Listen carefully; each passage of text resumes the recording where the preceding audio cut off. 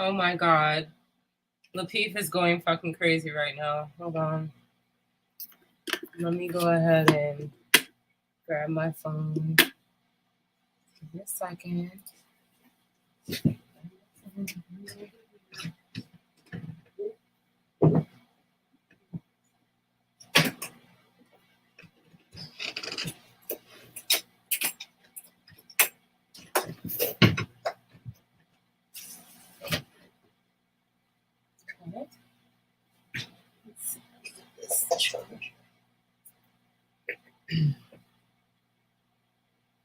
LAPEEF is going crazy as usually does. So I got this theory, right?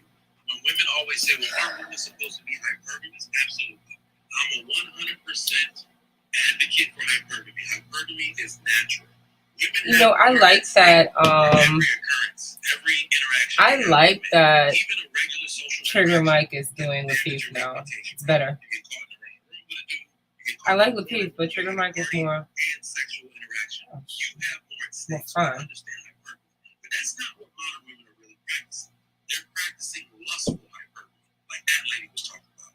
That dude that's stable, got the good job, has the ability to take care of you, and any baby he plants inside of you, that is not the man most women want these days. So then they come to us on YouTube talking about Dookie and all the dudes they gave the box to. He said that earlier. Talking about that dude, that toxic attachment that gives them that dopamine-driven hit. Don't come home for 3 days. That Sugar Girl was talking about comes home at 2 a.m. and was like, "What you mean? I was here the whole time." They love that toxicity. Let's talk up about that. What y'all? I swear. I totally agree with, because it's not about everybody agrees with her, but to just add levity to her, this is called damaged neuroception. It's an actual thing. Look up neuroception, damaged neuroception. So women are expected to see danger. And I don't know what he's talking about right now. Now, due to their childhood trauma, is inverted. So they actually see danger as something good and safety as something bad. And they look at good guys as being boring and bad guys as being exciting. It's literally damaged neuroception where her brain is wired in the opposite way. Is he dead ass with this? Either her mom or dad. Because I want y'all to think about this. Sound like he's having bad interception. Just like we talked about, mom has a dude over here or something, right? God doesn't want you to finish. She's literally going to lie. She said God don't want him to finish. And now the child sees good as bad and bad as good because the child is looking at this situation as being a bad thing. And here comes mom like, nah, everything's okay. So you actually get your brain wired in the opposite way. So now when you go out in the dating world, you actually go after the opposite because your brain is wired in the opposite way. Anybody else got anything on this? What's goody? Yeah, I'm listening. Go ahead, Craig. I'm gonna grab some people and see if they want to talk some shit tonight. Let me see. Right? This was an interesting one. I'm not gonna lie. It was kind of. This one was kind of good. The ladies brought the energy tonight.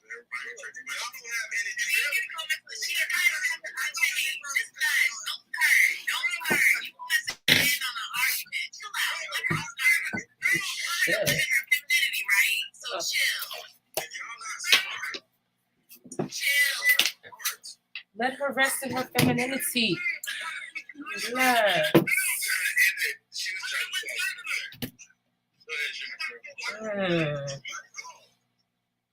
I was going to concur with Mr. Leko in reference to the trauma part, because psychologists and doctors are saying now that the trauma is not so much the experience we have, but what happens inside of us. So with that in mind, it's difficult to have peace in relationships if we're not peaceful within ourselves. She's right about that. You definitely have to be peaceful within yourself if you want peace in your relationship. That is a fact. They won't recognize help.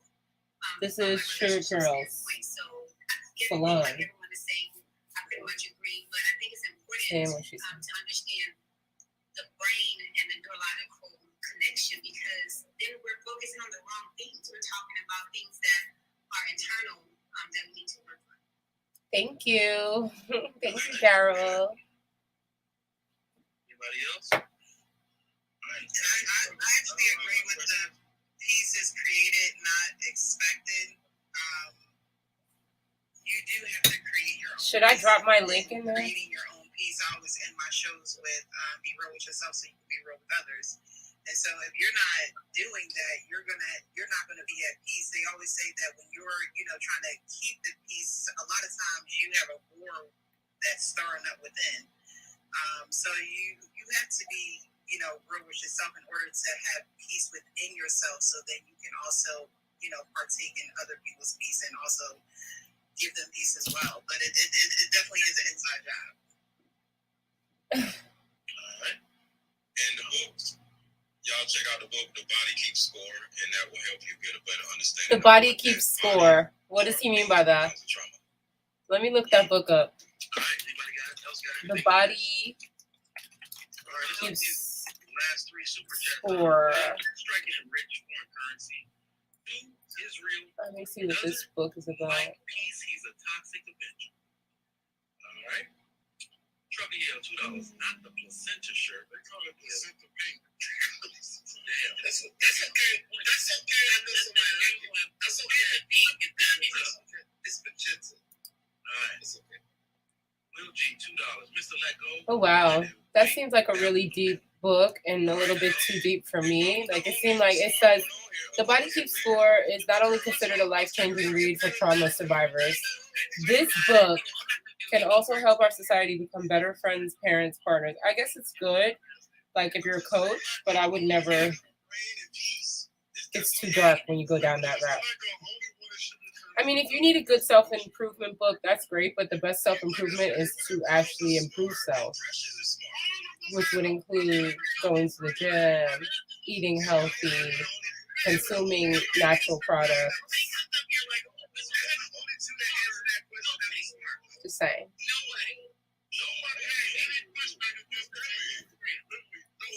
Exactly. You just came up here to just say some extra stuff. You just want to hear your mouth. I want to thank everybody in the chat for coming through the show today. Everybody on the panel, please follow them on their individual platforms. I know Lucky has a YouTube channel. Let Go is big in these streets on YouTube and IG. I dropped my link, and I don't give a damn. Because I thought some of the things that were being said tonight were very, very, very, very, very funny. Like, I couldn't lie. Some of the shit that I heard tonight was just insane. My card game is called Deeper Discussions. You can go to deeperdiscussions.shop. Deeper My card game Discussions. is a dope ass card game. It helps you vet out people that you're dating, because some crazy Let me ass see. questions on there that your mate or the person you're dating has to answer in front of you, and you can be like, oh shit. So yeah, it's a good ass card game to help that stuff. All right, man. They were dropping the link for the card game, and I think the discount code all night long. Y'all make sure it's dropped right now, as a matter of fact. So I see. You can get the game, support your own people. Follow everybody on their individual platforms. Sweeney, Fantasy Island, Big Cloud. Hold on, let me see. Chanel, Deeper my man Discussions Israel, shop. and Sugar Girls. We are out. We'll see you next time. Thank you so much for participating. Shout out. Shop. Y'all. Thank y'all for coming through. Until next time. Oh, I see. Bye. Oh, this is cool. A little card game. Yeah, this LAPEEF was kind of wild. I'm not gonna lie. It was kind of crazy.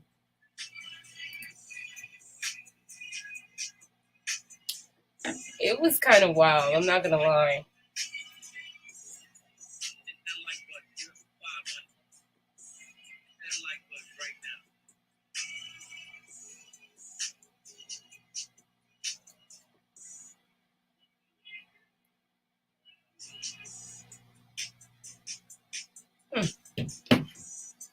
Hey, Leaked. What's up, girl? Let me try to get into the YouTube studio over on this laptop. I was trying to do that, but I got distracted. LAPEEF was kind of crazy. Yeah, girl.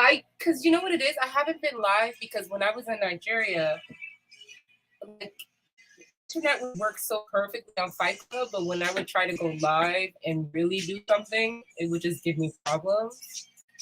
So I am definitely live, and I'm gonna put the link up if you want to come talk your shit about LAPEEF. You know I'd always want to talk to you, girl. So let me first things first. I'm going to the YouTube studio over here. Let me see. Let me just put a little poll out. Content. Yeah, man, LAPEEF was kind of crazy tonight. I'm not gonna lie. Like, the whole thing was just, I don't know. It was just some wild shit. I'm not gonna lie. It was kind of crazy. It was back to some old crazy energy that it needed to be on because it has been kind of boring lately. I'm not gonna lie.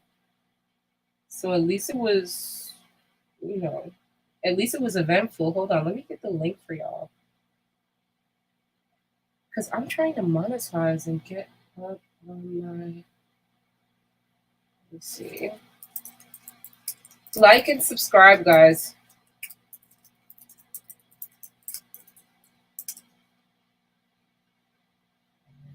Okay. And let me see. Yeah, it's been very boring these last couple weeks. Like, I'm not surprised that it's actually picked up a bit because of who they had on there. Like, they had some of the girls that bring the smoke on there. And I liked it because it was so much more fun than it was over the last 3 or 4 weeks. It was so boring. Last week I fell asleep. The week before it, I fell asleep. I was actually up tonight. Like, I was actually watching the show tonight. I was up. I was agreeing with everything the ladies were saying, of course, because you know I ride with the ladies. But let me see.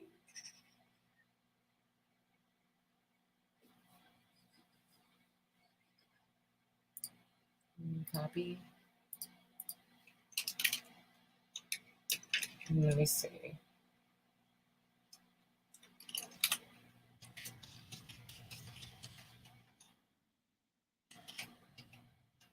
Let's say. So basically, LAPEEF tonight was really kind of crazy. Like, in my opinion, it was kind of wild. It was. I think the ladies brought the smoke and they brought the energy that was missing. Like, people were saying they were missing that Anton drama and that energy, but I felt like the ladies brought that energy tonight. So if y'all want to come up and pop your shit, you can. I'm definitely gonna like speak on a couple of things because honestly, I wasn't gonna review the Ebony K. Williams shit when it came out. I didn't give a fuck that much because I'm not really a fan of Ebony K. Not that I have anything against her. She's a beautiful woman and she's very well educated and spoken, but like she doesn't really add value to anything that's going on. Let me bring Leaked up. Let me see. Let me bring her up here. Hey, Hey, what's up? Hey, girl. what's up? Happy Thursday. I know you've never seen me live. I'm glad you up here. Yeah, I had just exited LAPEEF, and then in my subscription section, I saw that you were live. I'm like, hold on. Exactly. And I feel like a lot of people aren't subscribed. So just let them, they'll catch on. Like, it's okay. I'm about to do another video today with one of my best girlfriends from Nigeria. She's a fashion model. So we're going to do some Ooh. Met Gala, like, review and just let it stay up there and let people watch it and have fun with it. Yeah, but how do I look? Do I look good? I think you look fine. Ooh, thank you, girl. Yes. What do you think about LAPEEF tonight? I think there was a whole bunch of cap.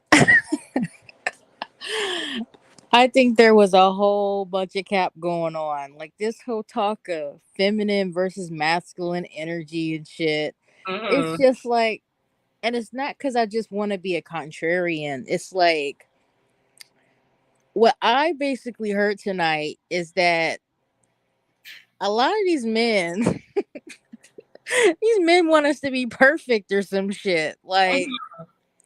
it's like it's like women perfect, me not perfect. I mean, that's pretty much how it sounds every night that I hear them speak. And I think it is getting to a point now. Like, even I was watching Fatty's show earlier and Patriarchy came up there and he said, like, it's getting old. And it really is getting old. A lot It of these is. conversations are getting to be so, like redundant. We have had them a million times. People have, discussed what they discussed, and it is what it is. It's just that people get bored with it because there's really not much to it anymore. We're just rehashing. I feel like people are going so hard about Ebony K. Williams, and I don't see why. Like, that's her choice if she doesn't want to date a bus driver. Yeah, see, at first I'm like, okay, I like to at least watch, I'll Google what the video and I'll watch it myself to see what people are tripping about. And then I'll listen to, people's different takes and whatnot. And it's like, I don't know. Like, whether I agree with what you said or not, it's just I feel like people nowadays are just seeing a video of something a woman says and like Exactly. just doing too much. It's just Going out of like proportion. even with the Steve Harvey video, like okay, I know I have my own stance on certain things, but I at least try to not jump to conclusions about what someone else Of thinks. I'm like, course. okay, I don't know much about Steve Harvey. I know the very basics, you know. Had a show. That's all I know. And we watched it. Right, exactly. I knew that he was a comedian. He has his own show. I don't know, who he was married to. I didn't know any of that shit until people start talking about it. Mm-hmm. So it's just like, okay, I heard what Steve Harvey said in this last clip, about men being men, and I'm just like, and I like genuinely asked, like, well, what did he say that was wrong? Because surprisingly, like I watched Cruise Season last night, and they that's one of the things. Oh, please, let's talk about that. Oh my God. Oh, did you watch that too? Yes, I did. I was That watching was a it good live. show. That was good. Because I'm trying to get my watch hours up, like I'm Okay. not monetized yet. So I was watching it while I was chilling on here, and yeah, Cruise Season was fucking nuts last night. It really was.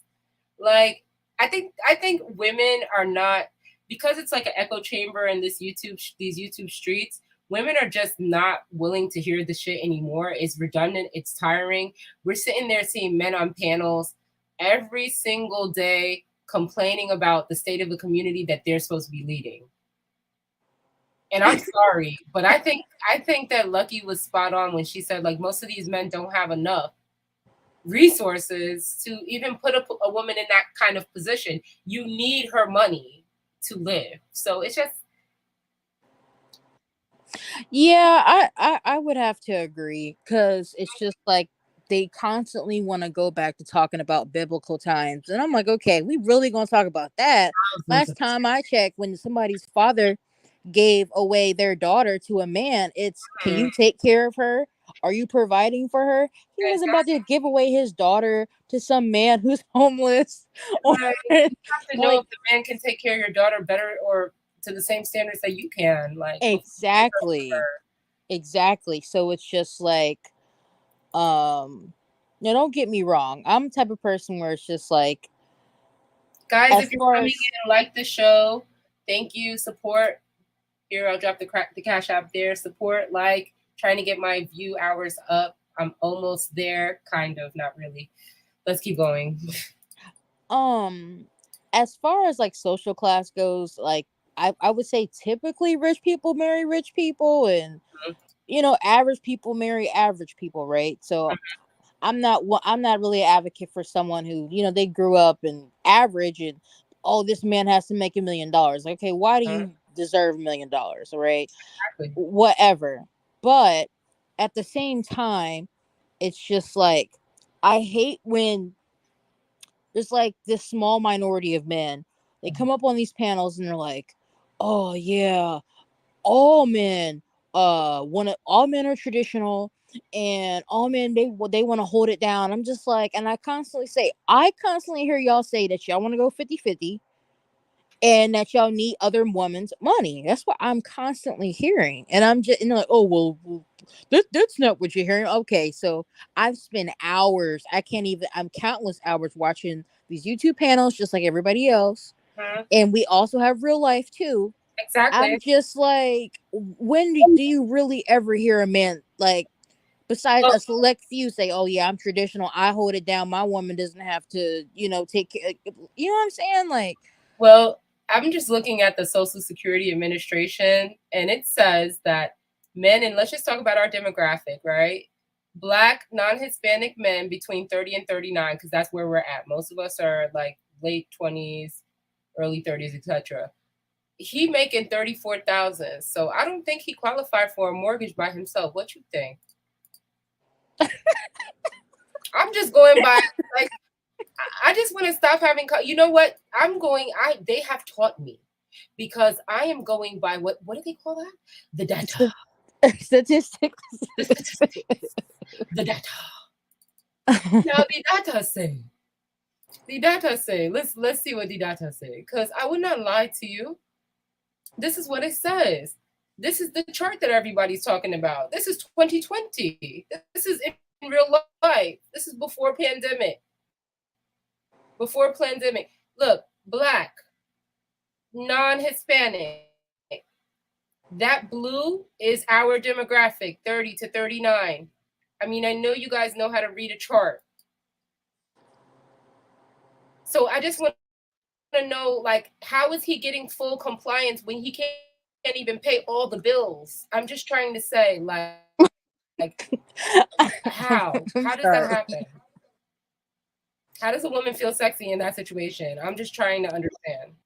Like, I think they don't understand what Lucky was trying to say, because really what she was saying is something I'm always saying, which is like, if I have to work all day, and then even if I'm working at home, but specifically if I have to go out and work all day, and then you expect me to be sexy at home, it's like, but I also have to cook, and then I might have a little child also.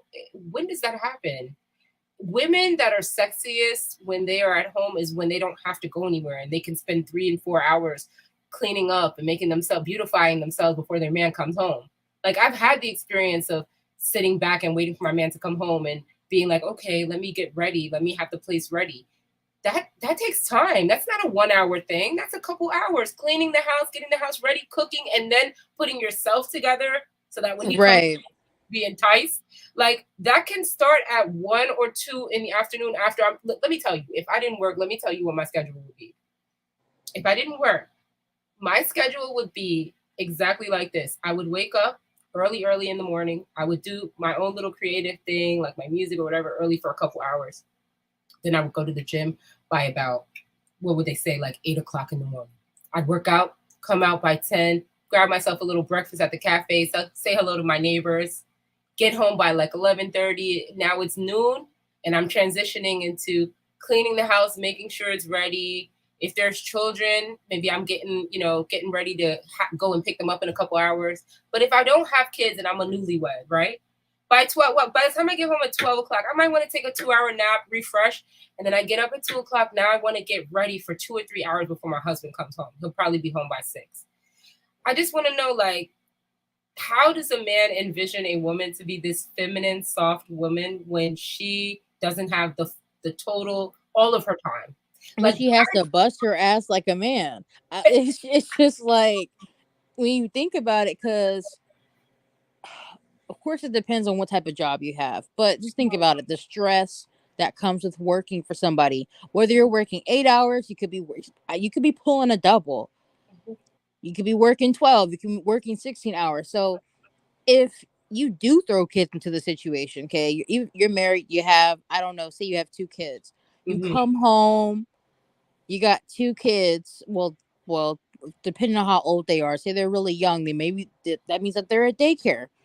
You gotta, and that's just added to it as well. So you gotta deal with the kids being influenced by all those crazy kids at daycare, especially when they're really young. You're trying to teach them, right from wrong. Exactly.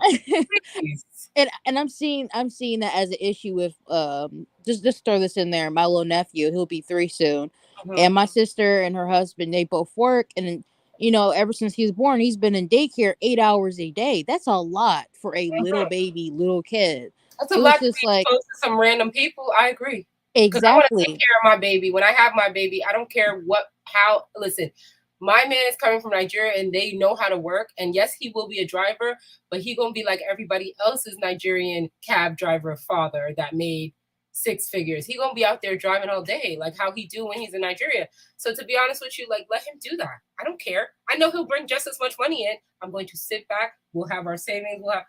I refuse. No one's going to be struggling over work while we have baby strays. Like, nah. Right. And then the kids are being neglected because y'all both at work, you know, busting your ass, and you come home, you're all pissy and everything. I mean, because you could have had a terrible day. So how are you really supposed to be, quote, soft?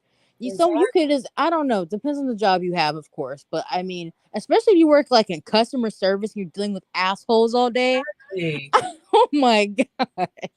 You want to come home and relax. I think it's a way to do it. It's kind of just, treat him like he's your boss. You know what I'm saying? Like the way that you would talk to your boss with that same sweetness or softness, even though you're working.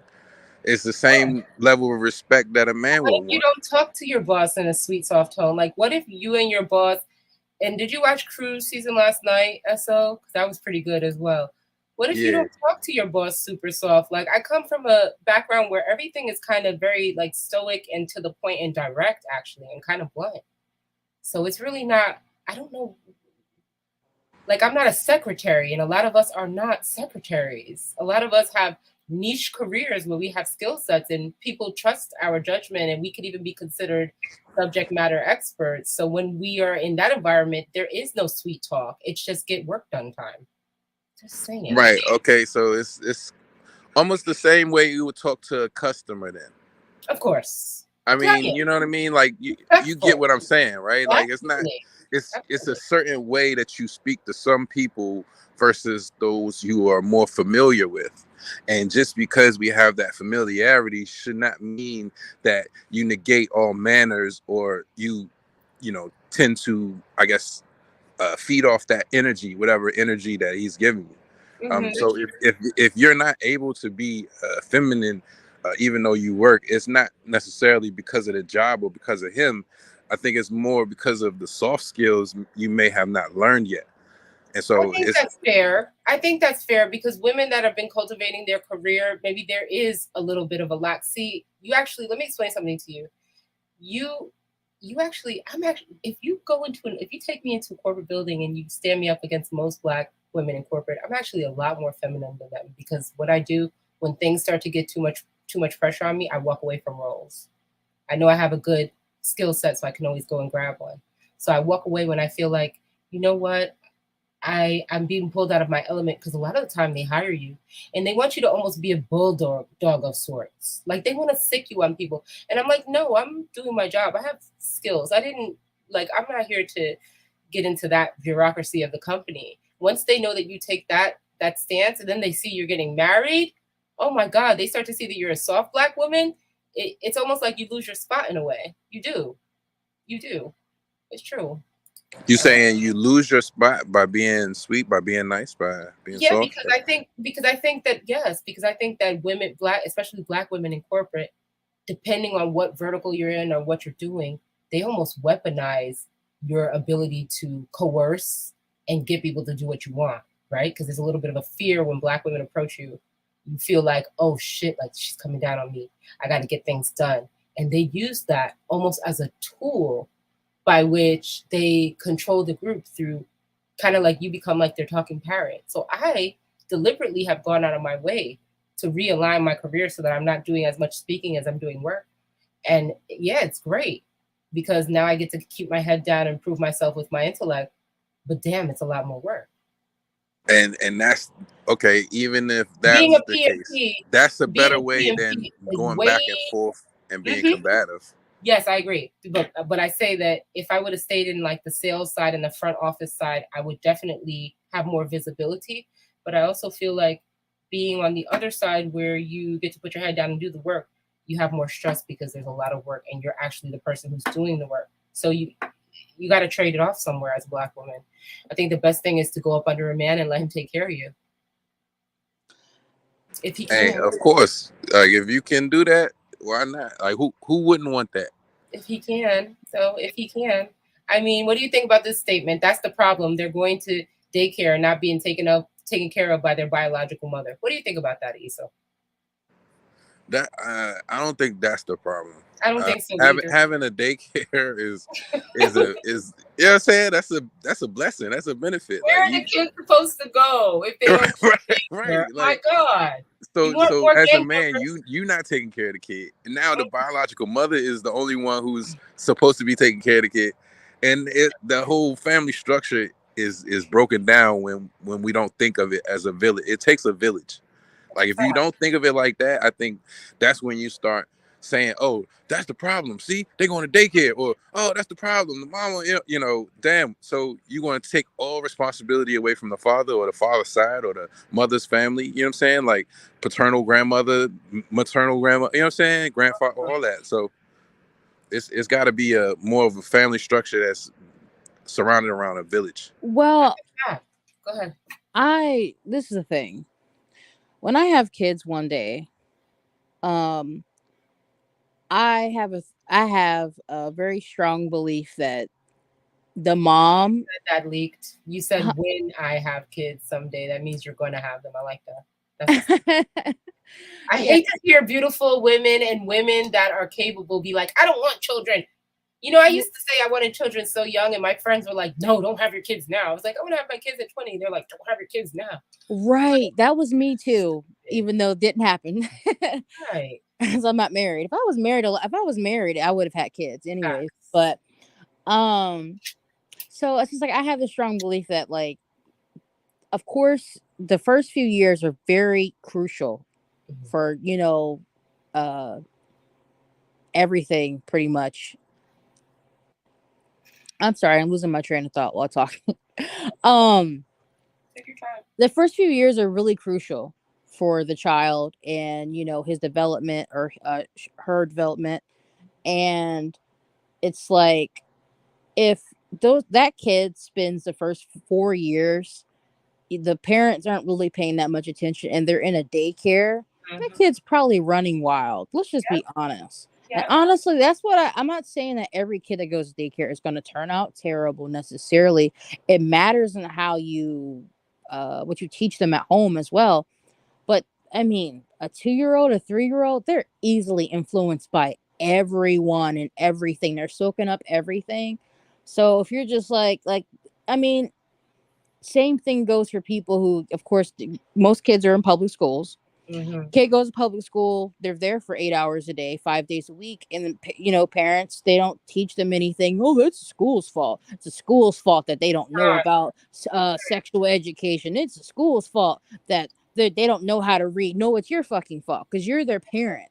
You Exactly. uphold the standard. So it's just like parents aren't parenting anymore, and that's why we have. I mean, I'm 25, just turned 25 this week, and Happy birthday. Yes. Oh yeah, happy birthday. thanks, you guys. It's just like now my generation, I'm Gen Z, we're the ones having kids, and it's like, oh my god, I can only imagine what these kids are going to turn out to be. You know what I'm saying? It's just like I know how Yeah, my generation is already. Like, it's just like, Exactly.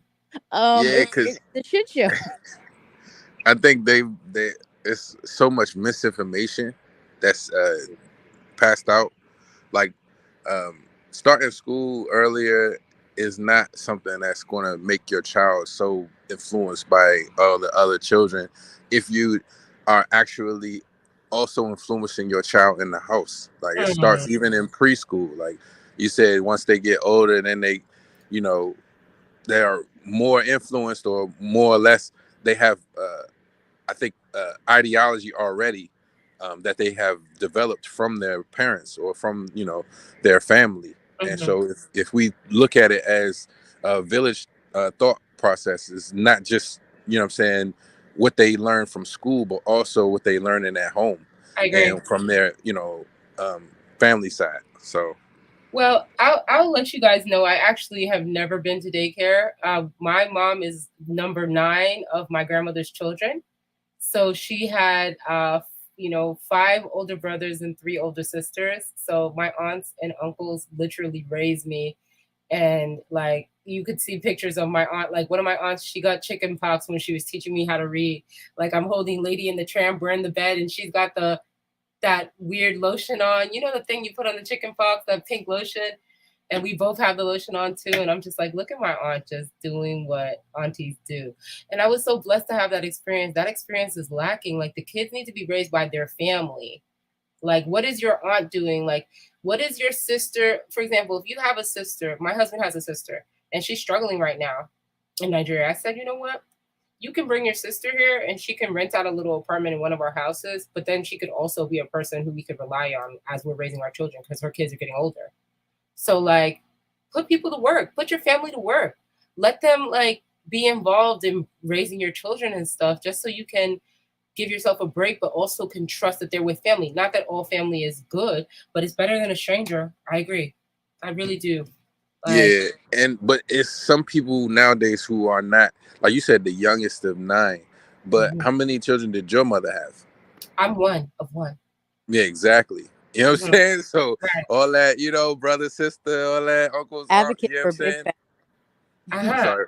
But that's why I'm advocating for big family, right? Because Right. I think big families is what's missing because when yeah. people, ever since I was a little kid, I always said, "Oh my gosh, I want 6 kids." I know it sounds crazy still. Mhm. I've always had that in the back of my mind. Of course, the thing is always, "Oh my gosh, that's crazy. Why would you Mhm. want to have that many kids?" And I'm just like, because I love children, Mhm. and because I want a big family, and I want, like, it's I think it's normal, It but to is. be looked at as if it's like, well, like, for example, people who have like the big families, like the 6 kids, the 10 kids, maybe even more than that. If you Mhm. ever like see one of those videos on YouTube and like it went viral and with how someone lives, and all you ever see in the comments, "Oh my god, this is child abuse. Those kids, they're they're not being loved, and there's no way you could love that many kids." And it's like people used to have 10 and 12 kids all of the time, and My guess what? grandma, Society was a lot better back then. my grandma is number 11 from her mom. So just to let you know, like my mom just, she was a different type of woman. The times were different. We were going through a lot as Black people in this country, and so at the end of the day, like I don't fault her for it, but she did apologize before she passed.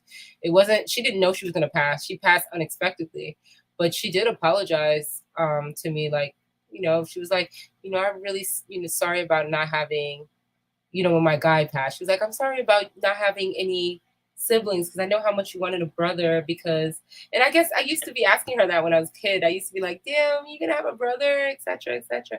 And she never did. But at the same time, I respected her decision because she knew she wasn't in the right headspace to be having all these children. She couldn't do it. And so I pretty much became my grandmother's 10th child. You know what I mean? Like, really. So, That's real. and my grandma was great for it. I could remember everything that one of my aunts or uncles did for me. Like my uncle Michael used to pick me up from different places after school. Like people used to just everybody pitched in because not all of them had kids either. So sometimes they would pitch in, and only a couple of the brothers and sisters had kids. So it was a big, so beautiful. I want that for my children, right? Because I was Yeah. able to make them relationships with some good friends, but it's nothing like having your own brothers and sisters that you could raise up with and they could be like knowing you from when you're a baby, you know? Nah, that makes sense.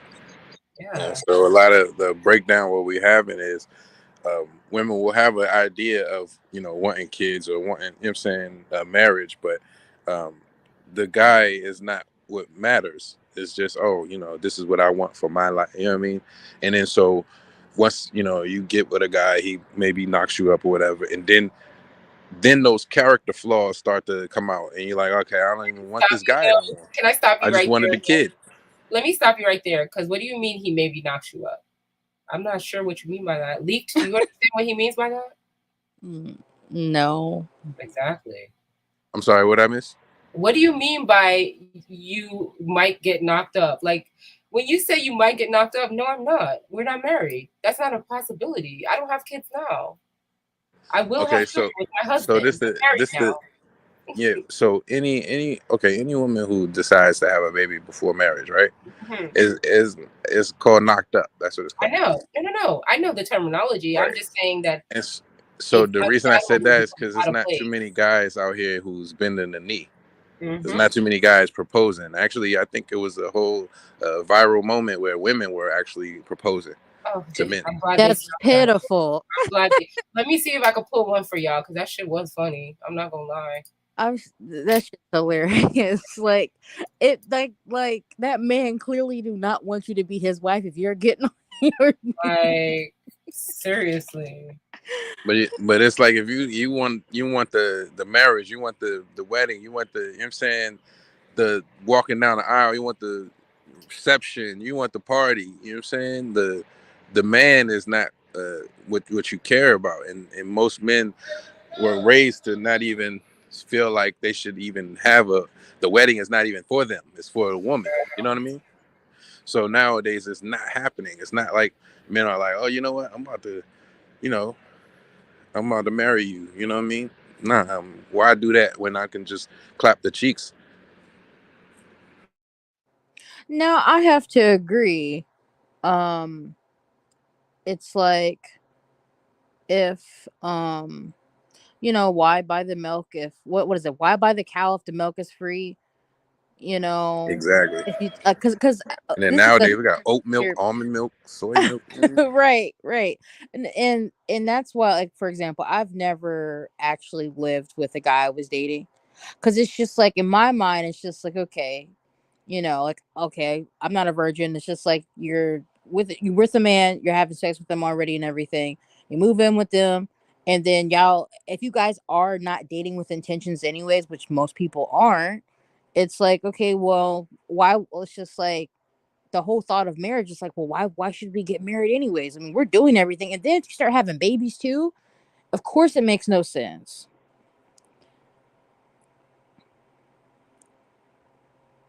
Are you So, mute? Oh, so never I mind. don't know if you can see this, but I'm about to play this one right here. I can see All it. right.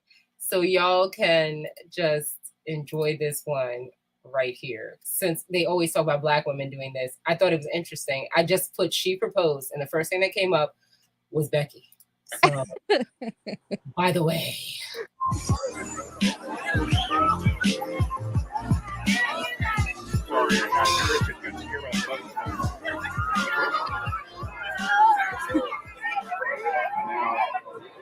And then give each other.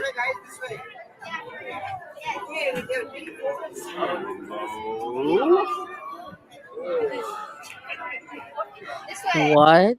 My God. Oh, hell no.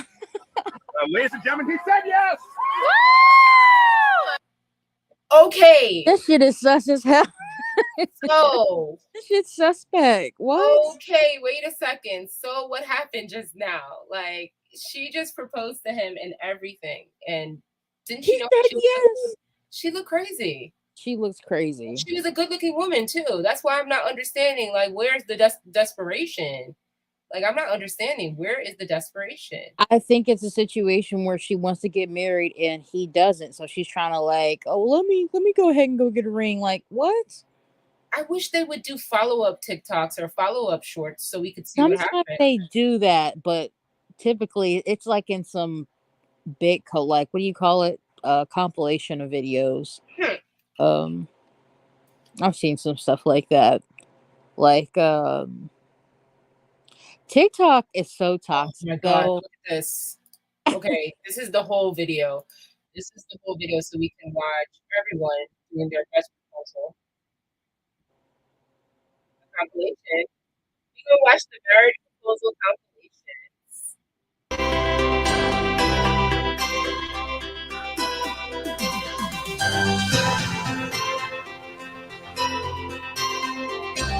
Like that, Yeah, I can see it. I know they better hurry up. Wait, is this the Indian lady who just proposed to her man? Do like a Bollywood dance or something? Hold on, wait. This is her? Wait, this is her. Then the Indian girl's doing it too? Damn.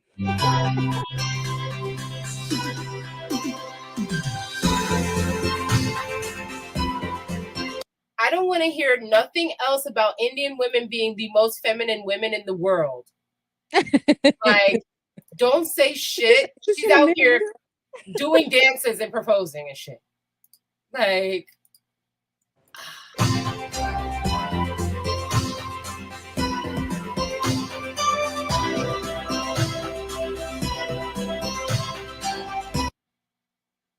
she's studying the ring. Like, should I give it to him?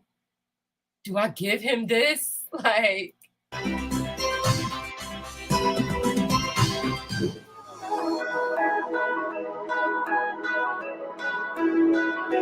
What? hey, Ronnie Ron. Ronnie Ron in the building. Hey, Ronnie. Yeah. We are watching the 7 best girl proposals because we just got into a whole conversation about the masculinity out here. And I think one of the main things is that's masculine, just like Leek said, is bitches proposing to men, especially these men. Look, these are not even black women. This video is amazing. I haven't seen a black woman yet. Let's see.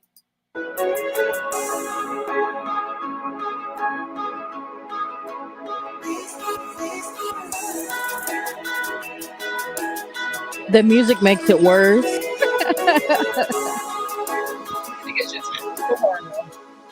I would choose you in 100 lifetimes, in 100 worlds, in any version of reality. I would find you and I would choose you. Mr. Ritu Vashisht, will you marry me? I beg. What the? You know what? Mr. Raga Bushish, are you gonna marry her? Look at him. He walked away. First of all, I thought that, listen, I know Indian women, and I don't know one Indian woman who would propose to a man. Me neither. My cousin's wife is Indian. But we have so many Indian people in the West Indies that we know by family and friends, and they would never. Indian men, they would never subject their wife to this kind of nonsense. Like, what is this? The fact that nobody is pulling her aside and saying you should not do this. Like what? Are you serious? Hold on.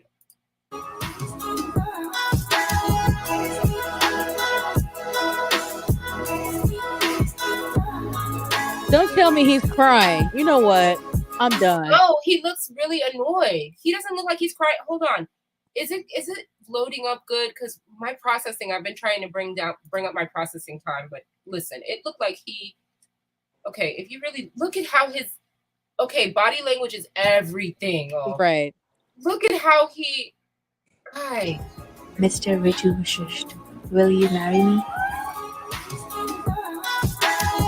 He took his glasses off. That's why I thought he was crying. Or did he not? I don't know. Crying from embarrassment. He's like, why is she doing this like this? I'm so uncomfortable. Couldn't she wait until I did it? I was gonna marry her anyway. See, the thing with these Indian women these 2 women we just saw, a lot of the time these Indian men be having good paying careers and good jobs. Exactly. They really, I understand why they do it, because they really locking down something. But like, the man looked like he was gonna marry her anyway.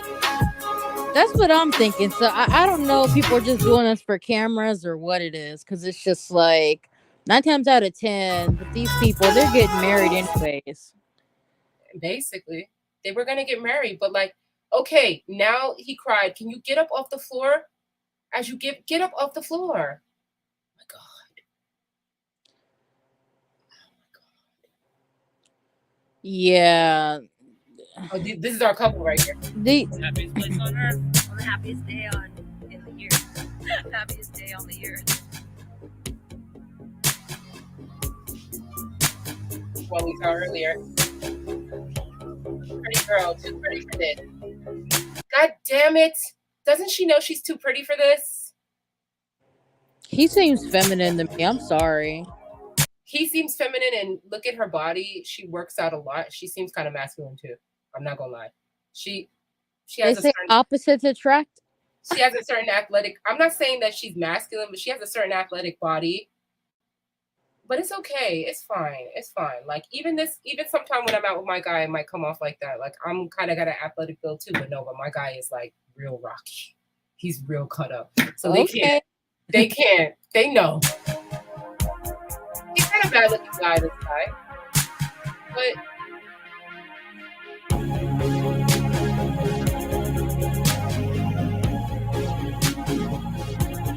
look at this girl right here to the side in the white shirt. She's like, what am I witnessing? Right. She's turning around like, bro, what? My God. Oh, is that Daryl in the back, my boy? Not. That is super. Let's go. You can't tell me that's not okay. The fact that this man is like, I Hey, don't Black know, Beauty. Good man. He morning. blushing like a chick. Like, He oh really my god, blushing. she wants to marry me. Like, He really come blushing. on. Listen, this is the baddest woman he's ever had. Why is she on her knee?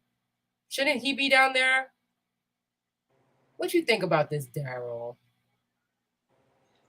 I'm not interested in, a woman proposing to me. I am a firm believer in, gender roles that's outside of sexism, right? But if you want to be a man and respected as a man, you should behave like one. And this Mm-hmm. isn't it, to be honest. But I do wish them happiness. They look happy. Yes. The girl look, decent, so good for him. They're like the same height. Good for them. What does that say about their relationship though? If the woman thinks it's okay to get on her knee and propose to you, like, He's definitely a feminine man. That's what I gathered from all of that. Just from the Bill proposal alone. Garrett, everything is going well, sir. I know you were trying to come at me earlier when I was up there giving my spice on Trigger Mike's show, but it's all good. It's all good, brother. I still have not changed my mind. You niggas need to make more money before you start asking for full compliance. Make sure you pay all the motherfucking bills and my hair bill. Daryl said that earlier. We don't always want to be in these Afro puffs. I know this natural hair is nice, but sometimes I want that ass long weave. You're going to have to pay. Just keeping it real. Just keeping it real. And listen, I know Leek don't have no weave, but she do need to get her hair colored. Don't play games, okay? We need money. Deal. I worked with a couple of illustrators to create custom artwork that would go on the back of the cards and on the box cover. Then I began designing action cards. What the fuck's going on here? I thought this was a commercial, and I said, no, I have premium. What is this? Is this how she prepared for her proposal? Like, and Looked like property she made cards like a based nice on little. places we've lived or visited. For my bank, this one, Pasco, and this one. Actually, I don't want to play this game anymore. Can we play this version instead? Seal the deal. Let's play. Where's the next card? Was that there this whole time? Community chest. Do you mean this community chest? Will you marry me? Hold on. Is this scripted? Hold on. I'm going to give this one a pass. I am. I'm going to give this one a pass. I am. Look at him. He's so gentle. You know, like, he's such a nice, gentle man. He looks soft. Yeah. Like too soft. Look at the way his legs cross, and he trying to sit like he wearing a skirt. Like, come on. Oh, they came up before they rose up together as they were kissing. How romantic. Hold on, let me see that again. I love love. Yeah. Yes.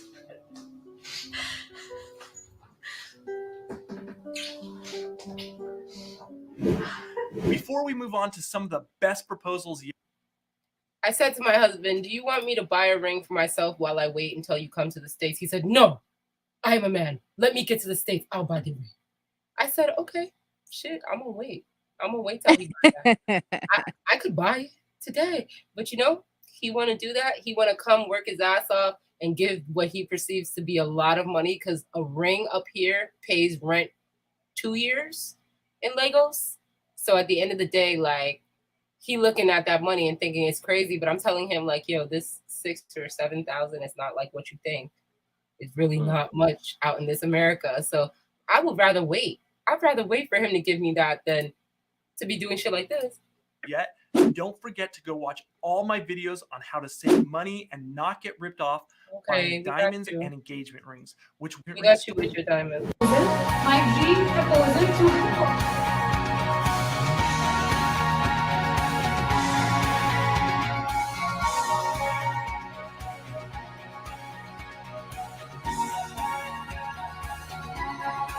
You know how indecisive I am and have trouble in picking my favorite anything. Okay, we've seen 3 Indian women so This far. is getting weird. It's weird, isn't it? But this is real, girl. Wow. Like, these are the top ones, I guess. But without a doubt, you are my favorite everything. And I can't be sure of anything more than you. You Clearly are the not. source of my joy. So, The She's really dressed like Cinderella, though. I'm not gonna lie. Let me mute it and we just watch. I just feel like, is she gonna go on her knee? No, she just kind of, okay, she didn't do the on the knee thing. Is she going down? No, no, oh my god. no, no, no, no. Yeah, this is cringe. This is weird. Like it makes me okay. When I'm gonna be honest, when I see this, I see 2 gay guys or 2 gay or 2 lesbians. Like it's That's just how I like see it isn't. What's this one? Blended family. Okay. All right, we might come back later.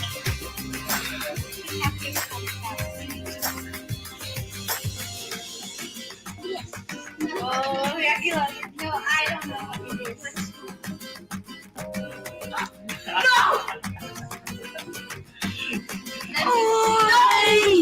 No way! You just Oh, I see. What? Let's go back. Will you marry me? Listen, I don't blame her for getting her spot in these United States. I know she needs to come up out of West Africa and make her money. So I can understand why she's doing this. And I like the way she did it because she didn't have to get on her knees to do it. But it's still wild. What you think? It's cute, but just the idea of a woman propose like this is some new age shit. It's definitely Team some cringe shit. Fatty. Yeah. I think it's super cringe. I think like I said, they look happy, so I'm not really against them, but I just still think it's still kind of cringe. That's all. It is. It I really think Fatty is. comment blocking me. It is. It is kind of cringe. I'm not gonna lie. I just feel like He picked the yes one.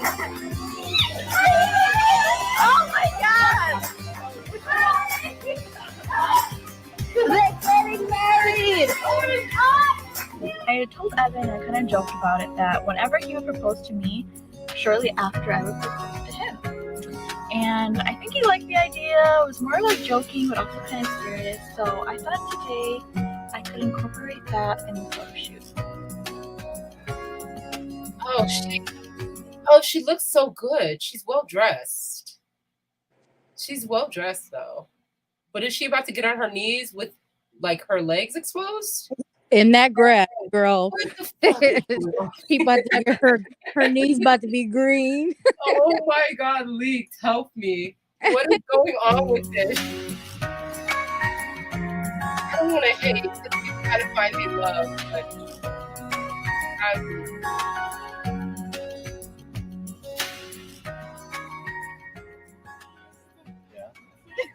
Oh, I'm sorry. Are you presenting the interview?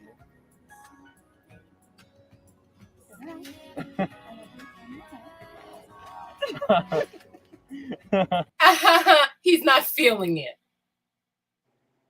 Right? Like he's not feeling this shit. Can't you tell?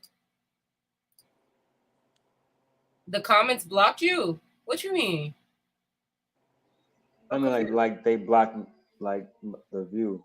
That's all. Oh, so I have to like unblock you or something, or did someone? No. I was in the comments in the wave. Like me on camera. That's all. On camera. How do I change it so I can have a different view? Just do it like this. No, use the second one. Like the second and third one. It shows no. So you can see everybody like on the bottom while you watch the video. Oh, I disabled that one. I had taken that one off for the other day. Like I disabled that one. I made a whole bunch of custom ones in my StreamYard. So my bad. No, you good. Do it as you want. It's Sorry. No, thank you for these tips because I'm trying to learn. Like, and as a matter of while I was like that, you could just scoot me above. That's all. I could like click her name and just drag me down. Yeah, that's super easy. it in and drag you. I'm not. Ah. Okay, here we go. Got you. I hope so. Yeah, that's better. Here we go. Yeah, man. I feel like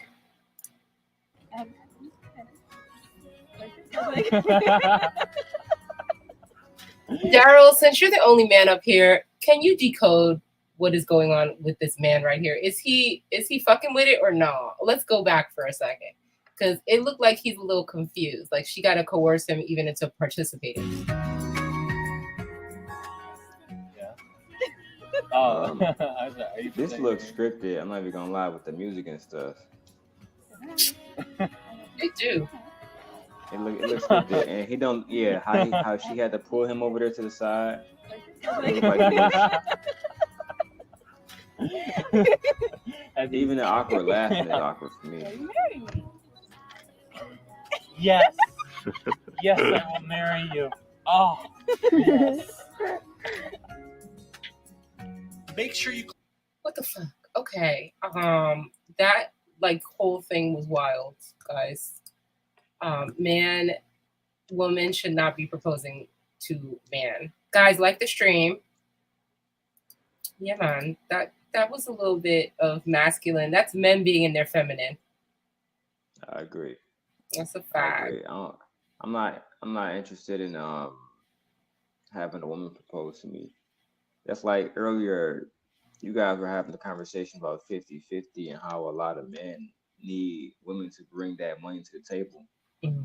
A lot of men are so insecure in themselves and how they are presented that they just won't even admit that that's the case. Like so many of these men are living in homes right now where if the woman was to pull her income away, they wouldn't know how they would eat. They don't know if rent would be paid. And I think that's a very mature conversation to have. But a lot of men don't want to have it. Agreed. That's all. Well, when we say it's a mature conversation to have, I just think that it's like the baseline conversation. Like you must have a place to put your animal when you bring them home. Like when you have a pet, they have to have a place to go in your house. And maybe if you have a big dog, it might need a dog house. And when you bring a woman home, they need shelter. So I'm trying to understand what is the difference here. Like, why are we bargaining with men to buy homes? First of all, you're supposed to have one for yourself. Yeah. That's a fact. I'm trying to be nice. I'm in pink. A lot of the men, especially the men here in the States, in my opinion, especially the men who align with the manosphere thinking, and I hear them talking about they don't need a woman with education and with money. And like it's like, all right then, if you don't need all this stuff for yourself, get off YouTube and really show us like your life. In my opinion, Black Beauty, a lot of these men don't know they don't know what it's like to lead a woman. They don't know what it's like to have a woman in a house who's not working. They actually pay those bills. It's just like talking points. Like me, I'm in a situation where Leia's mom is schizophrenic, so she can't work, even if she wanted to work. So like for the last 3 years, that's what I've been doing. And at the end of the day, I just feel like a lot of these men who have the talking point that a woman shouldn't be educated or bring in money, you don't know what it's like to lead. You don't know what it's like to have especially if you have children, a child in a household, and that child has to be educated while you go out and work 10, 15 hours a day. Right? Because if we're entrepreneurs, and the people who know me in real life know that I work at a high school. That's a fact. And they know that I have actual like entrepreneurship going on in Detroit. And it's really because of my father more than anybody else. But when you are trying to make a life for your family, you working 12 to 15 hours every day. You hardly sleeping. I agree. You don't have time to do stuff that a wife or a mother should be doing. Like cooking, cleaning up, house, prepping, the stuff we were talking about earlier, leaked. Seriously. Right. And nor should she have to do the things that you're doing. Like I wouldn't expect my wife to go out or Christiana to go out and mow the lawn, to go out and take all the trash and take it outside and etc. Like all these different things are the things I should be doing. Right. While at the same time, I don't enjoy if I have to get up and cook. Sometimes I do. because I just like cooking. It's therapeutic. I love But cooking. I don't like that if I have to get up every day and do it for myself. I don't like having to meal plan. I really don't. Like if I have to, if Christiana even asks me what I want to eat, that irritates me. Mm-hmm. Like I Like, just expect to make have food something, right? already. You're a man. You feel like just Exactly. make something. That's how every man feels, ladies. Just go and get the carrots and the chicken. Go get the pepper, the celery. Go get the cumin, the turmeric, and put the chicken in the fucking oven That's a already. fact. Stop asking questions. Just cook already. It's not that Well, hard that's to because I cook. know I can provide that type It's of very lifestyle, simple. though. That's all. Like if I did require her to, I tell Christiana all this time. Like I tell her this every single day. If you want me to start doing some your work, then you gotta start doing some of my jobs too. Hmm. But I don't even want to be in that situation because I'm actually going on a date tomorrow. And I was Mm. telling the young lady, well today technically, I was telling her I don't do 50-50. And I said I don't do 50-50 because if I'm in a situation where um I have to rely on you for 50% of the responsibilities here, especially financially, we know from just being investors, especially you Black Beauty, that every single month you're not going to get the same yield. You're not Nope. going to get Nope. the same Return on revenue, investment, right? revenue, You're dividend, nothing. Every exactly month is so different.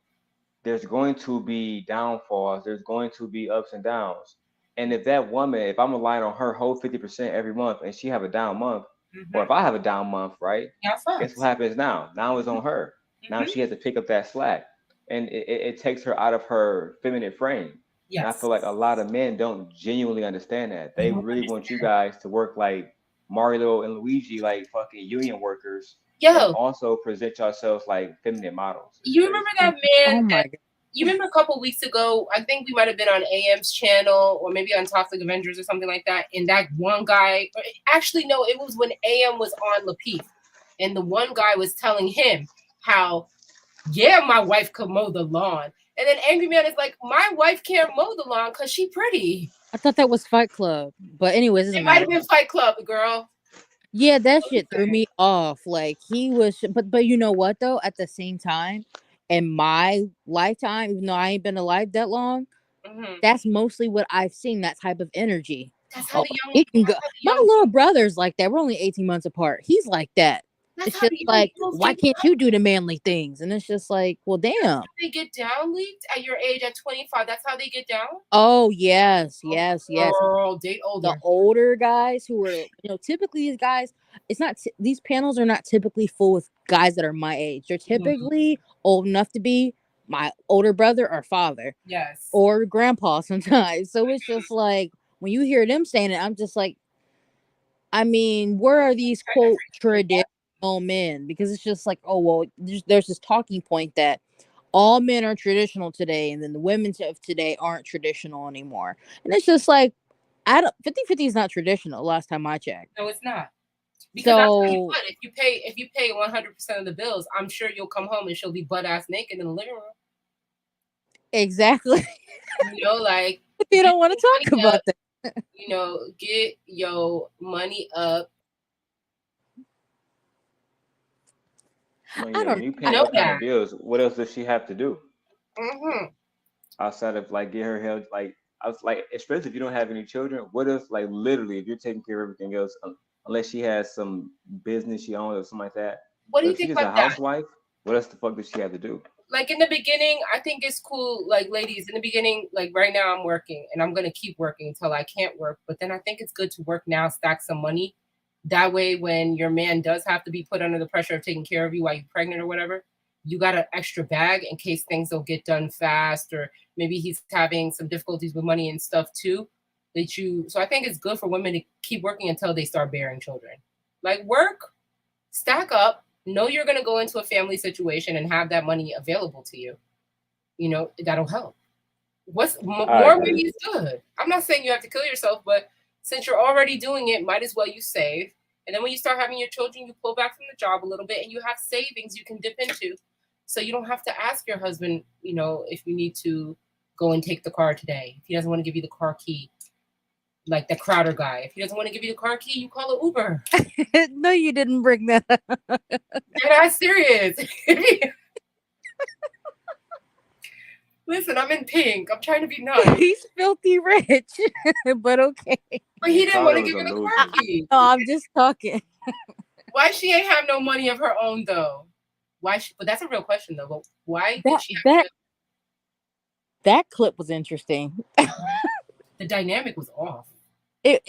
What I will say though, I because the clip was so short, I don't agree with this whole he's a monster and he is this crazy abusive husband. I'm just like, okay, it's one clip. Relax. Like I wouldn't want somebody thinking I'm a damn monster after a tiny ass little clip. Here's the thing about Crowder's little conversation. The thing about it is it was like so undermining and disrespectful. And I think that's really what like you she wasn't being physically harmed, but the way he was talking to her, it was so undermining and disrespectful. But to other people's point, that she knew who he was already when she got with him. Apparently he was like that. I don't know much about this situation. All I know is that, she knew already for the most part how he was. And this is just who he is. And I feel like, girl, you should have just chose better. But I guess hypergamy. So it's take what you get with hypergamy. The guy's rich. He's taking care of you. And if he doesn't feel like driving you somewhere today, don't you have a little stash to the side that you could be like, okay, whatever, and sneak out the back door? Go take your Uber? She said sneak out the back door. I would. Instead of arguing with him and like, this is how I do I was things. told they was married for 10 years. Yeah. Damn. But Really? that means if I sneak out the door and I come back, you gon' forgive me anyway. Thank you. Because you acting crazy. Why should I argue with you? I'm going somewhere I go all the time. Why can't I And go? he Why has a can't child before their marriage, and she was pregnant. From my understanding, she was 8 months pregnant when that film was taken. She was. And he's, I think he's worth $21 million. When I checked his net worth. Hmm. The question, like, why doesn't he have a second vehicle? Why did he pay an attorney to basically start to hide all his assets? It's a lot of questions about Crowder, and then even more importantly, being the conservative person that he claims he is. Why are you telling your wife that you never loved her, you never felt love? If you're not happy, why not just divorce your wife He's and get setting with it somebody up. who makes you happy? I see what you're saying now. Are you saying that he's trying to set it up whereby he doesn't have to pay her so much? Like he's trying to like finesse her into destroying the relationship so he doesn't have to be so financially responsible in the event of divorce? Is that what you're saying? That also, but I feel like what he's trying to do is he's trying to save his platform. I said a lot of people in this space, if they lost their wife, they'd be done. Oh, yes. Like nobody else would care about anything else they're talking about. The topic will automatically be you lost your wife, right? Right. And I think that people don't understand how important marriage is when it comes to public image. It's like in America, there's not too many senators and all that stuff that can't that will be elected if they're unmarried, just lack of dick discipline. It just don't happen. Right. They are a conversation that people always have in these YouTube streets, and this is a real situation. You can't ascend to a certain level as a man in any real career without having a wife because they start to look at you like a liability, like you can't hold shit down. It's not just corporate America. It's also for the plumbers that are building their businesses and their practices. It's also for the people that do the sheetrock. And those people, they have wives too. It's any accomplished man. It's any field. Even the bus drivers have wives. I don't understand why they're asking her about a bus driver that's not available. The bus drivers be married, right? The middle income people and the middle class people, they be married. So yeah, I thought that was so stupid to tell her that she should just settle for a bus driver without breaking down the rest of who this person may be. This person may look like Flavor Flav. So let's have a real conversation, man. my guy Dragonfly. Yes, so You want to know something too though? It's almost as if they try guys will try to like shame us for having any type of standard because it's just like I understand if the standard it's just like no one's going to achieve it, right? But if it's something that like you're not just going to just pick it's just anyone, right? The same way like when you're on a panel. I don't know. Were you watching the dual stream of Cheeky and Israel earlier? Did you watch any of that? I tried to, but I was really trying to like stay on with Trigger Mike and them. But I saw it going on. But I saw the dual stream. What do you think about that? I was there. I was there pretty much almost the I saw a entire. couple minutes. I went on a panel for a little bit too.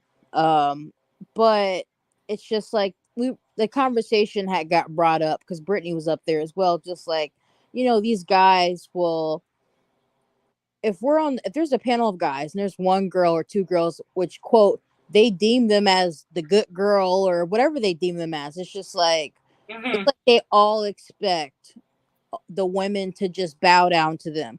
Now, I'm not saying no one, I believe I can respect anyone, right? But it's just like a lot of these guys are just unrealistic. It's just like, I think it's mostly the guys who have never seen submission in their life. I mean, and so these guys, they be old, right? Never, your own wife doesn't submit to you, but you expect a random chick on YouTube Exactly. Sorry, sir. submit to you. Hold And it's up. just like we can tell, I'm probably sure you can too, right? Most women who have some sense, just by all the men that go on the panels regularly, you can tell who gets women and who doesn't, who's incels and who's not incels. It's really simple. Just listen to how they talk. Just look at them. It's just like, it's really simple. And how, the things that he says, all that stuff. So it's just like, it's just really frustrating. I'm gonna say it like this, and this is gonna sound crazy, but Okay. I can tell which men are beating their wives' ass too. I can tell that one as well. Damn. I can tell which of those men won't think twice to raise their hand to their wife just by the way they talk. I can hear it in their voices, and it's just like, okay, your wife, she definitely is compliant to you because out of fear. Like, there are certain people that come on Trigger Mike's show that I know, like your wife, out of fear, and she's compliant. Keep paying them bills. The minute you stop paying them bills, she'll go be with another man that puts her in a fearful state for some more money. So at the end of the day, it's like, I can't. Please, sir. Please, sir. The thing that make me crazy about the whole Ebony K. Williams stuff is they know that she's above average in every fashion. She's more beautiful than the women that she look more beautiful than the 20-year-olds that they're interested in. Yep. She's more successful than most of the men in the manosphere, if not all of them. So when they say just settle for a bus driver, what I hear is accept me for my own inferiority. Right. Accept me for my own mediocrity. And that's how men move today, to be perfectly honest. Listen, you know what, Crowder, we gonna come back to you. She used that word, she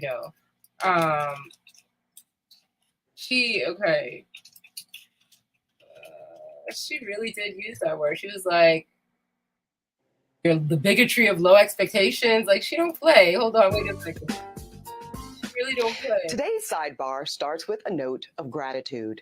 I want to thank the culture for making my interview with Dr. Iyanla Vanzant one of the most popular and actively engaged content offerings the Griot has produced.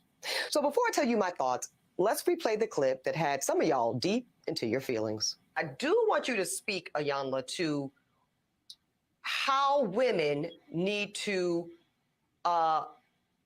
position ourselves so that we can be in our divinity, so we can have our crowns right, how we can create and not build, when some of us, quite frankly, feel that the men that are available to us, and I'm talking about across the color spectrum, across the age spectrum, trust me, I've done them all, they are not positioned to protect nor provide because of some of the statistics we just talked about. They're not. Let me tell you something. When she said a just crown, like, I'm going to need Iyanla to understand that the men in this community don't even think we have crowns. They don't want us calling ourselves queens. They think we don't have mitochondrial DNA. Like, what crown, ma'am? I didn't even know we still had one these days. The way they drag us like tramps every fucking day.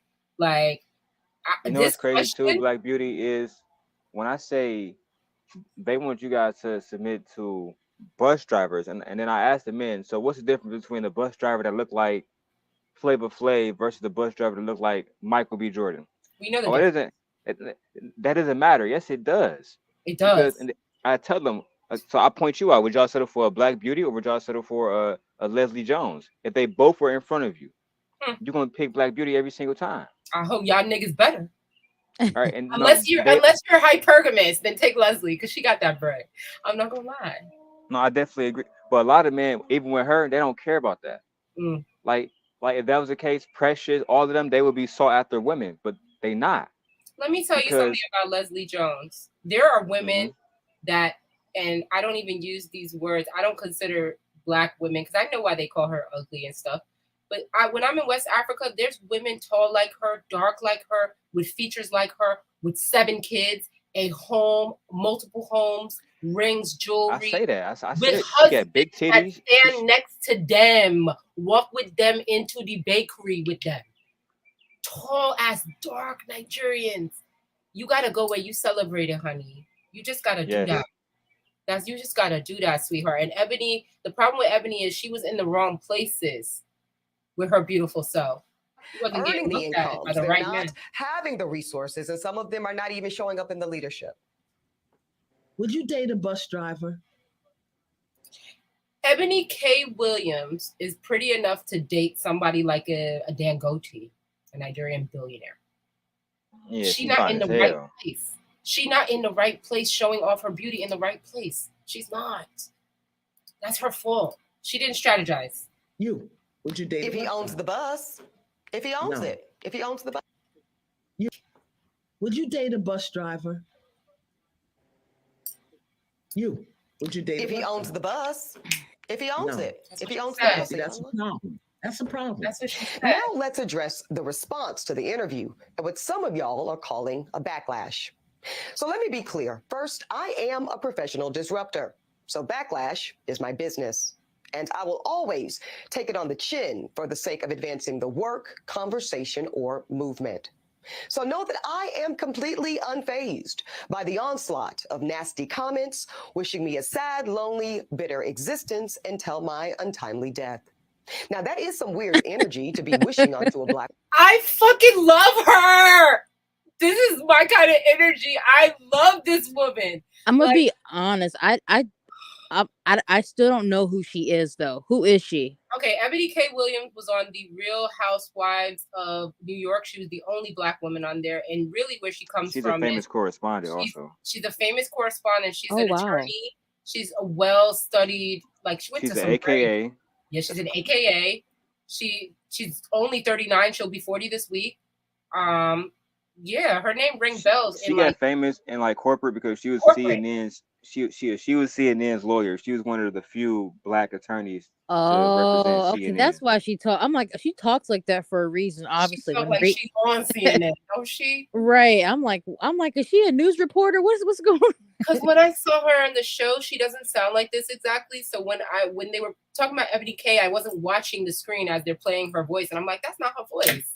Then I look There's up another and I'm like, AKA that used to be on CNN too. I can't think of her name right now. I think her name it might be Angela Rye.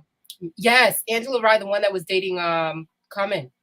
Yeah, they both like super pro-Black. They more pro-Black than me. Because I'm sorry, but I wouldn't be doing all this. Like, I feel like if I'm unbothered, I won't even respond. I'm dead serious. Like, but she has to. This is part of her brand. Especially one who has dedicated her life to the liberation of Black folk. But, whatever. I guess, go off. See, I wanted to talk about how do we close the gap between Black women who do show up in a so-called masculine posture, those of us that are providing and building and protecting due to circumstances that we might feel make us feel that if we don't do it for ourselves, we will have to go without the resources and protections we need to feel safe in this world. But Dr. Ayanla went in a different direction. She asked me a personal question. And y'all know I have been extremely transparent about the fact that my life choices and my chosen lifestyle are far outside of the norm. So when I said that I would date the bus owner, a lot of y'all heard something different. Some of you heard the following. Bus drivers are whack. Bus drivers are broke. Oh, and I'm too good for a bus driver. The only thing is, y'all made that part up. See, I said what I said. She said what she said. But then some of y'all started talking about salaries and hourly wages, pensions and benefits. And that's wild because listen, when you're an intelligent woman, this is how shit, like, this is one of the reasons why I stopped coming to the panels, because I think like this. Like, don't tell me what I said. I said what I said deliberately and on purpose. So listen to exactly the words that I'm using and take them however the fuck you want to take them. But I chose those words on purpose. Intelligent people know what they're saying when they're saying it, even when they are Right. inebriated. We know we speak deliberately. So I'm trying to understand like why people think she gonna double down on y'all broke niggas. That's all I have to say. Mention, I will say this. I said this at the beginning of the stream. People typically date within their social class. So in my opinion, it wouldn't make sense for her to, I don't know what all bus drivers make, whatever. But wouldn't make sense for her to date someone who's not in her social class at least. That's just my opinion. Men already understand that, league too. So why do they? Oh, why wouldn't she want to date me? It's just like that. Like that's crazy. Like you're going out of your league. Like I think that's something we don't talk about anymore. Mm-hmm. It's just like he's out of your league or he's out of your league. Like that's why I said earlier, league. They want to ignore their own inferiority.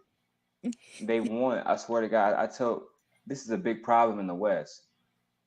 Right, that a lot of American men, they want baddies when you're not ready for it. You're ugly, you make average money, right? I'm when I say I'm dead ass serious because we act like we live in a society that doesn't have classes. We have socioeconomic classes for a reason, right? And you have to date within those socioeconomic classes. But let's be real too. The sexual market value place that Kevin Samuel spoke about is real. Mm-hmm. It's a reason why I say this all the time. You can have two different bus drivers. You can have the Michael B. Jordans of the world, and you can have the Flavor Flavs of the world. Mm-hmm.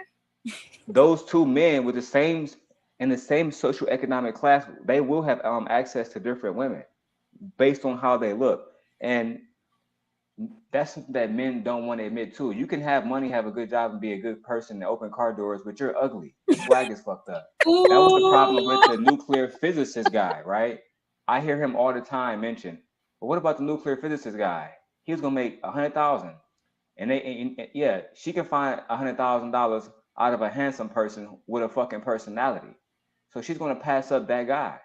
That's just the fact. Exactly.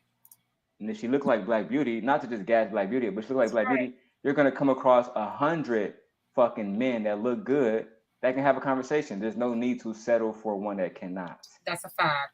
I'm not gonna lie. Like that is a big deal for me. Whether a man looks good, why is it important?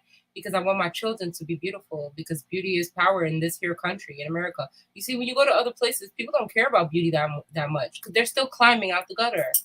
So at the end of the day, in this country where everything done solved already, like Aaron already said, and he says it all the time, we have solved the hunger problem here in America, which means people are not at the base of survival. So to be honest with you, stop trying to make it seem like women should accept you at the base of survival when this here is America and you should be able to get so much. Like, how do you only come off with $34,000 a year? They're saying the census is saying 2019, 2020, 34,000 a year for men between 30 and 39. I'm trying to, if that's the average, then what is the low? Like if that's the average, because I know some people are up here and some people are down here. Well, which one of you guys are accepting 12,000 for the year? If that's the average. That's poverty level. What the hell? Poverty. And that's why I said, what's crazy? These men, I'm sorry, McDonald's nowadays. I'm sorry. No, my bad. I'm sorry. My bad. I interrupt you. Oh, I was just saying, you like by where I live, the McDonald's is paying $15 an hour. And if you were to work full time there, that's more than that. So I'm like, if you can't, you know what? Entitlement, lazy. I was never talking about money at all. I was talking about Black ownership, but some of y'all made it about money. I'm going to call Cap on Ebony right here. She flipped it because she's a damn good lawyer. But I'm too smart. I'm going to call Cap. You was talking about money. But now you want to try to make us think that you was trying to speak life into niggas you don't even like. So I'm Yeah, gonna I'm here call for cap sus on too, her. but you ain't gotta lie. You was on some bullshit. Let's call a spade a spade. Exactly. You want You some don't want to fuck with shit. these I'm niggas talking because these about niggas broke. ownership, You Black feel me? enterprise, and entrepreneurship, because really I am talking about Black liberation. And if you read my book, you'll understand why. Sweetheart, I'm Black and I'm liberated. I don't know what she's talking about. I'm trying to understand her here. Don't make us feel bad. Now I see why people were a little offended. Because now that I've done laughing to it, it is a little offensive. Because it's like, bitch, Yeah, I am this is not. I'm disingenuous. free. I'm free, This is bitch. I am disingenuous. not. I don't need So I'm liberating. standing 10 toes down on that position, and I don't really care if you're hurt or offended by it. And since some of y'all are already big mad, let me go ahead and make you incensed. So out of the 50,000 plus comments, She said, since y'all big mad, let me make you incensed. Like, let me go harder. Like, wait, look at her face. Aww. Look at her face. Like, I'm dead. why? So I'm standing 10 toes down on that position, and I don't really care if you're hurt or offended by it. And since some of y'all are already big mad, let me go ahead and make you incensed. So out of the 50,000 plus comments posted on social, I only saw a handful that even considered the possibility of a bus owner being a more aspirational position and recognizing that I am actually speaking and pouring into the ascension of Black men when I said what I said. But see, no, some of y'all were too busy naming and shaming me personally and Black women in general as undesirable, gold diggers, and much worse. Now, I suspect that some of y'all are the same men that were bringing home C's and D's on your report cards, only to then be coddled by parents that said, well, that's okay, as long as you're doing your best. Well, listen, I love and believe in the excellence of Black men. So no, my dear, C's and D's or any other form of mediocrity is not okay. No, I will not create a soft place for you or anybody that I love to fall comfortably into the bigotry of low expectations. So I'm going to say one more time. There's absolutely nothing wrong with driving a bus. My mother Gloria drove one for years. But could it be that Black America has been sold a narrative of average, regular, and typical being good enough for us? Well, see, that's called white supremacy. Well, and in this case, it takes the form of conditioning Black Americans to happily accept being a permanent American underclass. But see, because I know the truth about Black folk in America, I agree with her. no, average is not and will never be good enough for me. And the gag is, I don't think it's good enough for you either. Okay. Iyanla Van Zant, we are. It got crazy at the end. I'm not gonna lie. She really went hard at the end. You want to know something?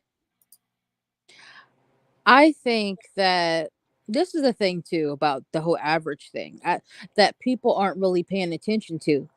This inflation is insane right now, right? There's no telling like how things could be in even the next 6 months to a year. We're not spending no money, me and my man. Right. That being said, if you're advocating for being average, you know, it's just like, okay, so if average people are making 35 to 40,000 whatever, it's like, okay, well, guess what, it's about to become a luxury to eat at McDonald's in a minute. At some places it's like shit. Yeah, it might be $15. Right, McDonald's is expensive now, right? So it's like if you go to a nicer area, then McDonald's is really expensive, right? It's expensive in New York. I feel like if I go to McDonald's, like for example, sometimes I like to get a salad and a large fry. Right. That is gonna cost me more than a plate of Jamaican food when I go to the like buffet where you get what you want in a Jamaican spot. It actually costs more than that, so I don't do it anymore. I just figure let me just go eat the good food because y'all charging a lot for that. Right. It can be like $15 in some areas. For McDonald's for a meal, that's not even worth it. That being said, if it's like that now, plus like it's not just the food, it's the housing, everything is going up, right? That being said, if we're gonna keep saying that, oh well, you know, making 35,000 a year, you'll be okay. It's just like no one will be okay. Not you, not her. Nobody will be okay. So, and then the fact that most men They want to go 50-50. So you most certainly are going to need her income. Y'all going to have to figure that shit out, cuz 35 plus 35 is 70,000. So it's just like, you know But what I'm that's, saying? hey, I like that you said that, because that's a point that Trigger Mike made earlier today when he was doing this topic. You see, that's the problem here in the States. You see, people that make 35 is supposed to be shacking up with other people that make 35. That's how Right. you bring more income together. That's fine, because now we have one rent between the two of us. Instead of you paying 25 and I'm paying 25, we pay 25 together, and that's a huge benefit. I just need niggas to put respect on women's names when they say that they can do things like provide and protect and do all of these things when I have a doorman and you pay half the rent. So Yeah, and that's the thing too, cuz it's just like there's a lot of things that men can do, obviously. But when we put this big thing on a man protecting the provision, uh, the typical stuff we talk about that men can do. But when you start to look at the breakdown of a modern day 50-50 home, it's just like, okay, she's out grinding and busting her ass just like you, right? Y'all got kids, and it's just like, and then she's expected to still do all, I mean, she's working full time, possibly overtime, just like you. Then she's just supposed to come home and do everything in the house do too. pretty while doing it, girl. Don't she Everything, can't gain weight either. and then be a porn star for you. And I am a firm advocate of, not denying somebody sexually, right? If Of you're course with not. them. Don't do that. You with them. So Right. that being said, you want all of that, and then especially you can throw down in the kitchen, you can bake, you can do all that stuff, but it's just like, okay, when is she gonna be able to rest? There is no Ladies, rest. if you work, ladies, the best time to have your sex is in the morning, top of the morning. When you wake up, roll over, have some sex. I'm dead ass serious. Makes Top sense. of the morning, top energy, everything's functioning. And it also gives you a nice glow when you go to work too. Like, it was my thing. It was my thing. 6:30 fuck. We go fuck for a half hour. 6:30, 7 o'clock. Let us get cleaned up and let's get to work. It's nice because you get that boost of energy, and then also it's like check work for the It's day. like going to the gym in the morning too. It's the same Yeah, effect almost. same idea. It's just don't get Definitely greedy nice now. I little gave you what you needed in the morning, and you could expect some more tomorrow morning. But tonight I am tired. I got home from work. I got to cook. There's things to do. So is that Right, okay? right. Because it's just like, and then like I said, especially if you have small kids, it's just like, okay, especially if what that man is like, he's not cooking, he's not cleaning, he doesn't want to do any of the quote domestic duties. So Mhm. it's just like, okay, how do you expect a woman to be perfect in everything? And it's just like, I'm I gonna tell mean, you. That's why I you said I you don't think you're, it you're necessarily only lives with taking a fifty woman because you percent. still dealing with It's mental health. You still might be stressed about something with your personal life, your mom. It's a lot of stuff that your woman might go through that has nothing to do with her relationship. nothing. It's just Right. her. They forget we're actual people before we get into relationships. Like, we have whole lives and brains that function independently of one another. Like, I am Like a person. genuinely. It's like I'm a person.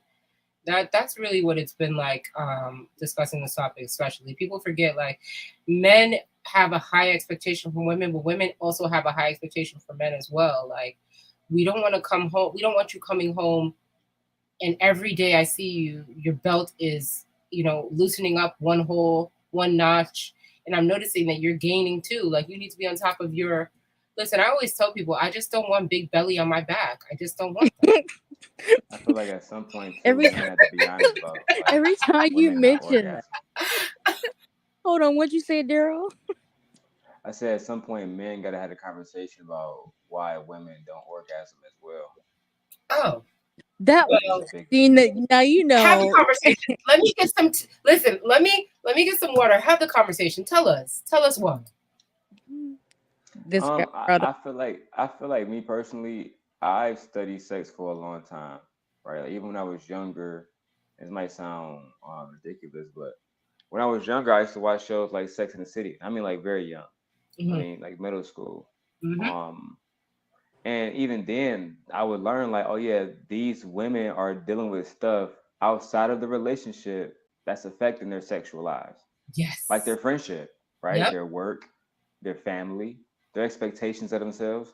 Um, but outside of that, I learned also what the ladies like thought, and then I started to take my learning into other different avenues. I started to figure out like why anatomy was important, Mm-hmm. right? I would learn about the clitoris at a very young age. Mm-hmm. I would learn about Kama Sutra Mm-hmm. and the science of Kama Sutra at a young age. I read a book. Originally, the first book I read by him was called The 48 Laws of Power by Robert Mm-hmm. Greene. I have that. But he has a list of books. One's called Mastery. That's my favorite. But another one is called The Art of Seduction. That And I it's not know it about in and sex at out. all. I know that book in and out more than the 48 Laws. That's the Bible. So it's all about like creating an environment that a woman, creating an environment that would, whether it's a woman or whatever your like intentions For are, whomever. it can thrive. Yep. Exactly. Even at work. I use seduction correct. tools at work. In any environment. Yeah, anywhere. I feel like once you've read that book, there is never a reason to ever have another argument with anyone unless they're really somebody that you love for real and you gotta really get a point across. But like once you've read that Art of Seduction book, like I'm not arguing with you. There's like 100 ways I could deal with you and get you to comply with the options that I put in front of you and give you the impression that you're making a decision that is all of your own volition, except I control the options. Correct. So, yeah, I live by that book. Mm-hmm. Ladies, get that book, The Art of Seduction by Robert Greene, correct? That's correct. Mm-hmm. I'm I not feel the like check a lot that. of men need Ladies, to I have that book. situation. Let me go and grab that book for y'all. Give me a second. You definitely get it. It's a great book. I feel like a lot of men, once you get a chance to learn it and learn that different women have different preferences, like You the can way tell that which one's more worn out, obviously. This is a seduction book. Oh, man. Robert Always Greene. a motherfucker. I'm tired.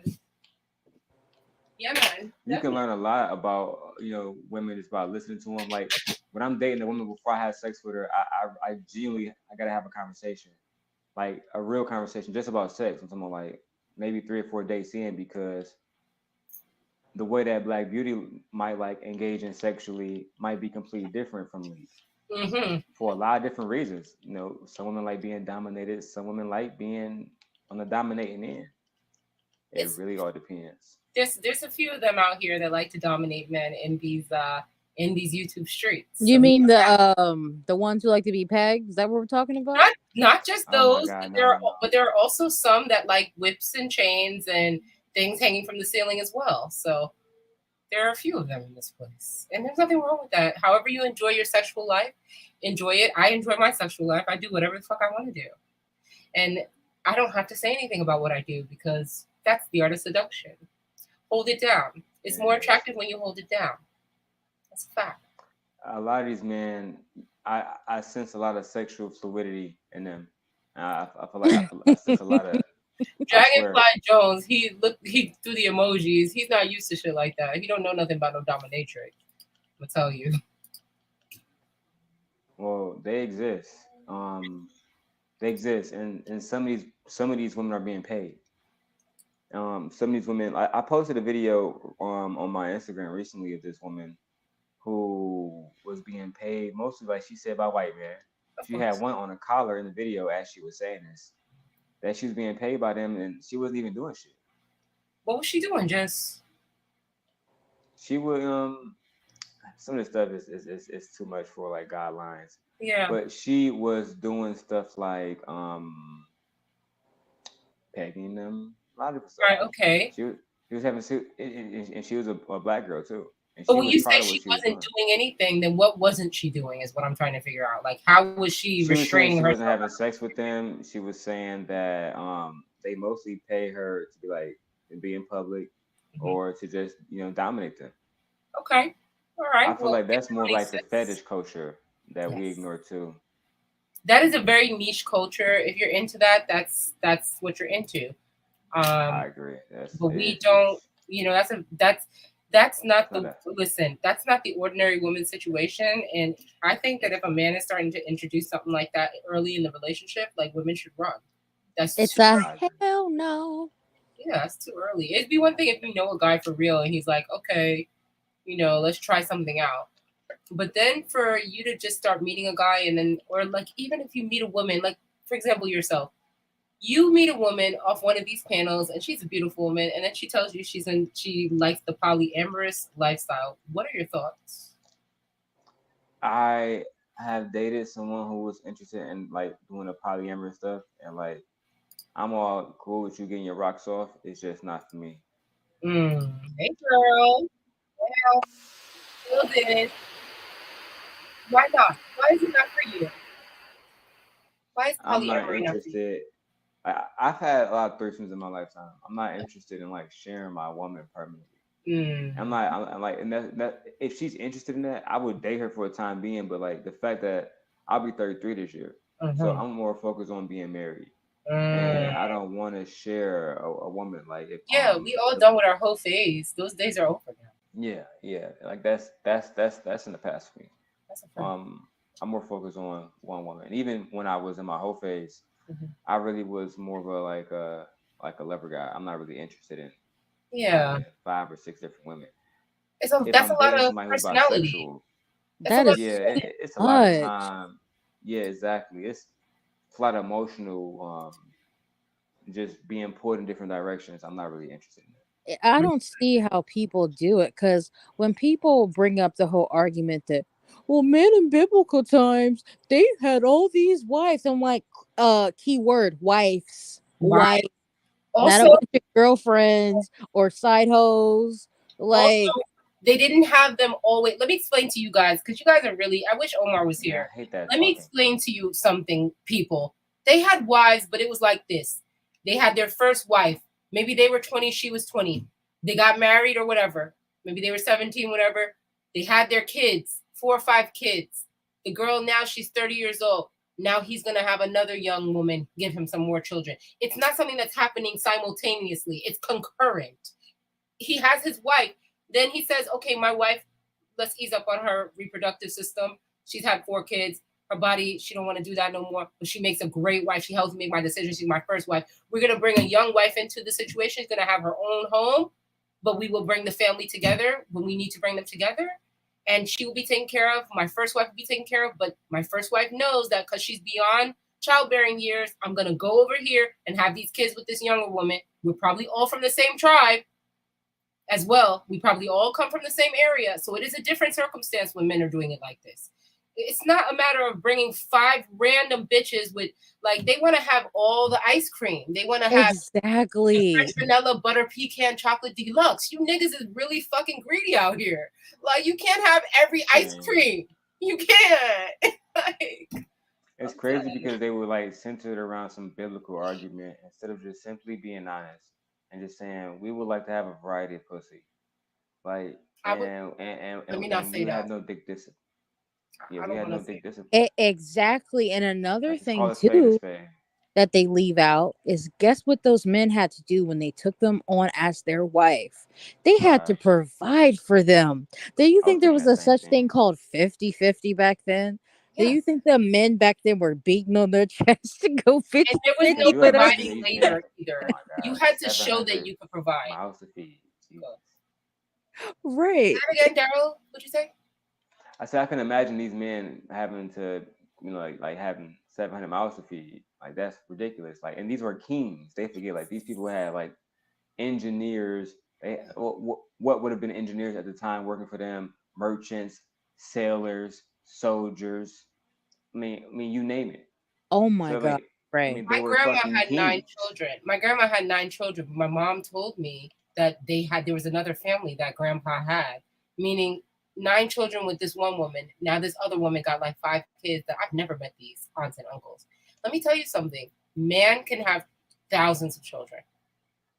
Like that is literally his job to procreate.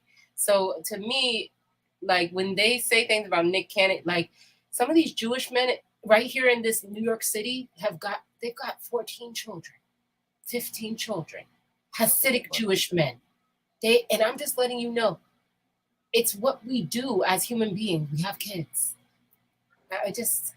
We should be doing that more the big often. families was like something that we miss out on actually.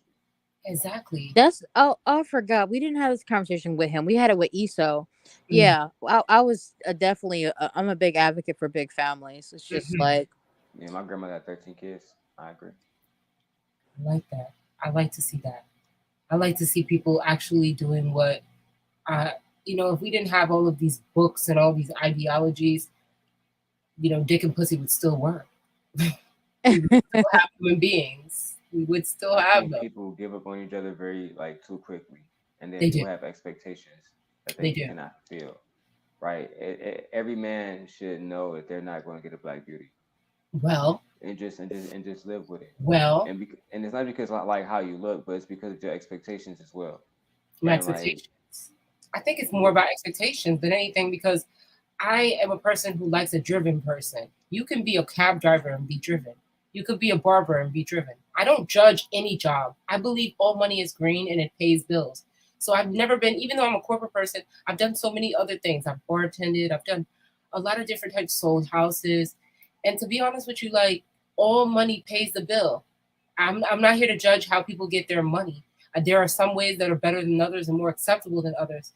But if you're a man who's a bus driver and you making that good money and you really going hard as a bus driver, get your money, sir. Like, nobody's going to disrespect you, but just recognize who you qualify for. Not everyone has as much compassion as I do. I can see when somebody, I'm not a ride or die per se. No, I'm not a ride or die, but I could look to the left and be like, this man, he knows how to work. If I put him in this other situation, Pure shirt, just a little bit black beauty. Just a little. What'd you say? My shirt? Yeah, it's too low? Oh my God, you're like daddy policing me. No, I didn't want you to get flagged for Everyone like wants to see nipples Fig's or nothing titties like now. that. I got you. I thought I saw like nipples. It's not boring. No, that's not nipple. That's bra. Oh well, you good then. Your titties look great. Thank you. They are real titties. I'm just saying, and you know what? Not that there's anything wrong with fake titties, because I'm going to get my shits done. I am. I'm going to get them done after I have my baby. Why would you get your titties done? After I have my babies. Who has had their titties done? After I've had my babies, I have to get them done. Oh, is that like to get them like really? I'll get them lifted. Yep. Don't sag. Yeah. Mm-hmm. Okay. And I'll go to Fig and I'll ask her, because I want somebody who's used to working on. It's very important when you get your breasts done, more than your BBL, because the fat just gets in to the booty, so nothing really happens color wise. But for your breasts, it's better to have someone who knows how to work when you're dark skin on your complexion, because if they have to cut underneath or if they have to do an incision, you want them to know how to sew you up nice or heal you up nice. So I feel like that's important. Like, I would go to whoever she went to. I wouldn't just play around out in these streets. Her titties look great. I give her credit. That's a fact. Can I ask y'all a question? Yeah. Something that's been on my mind too, because it's just like we've been having these discussions. And do y'all subscribe to a certain pill, blue pill, red pill, purple pill, whatever?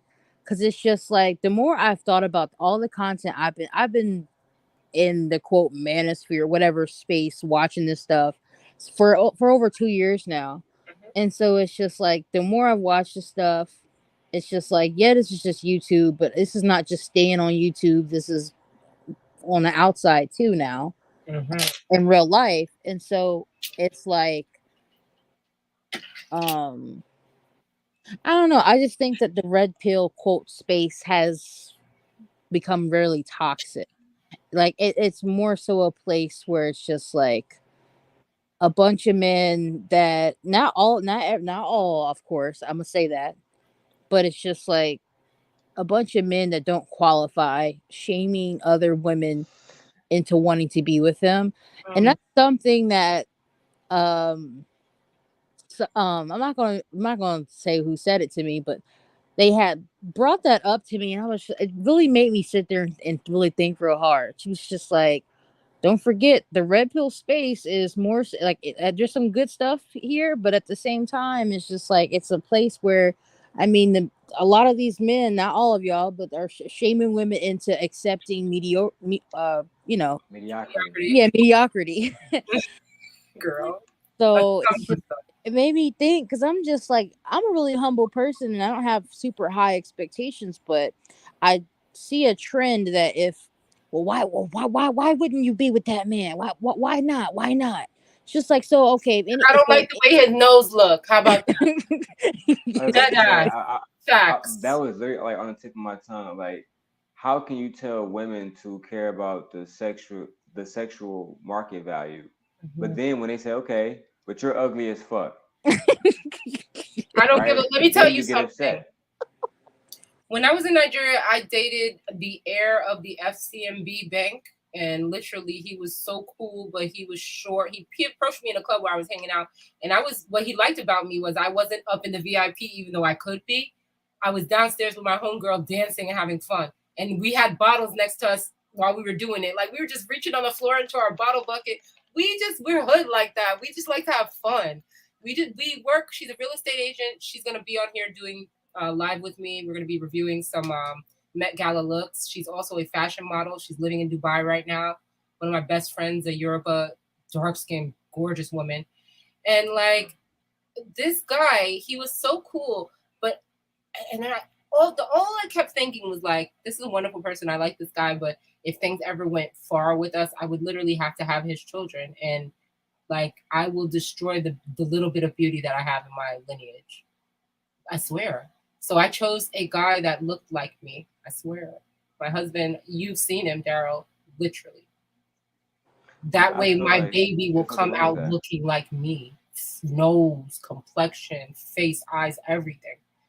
No, it's crazy that you bring that up too, because I will say I'm not one of these chicks like okay that looks are everything. And that's the only thing that matters, of course. But Mhm, you do want to have some type of sexual attraction to the man that you are going to marry. mhm. I mean, it's just like he's not going to be perfect, of course, but at the same time, there has to be something there. I'm So gonna say it like this. I'm gonna say it like this.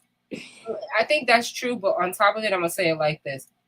If you can't pay 100% of the bills, I need sexual chemistry to be the number one thing in our relationship. Because to me, if you don't pay all, then you ain't paying none. That's really how I feel. If I have to reach for my pocket to help out and we have to build and do certain things, then I feel like, you know what? If you're not going to pay all, then I need you to come looking real, real good. Like I need everything to be right. I need us to be You have looking. to compensate in other He places. gotta, he gotta listen. I feel like you gotta be looking good. Cause I mean, pussy dry if you can't pay all the bills, quite frankly. So at least be good looking where I want to have your children. That's about it. That's how I felt about that. That's why there's a lot of good looking homosexuals out here, if you didn't know. A lot of that. I feel like a lot of these men, like I said, I don't think they ever been in a situation where they dated women or lived with any woman for a long period of time. Also, and I'm not trying to sound like an asshole, but a lot of them are ugly. A lot of them do not want to admit where Ooh. they stand you I know in what? life.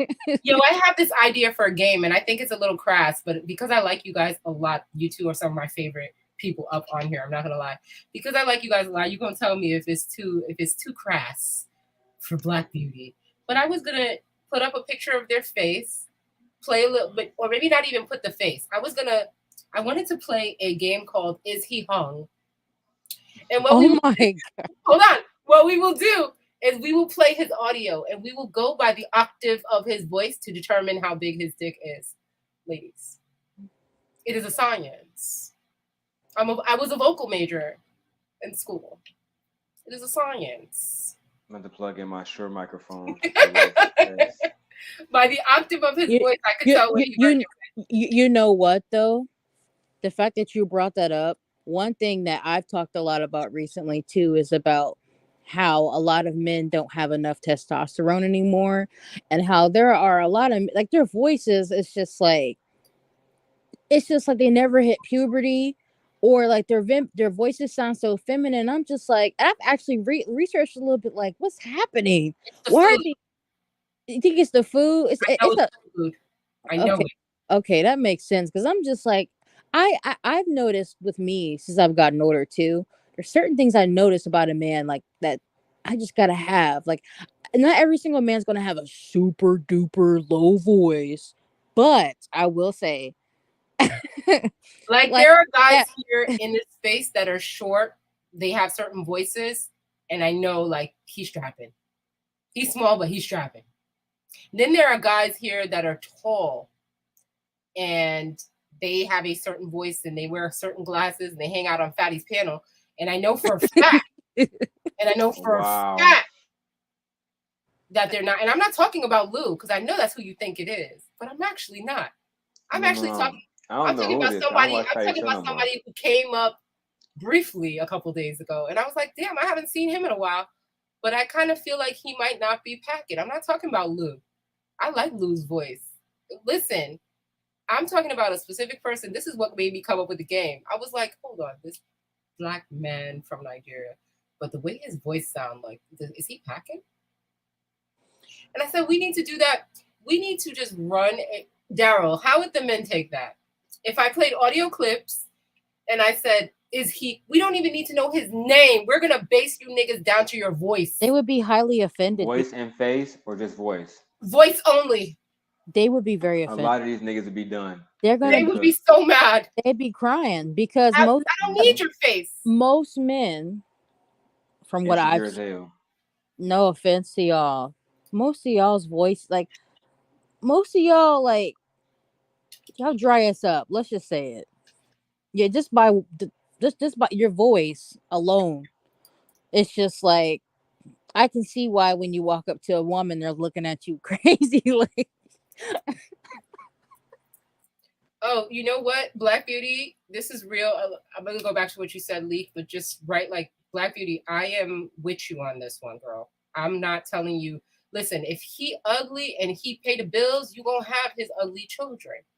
But I'm saying if we gotta go 50-50, then I'm gonna take the cute guy that's gonna give me the pretty kids. But if we got that bank financier willing to do what he's willing to do, I did not discount him. Let me tell you, the guy that guy from Nigeria, I did not discount. I think he discounted me because I wasn't freaky enough for him. I'm dead ass serious. We had like great sex and things were cool, but he knew I was a certain kind of woman and I wanted a family and I was honest about it. And he wanted to have some more fun. And the types of girls that I would see him around Lagos with, and there's one in particular that he ended up with, this girl. And she was tall, skinny, light skin, because you know color matters. And she ain't have no body and she just looked like a boy. But what I noticed that he liked about her is that he likes to do it in the rear. So I feel like when you're skinny girls be taking it in the ass better. So I feel like that might have been something about him that I was just going to figure out. But I think I dodged the bullet because that's the kind of guy that might bring you some HIV in life. Hold on. How'd you go there? How'd you get there? I'm confused. Because HIV is prevalent. I know everything I say sounds like a joke, but I be dead ass. That's why it's so funny, because HIV is prevalent in Lagos. And these are rich, fuck everything, right? So that's true. That's why when I say that shit, I mean it. I know it sounds funny, but and I'm not saying he did, because I'm sure he's a very clean man. He even had, like, he's rich, right? So when COVID was going on, they had the doctors come from America to give them their shots so he could travel. Like, he's the heir of First Community Bank. But the thing is that he liked a certain type of woman that was a little nasty. And I guess because I wasn't as nasty as she might have been. You know what I'm saying? I guess I wasn't freaky enough. But that's okay, because I didn't want to have his children anyway. I said, damn, I lost. Because let me tell you, I did lose out. Because he took me to this really great country club a couple times called the Ikoyi Club. And Mike Adenuga, who is the second richest Nigerian billionaire right after Dangote, was right across from us. And he was like, look over there. I said, oh, God, where am I at? Let me straighten up. Billionaires. But I wasn't freaky enough to keep. I was just sweet Jackie. And you know what he said to me? On the phone, he was like, you know what? Since you want a family, go get it. Like, he literally said it like, nobody's stopping you. I think you deserve a family. Literally, he was saying, I think you deserve to have a family. You're a little too nice for me. You're a little too upright for me. I need a Niger babe, a straight Niger hoe. Like, I need to be able to. That's what he wanted, and that's what he got. That's what he got. And then they walked into this cafe. They walked into this cafe where we all hang out called Eric Kaiser. And she, literally, when she came through the door, long blue nails like this. Me and my girlfriend, who is a bougie Nigerian from the north of Nigeria, we looked at each other and she said, "Is that him with that? Nails like this." Oh. She's smelling like weed. I smoke, but I never smell like weed. She's smelling like weed. That's nails like impressive. this. That's impressive, I will say, because although I don't smoke, most people who, oh yeah, I smoke all the time. I mean, they smell like it. Like You gotta smoke in your smoke clothes, and then you gotta take them off. But that's the thing. You have a certain type of etiquette about it. Most people is like, oh, I smoke. I'm like, so you just come in come in somebody else's house like that. Let me tell y'all, if y'all smoke, it's corny to be over 30 smelling like weed. Y'all gotta clean up. Keep yourself your sweatpants. I know Daryl got his sweatsuit, the same gray or black one. That's what he get high in. He don't get high in his nice clothes that he goes to the conventions in to talk to the black brothers in. Like, you gotta have cologne too. If you don't got cologne, I have so much. You done. have to have good. And when you say cologne, you mean that strong, real shit, not the it should be in your car too. You should have one in your car at all times. Always gotta have something to spray, because you can't be out here smelling like that. But yeah, I just feel like these men out here, they really, if you want a woman, if you're gonna go 50-50 and I'm supposed to have your baby, come looking like something. Now, if you're gonna go 100%, you ain't gotta look like nothing. That's the truth. No Chaser said he had a squeaky voice. But I think that would be such a fun game. I just feel like it would rock YouTube, and then people would drag me bad, and I don't want to be dragged like that. I think you could get a lot of Girl, I will get dragged so it's like the Pineapple Show, basically. Yeah, it's like Pineapple, but you see, let's just say that paying attention because you're not gonna see nobody's face. Look at how people have been overreacting because of what Britney did. They will drag you through the mud, questions asked. I think it was, people did overreact with Britney, but I was listening to that show and it was cringe. I'm not gonna lie. I was on that show. I was listening to that show the whole time and it was weird. It was more than what she normally does. And I kind of feel like she was trying to prove something, but don't cut off your nose to spite your face, girl. Well, she actually came out on the last show with Israel and it was the Israel and Cheeky show. Yeah, because Daryl was on there too. What did she say? What she was doing it on purpose. I mean, which I thought was pretty obvious, but obviously everyone's not me. I get that, but it's just like, it was obvious it was done on purpose. But let me tell you how nobody gives a fuck that it was done on purpose, and that I understood Fatty 100%, and I was with him. You know why? Because I like Britney, just like how Fatty. We all kind of came up around the same time on Fight Club, and it's like, yo, I'll be honest with you, like, even though it was something she was doing on purpose, like. And I hope, like, Brittany, if you do hear this, I want you to understand, like, I would tell you this shit to your face, and I already have told you. Like, I just thought it was weird. Like, don't give people an opportunity to pull you down, too. Just, you got to be on top, which means you stay on top of the pyramid and you push these niggas down. There's no, like, crabs in a barrel. I'm not staying in the bucket with y'all niggas. You know understand what I'm saying? Just, that's my thought. She said she was trying to prove a point that... but it was missed. Nobody got it. Yeah, I know that, and that's the thing. She says she's trying to prove a point that men, they focus all their attention on bad behavior. But it was missed. And the thing about Brit is that she spent months, and especially when we were on Fight Club, getting on people like myself about staying in your feminine shit like that. And it used to annoy me, but then it became a funny joke because I understood where she was coming from. But my thing is like, no, don't cut off your feminine energy to prove nobody's fucking point. Feminine women are unbothered.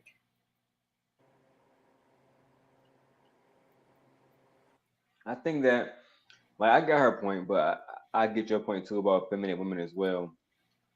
I do feel like the men, they spend a lot of time. Like I think I was on Cheeky Pen. I was saying this. I'm like, I don't give a fuck about what submissive women are doing, or these average women y'all talk about. Y'all care about what Lori Harvey is doing. Because they don't look good. The super submissive women don't look good. And they swear that don't matter. That's why I said they don't want the submissive Leslie Jones. They want the submissive Lori Harvey. Like every single one of them. Mm-hmm. No matter what they do for a living, no matter how ugly they are, They can't do 20 push-ups, 50 push-ups in a row. I mean, they want the creme de la creme, and I just think it's crazy. And And it what's don't. this? Oh, Oh, go ahead. I was gonna say, and what's this thing that obviously we know there's a epidemic with obesity for women and men in the United States. We know that already, right? Mm-hmm. But that being said, this idea that, oh well, the woman has to be in perfect shape. It doesn't matter how the men look. I understand that, although men are obviously more visual creatures, I understand that. At the same time, this idea that he can just look like anything and he can be 600-pound life, and you're gonna have to find his, his stuff to even, I mean, come on, let's stop, because it's just like the same way but then again, hold on, let me go back a little bit, because there are a lot of, let's talk about black people, Mm-hmm. black men who are with big women, and Yeah, and they like it. and they're just happy. Yeah, they're fine. exactly. So this whole idea, let's be honest, most black women aren't super in shape. Nope, So I was just gonna get there. I'm so not even in perfect shape. right. So to Sorry. pretend like so right. So to pretend like, oh well, that's what we want. I'm like, okay, that's what you want. Go get it. There's nothing wrong with that. But to like, there's realities. Like the reality is showing that 9 times out of 10, your baby mom is not. You know what I'm saying? She's not But this. then they'll say things about girls like Lala and they'll laugh nowadays, now that we're 15, 20 years into the BBL, because BBL has been going on since like 2008. I was calling the doctor. Like Oh wow. I had paid for one, I didn't go through with it, etc. It's a long story. But long story short is Dr. Salam has been in my email since 2008. And what I'm trying to let y'all know is like this BBL game is not brand new.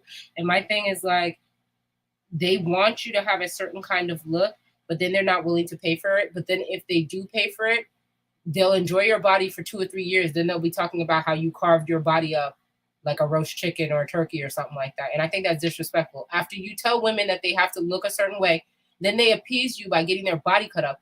Then when they get older, for you to just dismiss them anyway and be like, oh, but you got your body cut up though. Like, what? Yeah, That's that's dumb. no sense. That's dumb. Anyway, it is what it is. Daryl left us. Peace out, sir. Hope you're having a good night. Thank you for coming up. Let me give him a little applause. Let's see. I hope somebody else comes. Usually I'm asleep by. I'm probably going to wrap up in about another 40 minutes by 4 a.m. here. Yeah, girl, Okay. I thought that LAPEEF was really good tonight. I'm glad they got the energy back up because it was boring last week, the last couple of weeks. You want to know something I can't stand though? What I'm constantly seeing. Okay, let's talk about the LAPEEF show. Mm-hmm. This idea that there's certain things that are just human nature. Period. Yes. It's not. Oh well, only women do this, and us men, we don't do these things. Okay, it's just like, okay, if we're gonna keep it subjective, Daddy. and Yes. oh sweet, I know.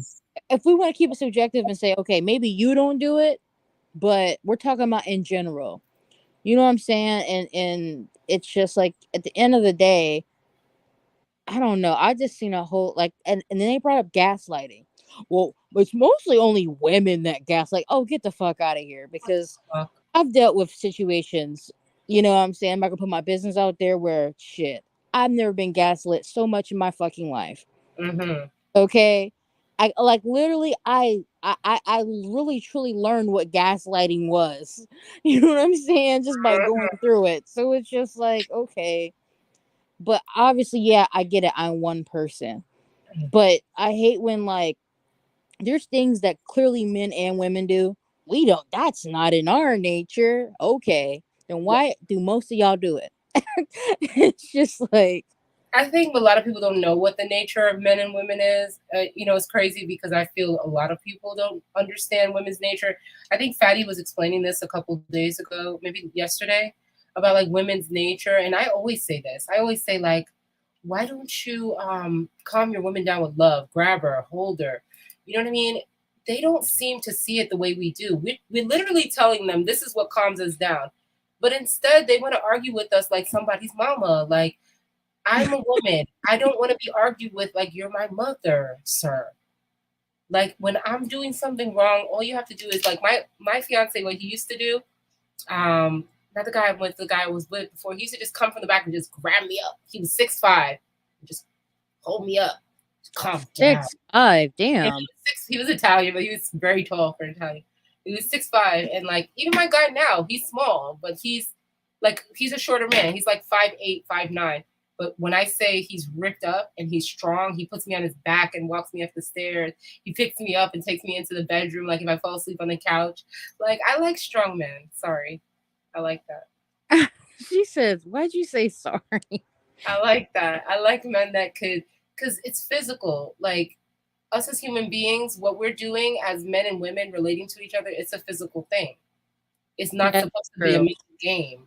Like, I'm supposed to drop all my mental bullshit, and then I'm supposed to see you, and we're supposed to have sex on the couch and eat food and play in each other's hair and, you know, rub each other with oil and stuff. Everything is physical about that.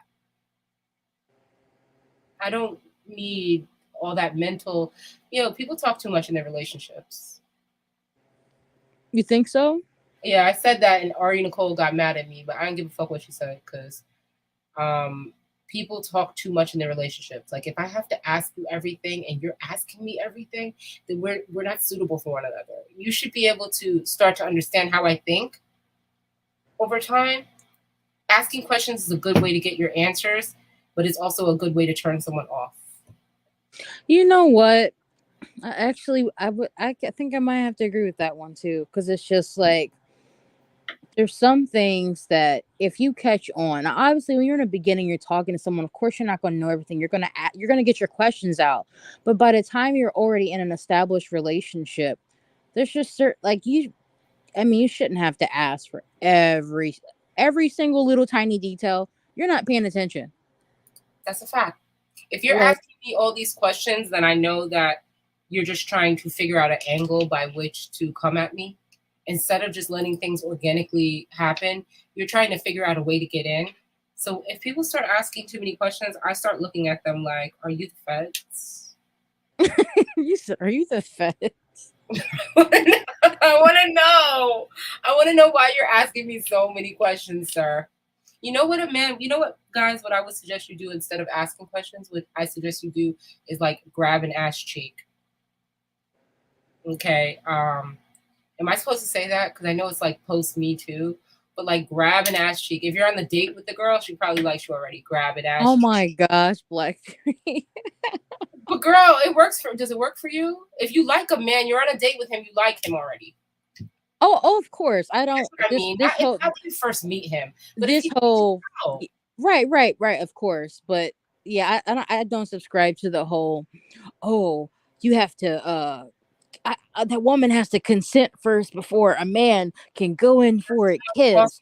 Like, it's called body language. It's called body language. It's just like there's some people they're so deep into, like, if you're okay, say y'all haven't had sex yet, and the man wants to initiate sex. Well, he has to ask, okay, and with everything, and ask all these questions. I'm just like, y'all are weird, bro. I've never had that conversation. Y'all are weird. Like, your body tells, it says everything. Obviously, she's saying clearly, no, I don't want this. Fine, then don't do it. Otherwise, 9 times out of 10, if things are going well, oh, can I touch you here? Can I rub your shoulder? Can I look you in the eyes? Like that's some corny shit. And you go back home and leave me the fuck alone thing. So I'm gonna call I'm gonna call Pookie or Ray Ray or something. Done. You gotta grab me properly. The tallest man I dated was 7 feet and 7'1". Oh my God. I'm only 5'2". Listen, young girl, lady, you are doing what they all say the short girls do. They like to take the tall niggas. Now I'm perfect height. I'm 5'5". I'm not short. I'm not tall. I'm perfect height. But all they say, all my girlfriends that are tall, because I have a lot of tall girls, Africans be tall, they always say it. They're like, why did she end up with him? Why is she taking the big man? A lot of really tall men like the shorter girls, though. That's the thing. That's one thing that these guys don't ever talk about, because they always say, Well, women want guys that are, they're 6 foot tall. And I'm just like, but I hear typically in real life and on panels, these taller guys, they like the average height girls. Yeah. They like the short women. They like that shit. Spinners. It's called spinners. Have you ever heard that term before? No. Okay, you're 25, right? Right. That's why you have it. Spinners means she can sit on it and spin. That's why. Oh my God. I swear. Yeah. I'm not kidding. She's small. They like to throw her around. Trust me, I've been thrown around a lot. The guy that, my fiance that passed, he was 6'5". The guy before him, Haitian, he was 6'3". They like to throw girls around. It is what it is. That's why it pays to be in shape, so you can have that good sex where they throw you up in the air and shit. Like, you can't have that if you're not in shape. I'm sorry, you can't. Which makes sense. Black Beauty know what I'm talking about. Like, it's a whole different ballgame when you're but 7 feet to 5'2", that's a lot, girl. That, like, she had to look all the way up at the sky to see. Oh, baby, I love you. She was lining up to every place where he cared about, though. He didn't care about that. Lining up. God damn. Yeah, I just feel like they are going to get what they're going to get, and they're going to be upset, but we can't really worry about. I'm not going to base my whole life off of a couple guys that are upset that they don't give a This guy says, y'all lucky. I always wanted to pick my woman up and get him up against the wall or pick him up in general and sit him on a mechanical bull. But some didn't want to get picked up. Hated heights. What girl doesn't want to be picked up? That's crazy. A girl that is slightly overweight, but maybe she feels like I'm a little too overweight. Like, maybe she's not big, because I understand that. Like, maybe you are a little thick, and you're wondering, like, can he really handle me? Like, he can handle a 120 girl, but can he handle I'm 160. I have muscles. I'm heavy, blah, blah, blah. I'm 5'5", but I'm muscles heavy. Now, imagine a 180 girl. He could pick up a 140, but then a 180, even if she looks good, he might struggle. And then women just get scared, like, yo, I don't want to break his back or anything like that, you know? Well, that's understandable. I get it. That's why. But I'm going to tell girls that if you're not 200 pounds, don't be scared to be picked up, because the big bitches are not scared to get picked up. They want to get picked up. Big bitches, ones that be like 300, they're like, oh, he picks me up. I'm like, who is he? Elephant Man? Oh my God. Who is he? How do you pick you up like the that? fucking Hulk? Like, exactly. But women like that shit. So I understand why. But I also feel like it's a little bit of a biological imperative, right? Like, short men like tall women because they want their offspring to become tall. Tall men struggle with height because they're so tall that they choose a smaller woman because they want maybe just a little bit smaller offspring. So that's how it seems to me. Everything that we do is down to biology. I'm not going to lie.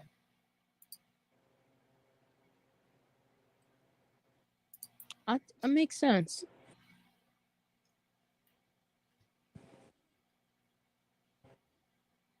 $160 and others $150. Listen, $160 and $150 can be very different looking. $160, $150, $160 looks different on me than it looks on most women that don't work out. Most people don't think I'm 160. They're like, you're 140. Yeah, okay, because I have heavy muscles. I work out a lot. But I'll be honest with you, like, if women don't work out, see, you have to do some workouts so that at least, even if you're going to be thick, your body is holding. So it's a nice, thick body that's holding. You don't want to be a person who doesn't work out at all, and then everything is cellulite. Like, you could have fat, but don't let it be cellulite. I don't know. But they say he doesn't care about cellulite, so. No, I don't know. I can't keep up with what they're doing out here. All I know is I'm staying healthy. You say you know you're what? All I know is I'm staying healthy. That's it. The men, they need to choose somebody. They don't have to be, the girl doesn't have to be skinny, but she has to be somebody that they can enjoy having sex with. So I understand that part. She don't have to be skinny. Except I've heard from men that skinny girls are the best. They are the best, apparently. In bed. That's what I've heard. I don't know. I have no idea. I don't see women. I don't date women. Right. Never appealed to me, but I do see that a lot of skinny girls, they don't have a problem getting what they want with nobody. So That is true. That is true. you That's know, and why when these guys be like, "Oh, they gotta have the biggest tits and the biggest ass," it's just like, that's not who they marry.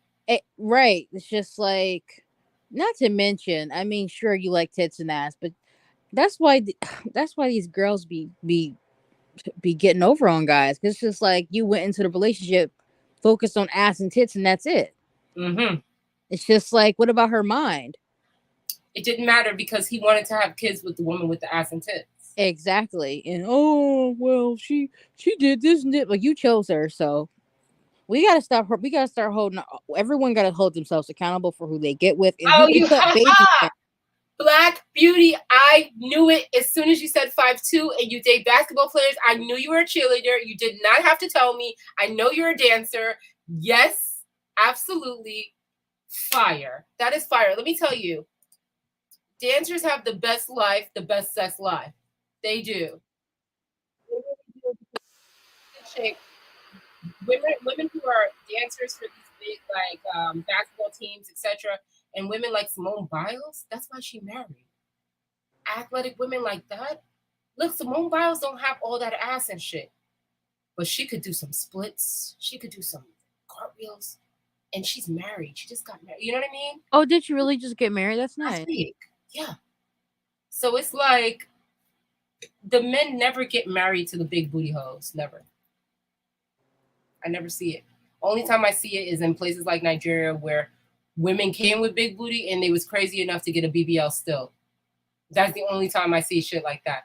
But in the States, the men will play with the big booty girls, and then what they will do is they will marry skinny girls or girls that are slim thick. Leek, you sound like you falling asleep, baby. If you getting tired, it's No, all no, good. no, no. I'm wide awake. I'm wide awake. Let's see. That's true when they get into let me see what these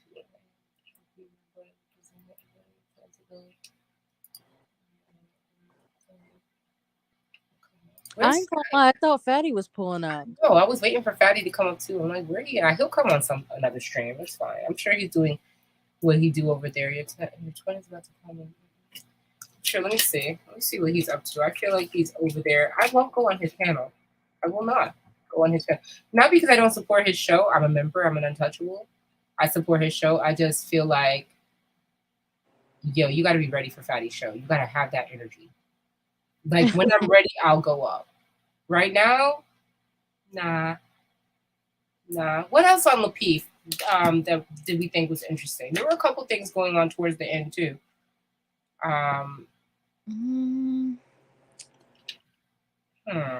We talked about Ebony K. Williams. And see, I missed most of the stream. That's the thing. And like the last 40 minutes, maybe. So. Black Beauty, I got married. So people confuse our names. I got married, and so they're probably confusing you with me. I got married. That's why they keep saying you got married. A Black Beauty is married. Black Beauty is a cheerleader. Okay, that's the difference. She gonna get her a 7-foot man and nothing less. Listen, that's a woman that has a height requirement. Like some women like tall men, but they'll settle. Myself, I like tall men, but if you're good, you don't have to be super tall. But that's because I have height in my family. I have uncles that are super tall, so I know that if I have a baby with someone who's not, chances are I'll still have height coming through my genes. But you see, when you're a small girl that loves big men, there's no other option for you. You have to get what you want. I support women getting what they want. That's why I'm cool with the Ebony K shit. Like, let her go off. Let her feel how she wants to feel about herself. It is what it is. Not to mention, it's just like the thing that we constantly do, which I don't really understand. I don't do this in my regular life. Why are we constantly comparing rich people, celebrities, these public figures to average everyday people? It's because just like scroll their Instagram all fucking day and they start to believe that they are those people. Dumbasses. That must be because it's just like it's this delusion that, oh, well, Lori Harvey or Michael B. Jordan, you will never be a Michael B. Jordan. Like, you will never be a Lori Harvey. Michael B. Jordan ain't even a Michael B. Jordan. He's awkward as fuck. He does seem awkward. That's crazy that you said that. Because look, I know they were showing that thing where he was like, let me see if I can pull up the clip right now. Michael B. when he was talking to what's her name, Vanelle or something like that. I'm not sure about her name. B. Jordan and was it L'Oreal? Let me pull this up because I feel like he went a little bit hard on his response because I feel like any response is too much. Like, you don't need to respond. You up. Like, you are Killmonger. I'm not understanding you. Why you have to even retort like this? And this was cringe to me. We go way back all the way to Chad Science in Newark, okay? Corny kid, right? No, I did not say that. Misquoted for sure. Michael, bro, he was all up in her grill like the corny kid, right? Corny nigga. B. Jordan calls out a former classmate for making fun of him. Okay, he's very good looking, but he wasn't always very good looking because I watched Fruitvale Station. And he grew into his look like every other man in Hollywood, usually. Right. Like, Hollywood niggas don't always be the best looking. The athletes are the good looking guys, like in terms of how men look. But the Hollywood guys, they got to work for their spot. So, I mean, Michael B. Jordan, why did he get so, like, we don't even need to see the rest of this shit. I'm not watching all this shit. I just want to watch this piece again. Like, and we know each other. We go way back all the way to Chad Science in Newark, okay? Corny kid, right? No, I did not say that. Look at the guy over there, the big guy who's his security, looking at this bitch like she phony as fuck. Michael told me we was gonna see her, but she phony. You know, that's his security, and he like, Michael told me we were gonna see you. You is fake and phony. Her hair color is not serving. It is not serving lunch today. I don't like it. It's too Ronald McDonald. What do you think? It's far too yellow. Far too. Yeah, it's so fake. It's cartoon fake. Yeah, and I don't tear down women because I know that this is a weave and a wig that she could take off and put on a better color. So at the end of the day, like, if your shit don't look right, take that shit off and put something else on. Because I'm gonna need Ice Spice to change her hair color too. Because oh my gosh, yes, like that's cute when it was a little fro. Because I understand that is how it looks when it gets brassy. When you don't know how to dye and bleach your hair properly and it gets brassy. That was cute when you were coming up out the South Bronx. But why are they making her wear brass colored hair every day? I'm not sure. Yeah, and and it's crazy because I'm hearing that even some people who do have like a natural hair, red that red color, that like, oh, you're trying to be like Ice Spice, like, bitch, this is my natural hair color. No, like, no. The people actually, I know a girl. I went to high school with her. I think she might be Polish in her background, but literally she had Rapunzel down to her ass, all like that red, like what's that animated pretty. character? Tangled. It's the girl with the hair, and she's like an animated character for the kids, and she has like a bow and arrow. I think that's Tangled. I could be wrong. Maybe you're right about that, but that one, she had hair like that, and I was just like, God damn, they actually make red hair like this. See, that's when me as a Black person, when I had to step back and be like, I've never seen this before. Like, this is real. That's just something you see in the books. You grow up Black, you don't never see nobody with you will find someone with blonde hair if you have somebody mixed in your family. Like, if you have a white person mixed into your family as a Black person, you'll find a light-skinned person with some blondish hair. But you're not gonna find no red hair. And then when it's not Tangled, it's something else. I know what you're talking about though. Yeah, it's like Brave. Is it Brave? Brave with the girl? It might be. Let me see. Movie. Yeah, Brave, the movie. Like her. Yeah, the girl's hair was just like that. And I said, damn, her hair is so red. And it couldn't grow out another color. It never grew another color. And right, it's so pretty. She was like Russian and Polish. The shit, she had to cut her shit all the time. I said, well, damn. But if I had to, like, if I had to choose, would I be a redhead? Not necessarily, no. Like, would I want to be a person with like freckles and red hair? Nah. Like, I love myself. People should love who they are. I agree. I agree. If you got red hair, beautiful. I got black hair. Like, it is what it is. You just have to love yourself. And also, I find that like the more you put yourself together and the more happy you are with your own look, the more happy other people will be with it. If you love the way you look, more people will love the way you look. It's not about you being a perfect 9 or 10, but if you're like, you take care of yourself, you're healthy, people will see that and they're gonna love the way you look. Like, I be seeing people all the time that it's not about their face. They just keep up with themselves so well that they are very handsome or very beautiful people. It's not about even weight. It's about, is your skin clear? Weight is important, but do you keep working out so you can be healthy and stuff like that? And that's what it is. But this was cringe. It's quoted for sure. Michael B. Jordan calls out a former classmate for making fun of him, and it is awkward. Oh, y'all trying to start drama over here?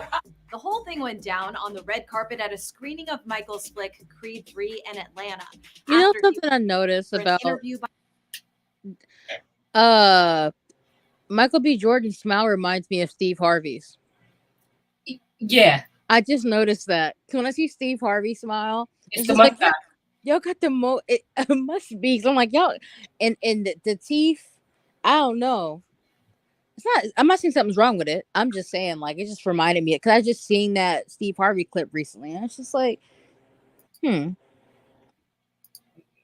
a fact. He does. It's by L'Oreal, the host of the Morning Hustle show, who reminded him they grew up together. And we know each other. We go way back, all the way to Chad Science in Newark. Okay. Corny kid, right? No, I did not say that. Misquoted for sure. His bodyguard is like, yes, you did. You did not hear me say. I said we used to make fun of the name, but yeah, he is obviously killing things out here. But I get what she's saying about making fun of the name. Like, nigga, who named you Michael Jordan? We don't know who you're gonna be yet. Somebody named you Michael Jordan. You at school every day. I'm sorry. I don't think she was wrong. I think that what you name your children is very important. I myself, though I'm not going to tell my name, I have a unique name, and it's not some shit that like an employer's gonna look at and say, "Oh fuck," like, you know what I'm saying? Like, yeah. So it's go by something, huh? Huh? You go by a shorter name that you can really rock with. This is just my producer name. It's my nickname is Leak, right? Okay. Mm-hmm. So I made my producer name years ago, Leaked. Okay. But yeah, that's why I'll anyone would, unless I know you on a more personal level, all y'all will ever see is. I'm not asking you your name. I'm saying that in your personal life, the name that you use is a short version of your more complicated name, like mine. Mine is a short version of a more complicated name also. I typically go by what just my name. Okay. But like there's like certain family members like, oh, Leak. Mm-hmm. So it just sticks. So exactly. I prefer people to call me what I tell them. Like, don't start Don't start calling me that old name from childhood that nobody uses. Yeah, so that corny comment comes from a 2021 episode of the Undressing Room podcast. But why is she dressed like this though? Yeah. Couldn't they have given her a better shirt? Like, I'm kind of like people in Hollywood. I'm dizzy. I think that's the point, and I don't want to look like I don't like looking at that shirt. Like, maybe that is the point because it's a boxing movie. Like, they wanted something a little more spicy. The hair color, that's what she goes by though. That's how she do her shit. But I just feel like, nah, it's a no. I need some highlights or something so I could see what's going on. And then the shirt, it's not. Why is it yellow hair? I don't like.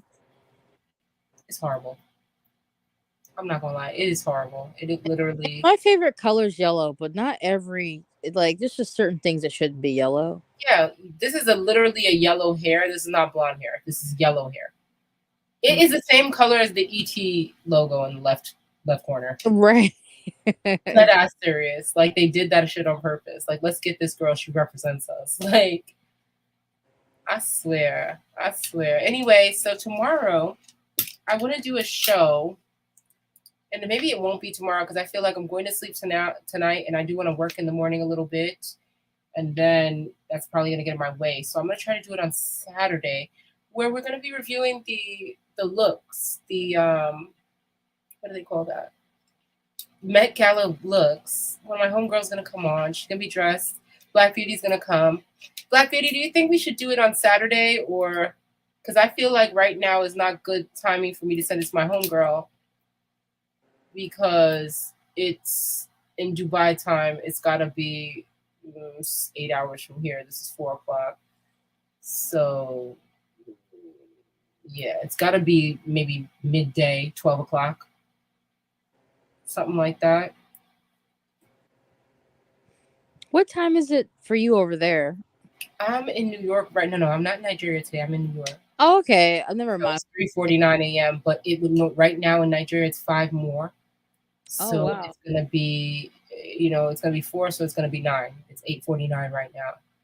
And then if we add a couple more, we'll put 3 more hours on it to get to Dubai. That's where she's at. And it's like 11:49 Dubai time. So let me do it Saturday because Black Beauty says she's not feeling well. And also I want to make sure my homegirl, and we might even move it past that. Like we could do it anytime really. And just leave it up. I want to do it when we can get dressed up and have fun with it. So I'm gonna move it out to Saturday, like in the middle of the afternoon. Because I also thought about you, Black Beauty, because I know you're West Coast time. So if I do something at 9 o'clock in the morning, that means you're gonna have to get up at 6 in the morning to be with us. That's too much. Because my homegirl is out there. So I figured let me figure something out on Saturday. That way, if we do have to be up early, we're just rolling from Fight Club. So it's not as bad as opposed to, because really we're doing it based off her schedule and she's the furthest away in Dubai. So guys, I'm getting tired. I'm out of here. I love you guys. Thank you so much. This was a great conversation, Leaked. I would stay up longer, but I feel like I'm going to crash and I will not be falling asleep on my own streams. No. Right, I agree. This was great because after LAPEEF, I was like, oh shit, I'm not gonna have nothing to watch. I got a little more. I'm so glad I seen that you was live because I wasn't really expecting it. And I was really like, I had, what's so crazy that I hit up Brittany to see if she could help me with the show, the first show I was doing last Sunday, like the first panel show I ever did, and like it just weird. Sometimes I feel like she wants to be recognized by certain people. What do you mean? Like, sometimes I feel like some people want certain people's recognition, and it won't be good until they get that. So for me, it's like, yeah, there's so many of us that champion and see you and support you, but at the end of the day, you are more concerned with like 3 niggas approving of your behavior. I don't know. It's crazy. So I just try to keep it. I feel like maybe the best thing for me to do is rather than ask people to help me, this shit is not that hard. Let me just do it myself.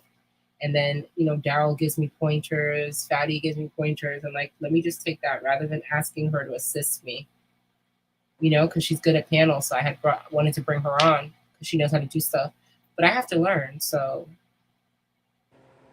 but I'm sure if Fatty would ask her, she would have made it, right? I don't know about that. I don't know. That's a fact. I mean, that's how I feel. That's how I see it. I know that people may see things differently, but being that I'm a Scorpio, I always see things from that like dark angle because I never believe anybody. Like I always feel like you're full of shit. Like that's how I've been that way my whole life. That's really just a born in late October trait. Where I must question every fucking thing. And if it's not lining up, then I have to say, okay, this is getting weird now. Because what you say and what you do don't line up. And even if you are just... Go ahead. I most certainly have a bullshit meter too. I mean, it's just like And I'm also an empath, so like I can just tell when someone's on some shit. Even oh no, I'm good. Like no, you're not good. It's just like you saying that, body language is saying otherwise, and you looking at me a certain way. Like Exactly. people just think that they can do it and say anything, and we ain't gonna catch on to that shit. You know, I think we were about to say the same thing at the same time, which is like people don't know how they come off. Right. We see you, and it's like just like how people see me. Trust when I come off how I want to come off, I come off how I want to come off. The day I was dancing on Fight Club and shit, that was my birthday Saturday, and I was drunk and having fun. And I did it on purpose. Do you understand what I'm saying? So it's just like, I understand people are doing what they want to do, but just know how people perceive that shit. Trust me. Right, and that's really important because perception is everything. Perception is reality. It is. I know that. I know that I know that I have a very sharp tongue, so I must come trying my best to be nice and looking cute and adorable. That way, people will be like, oh, she's in pink with her Afro puffs. She's so sweet. And then when I say some shit like, oh, niggas ain't never had a job and probably won't never have a job, it'll just be something that they can laugh at instead of accusing me of being some kind of bigot or something. You know what? I'm serious. You kill me. But it's true. I know. Like, listen, in my real life, I wear a lot of black and white, and I wear very strong and bold black, white, red, strong, bold colors. And I love pink in the summer, and I know how it makes me look. I know that it softens up everything. So I feel like to keep away from being like exposed in these flight club streets and these YouTube streets, the best thing for me to do is keep a cute demeanor, maybe not too sexy even. Like cute, but maybe not too sexy. Like you have the boobies out, but like Daryl said to his point, like make it a little bit less so that I can get just a little bit more respect and people will listen a little bit more. Because when I first came on the Fight Club, my tits were out just like Fantasy Island Girl. Sometimes, not all the time. Sometimes, not all the time. That's okay though. Let's see. All right, guys, listen. 3:55. We've been up here for. We actually haven't been up here that long, considering how long we stay on Fight Club and stuff. It's only been 2 hours and some change that I've been streaming, but it is work doing YouTube. Do you think this shit is easy? It's not. Not at all. Energy is needed. Energy is really what you need. Like thumbnail, all that's great. But then if you get on and you don't have that energy, and so I'm just right now trying to rack up on my views, rack up on my watch time. But once my watch time hit where it's supposed to hit, it's going to be way more methodical, and I already know which shows are going to stay on the calendar and what I'm going to do. I'm definitely going to keep my lunch break files where I walk around the park and exercise in the lunchtime and talk shit about being healthy. I'm definitely going to keep that Sunday show where we pop off and get the smoke out and then watch some videos and have fun. That Sunday panel, which I expect you guys all to be on Sunday. Come through. I want to run it every Sunday, a women's only panel on Sunday. Oh, wow. Women's only. Okay. Yeah, I did it last week and I don't think anyone even came up on the panel. Then I had Zara come up the other night and she was like, I had missed the panel. But people know it exists. And so now this week, because I put it out like a half hour before. I was like, fuck it, I'm doing a women's panel. I came off Fight Club hot. And, it just didn't pick up like how it was supposed to, but it will, because a lot of people are talking about it. They're like, yo, you got the women panel. Fatty shouted me out. I just want to make sure that when people come up, they know it's going to be fun and it's not going to be boring. Women just talking about and keeping it. I'm going to keep it pretty spicy. We're going to run it kind of spicy on Sunday. It's going to be sweet and classy. It's like brunch with Black Beauty, but we're going to have some fun. And then the final segment of the brunch is something called Pop Yo Shit, Call a Hoe Out. It's the final segment of the show. And that'll be like after we review a couple of videos and have a conversation about, how you saw my cat. That's really what I'm going to do. And then it's going to be a thing where we can be having fun just like on Fight Club, but we can really call out women we don't like. specifically. And why did I Uh-oh. come up with that? Because Raw B and Flora, and I don't like Flora either. So it's like I came up with that because of that. So I said, oh wow, this is gonna be perfect. So it'll start off soft. It'll be like, hey ladies, how are you doing? What did you do to relax this weekend? That's what I'm gonna ask you guys every week. I expect every week that you guys come, that you're gonna tell me how you did facials and you got massages and you worked out and you stretched out and everything to stay healthy. That way you have the energy for the dragon you're about to do. So that's what Sunday's about. Sunday is about a little female fun and let the men, and it won't be too, see, women, we don't fight like how the men do. It's not even going to be as crazy as you think because women are slick with the mouth. So it's going to be something whereby women are on the panel and the person that they call out is probably not even on the panel. It's probably someone from the chat or someone who hasn't seen or know that they're going to do it. So that, let's say they call someone out, that person might hear about it from someone else. They'll come back, they'll watch the show, bring some more viewers, and then maybe they can come on the next week and address it. And I think this is a way for, since they tell us that the women should be monitoring the women and we should be influencing each other and keeping each other and holding each other accountable, this is a way for me to allow women to hold each other accountable. You know what? It kind of sucks we have to get off because that is something that I had also brought up while I was on the panel with Go ahead. I'll let it rock for a little bit longer. Let me put some water on the stove. I'll let it rock for a few more minutes because I do want to hear what you have to say. Hold on, I'm coming right back. Okay. I still hear you. Go. I'm listening. Oh. Okay. So I just don't want nobody looking at my thong as I go and get this tea from the kitchen. But I'm right here with you. Go. Okay. So just okay, the whole hold on.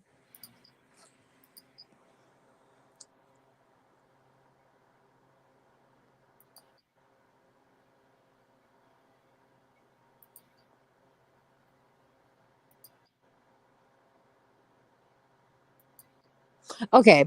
So I'm sorry.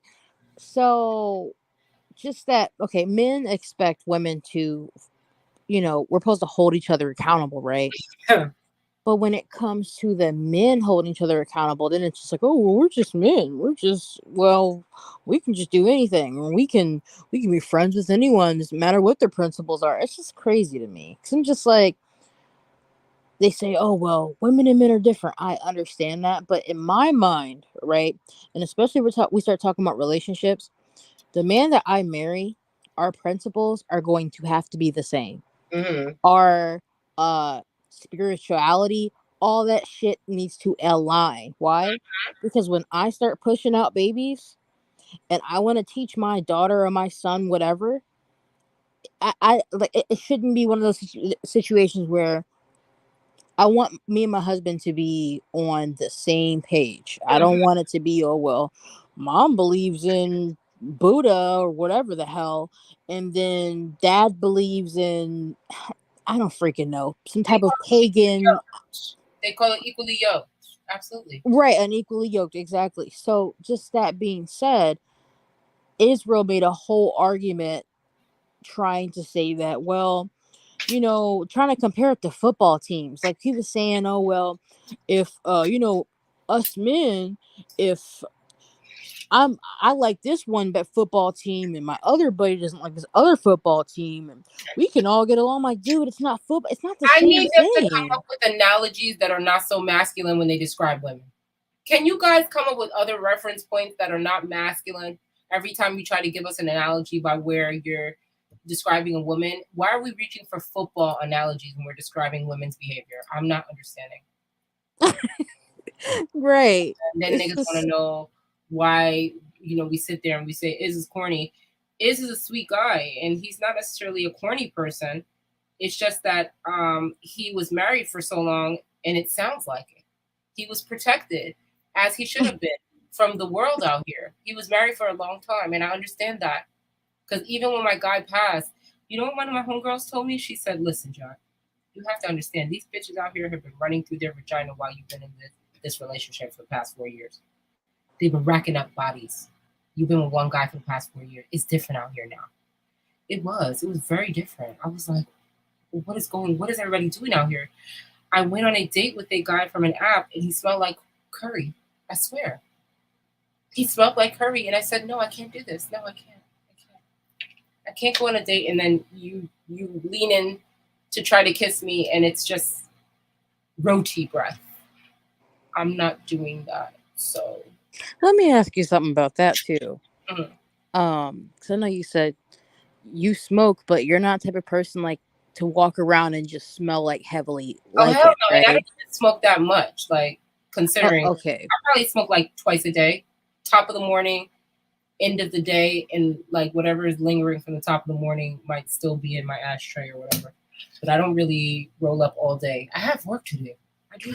Right. And so there are some people that, they roll up all day, Ray right? midnight. And they don't care what they smell like. Because this is the thing. This whole idea that you can smoke weed all day and you don't change out of your clothes. You don't like sure you take showers, but you're smoking up your entire house with that weed. Mm-hmm. And then you expect for other people not to be able to smell it. Well, my breath won't smell like anything, and my clothes won't. I'm like, oh bullshit. Because anytime One, my two, brother, three windows right next to me. See, you gotta have ventilation when you're smoking. but most people don't. I'm telling you, these like it's just like No. people just. Weed heads, potheads. Sometimes they don't be changing clothes because they really get into their little weed trance, and you just listen. You got to do the drugs. Don't let the drugs do you. Like I'm not understanding why you can't take a shower. Like everyone needs a shower, sir. Before you go outside and try to buy your next bag of weed, take a shower. Don't blame the weed for that. Blame the people. There are high level people that smoke and do all kinds of things. It's all about who a person is. If a person is lazy, they're going to be more lazy on weed. If a person is focused, they're going to be even more focused when they smoke. I'm one of those people. Like sometimes I'll start smoking and then I'm doing something and I'm laser focused and I'll look over and my blunt is still sitting there. I'm like, oh shit, I forgot about this. Like I'll get super focused and I'm like, psh. But also you can't overdo it too because I was gonna ask about that. Yeah. Like, it's obviously 420 passed. 420. 420. Let me tell you about 420. I'm walking to the Dominican spot to get some soup. My homeboy, who is actually a guy who does like weed parties and like he does like infused food. Like when I say parties, I mean like he does grown women, grown man dinners, and it has in weed oil and infused foods. He's like one of those culinary people. Big deal. He has a condo, great guy, real like great guy. So I'm in the street and he was like, hey. I was like, hey. He's like, it's 420 today. I was like, really? He's like, yeah. I mean, we're weed people. Every day is 420 if you want it to be. So it's like 420. What did I do? I worked all day. And then I went to that man's house where a bunch of people were smoking. And when I got there, the blunt they were smoking was so heavy, so strong. I said, girl, what are we smoking? She came through with the box. The box said 46% THC. And I said, no, yeah. I passed that shit right back to her. And I said, I gotta smoke my chill mids. You know what? It's good that you had just said that because I have smoked twice. This is years ago, right? And because I'm not easily, I don't easily give in the peer pressure, right? But I was with a friend at her place, and he was, oh look, just try it, And I finally said, you know what, whatever, I'll try it. And she was smoking out of a bowl, but I took little bitty puffs, and I wasn't really high or anything. But when I went to my guy friend's house, the shit he smoked, of course, I don't know the terminology. I don't know. High grade. That's called loud when he smoked. It must have been because when I tell you, it I smell was high. loud. Did it smell loud? Like the smell hit you in the face when you walked in? That's called loud. Oh wow. Okay, it must be all because I know he sells it. He doesn't grow it, but he sells it, and he smokes it. But him and his, it was him, his buddy, and me, and I was just like, oh, let me try. Trying to be cool. High grade is for a party night. That's for fun, but that is not That's not the weed to smoke every day if you're just, like I smoke a little weed after the gym in the mornings. Okay, that's not the weed to smoke after that because then you won't even be able to concentrate. You got to know what you do. Y'all, if you're going to partake in smoking and polluting yourself, try not to do it so bad.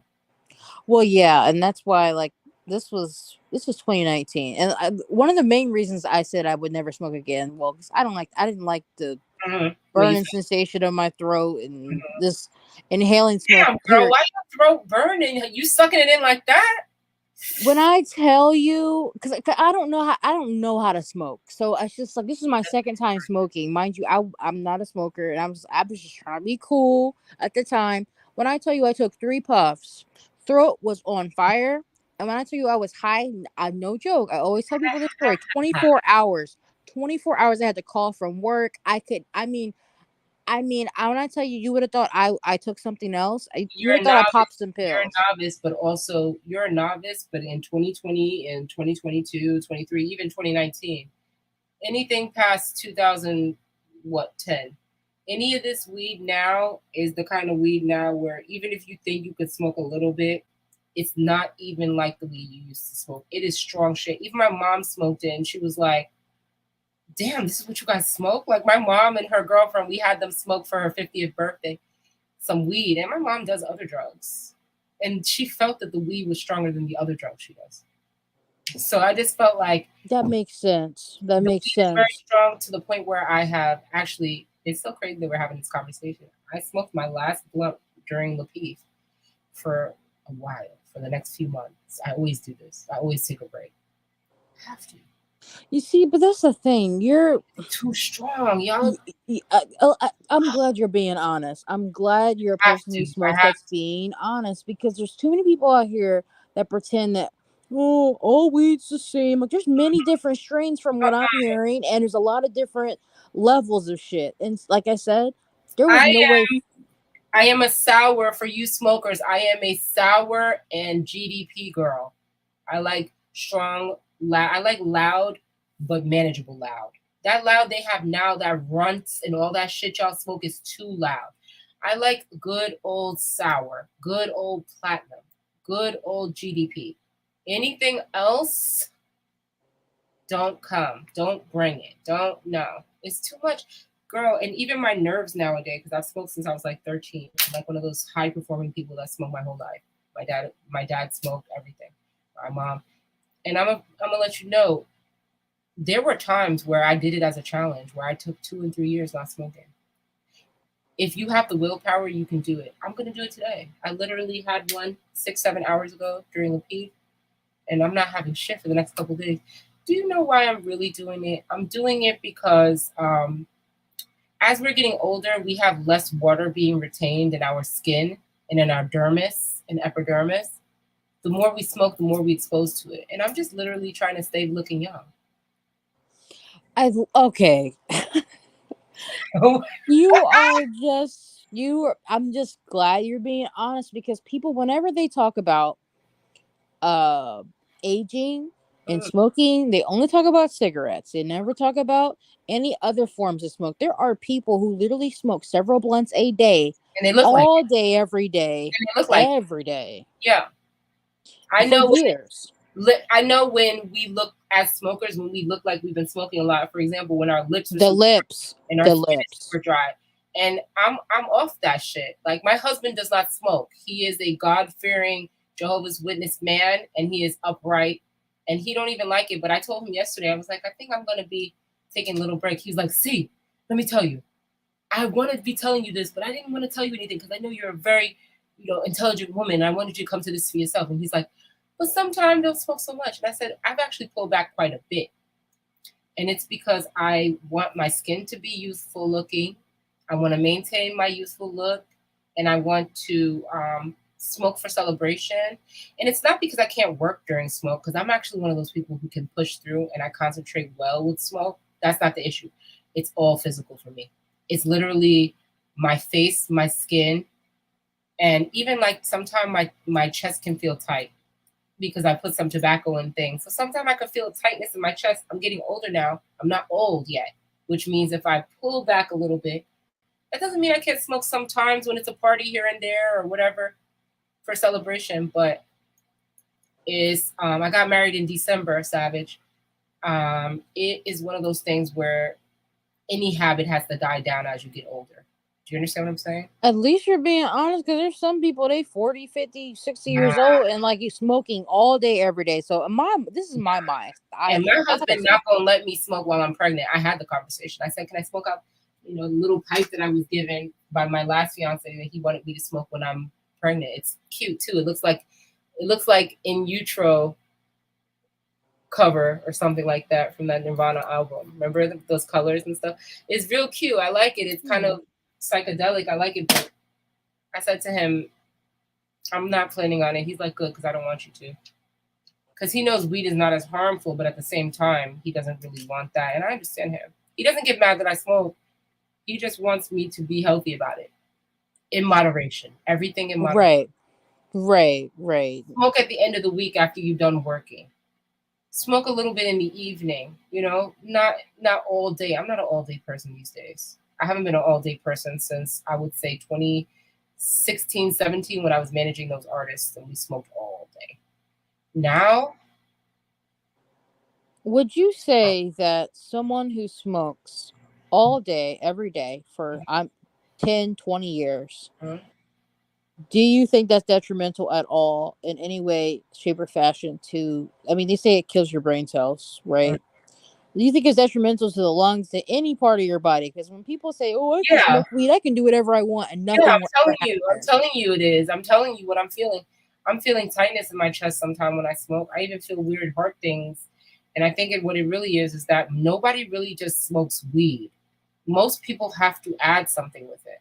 I add Fonto. I add a tobacco. I'll show you. I add a tobacco into my blood. So it's not like, and this tobacco is not the same as tobacco that's in your cigarette because it doesn't have no chemicals. But I add a tobacco into my blood, and so now I'm making it harsher every time I smoke. I didn't even think about that. So that I've been hearing a lot of bad things about vaping too, and no, don't vape. Oh no. Because I've heard terrible stories, and it's like vaping is just like people have oil in their lungs because of vaping. Don't do it. They have what in their lungs? Oil deposits in their lung. Oh my God. Because it's little microparticles of oil, but then it starts building up and that clogs up the lungs. It's bad. Thank you for giving me that information.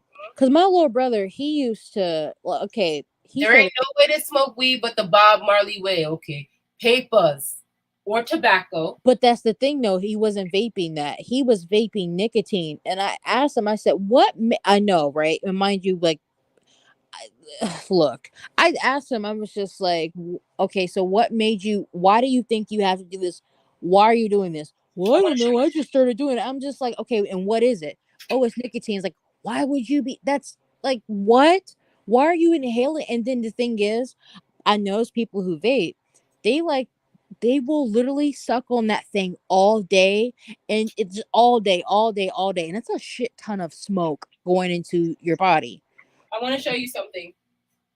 I want to really show you this, because when I say it's a lifestyle, it's not even about smoking weed. I want you to just understand that for me, it's part of a whole natural lifestyle. It's alkaline water, it's weed, it's food that has no chemicals, it's fresh potatoes, and it's electric herbs. Oh. This is herbal tea. You like this is some strong ass tea. This is the stuff that Dr. Sebi would be talking about. Pavana. I love tea. Strong ass tea.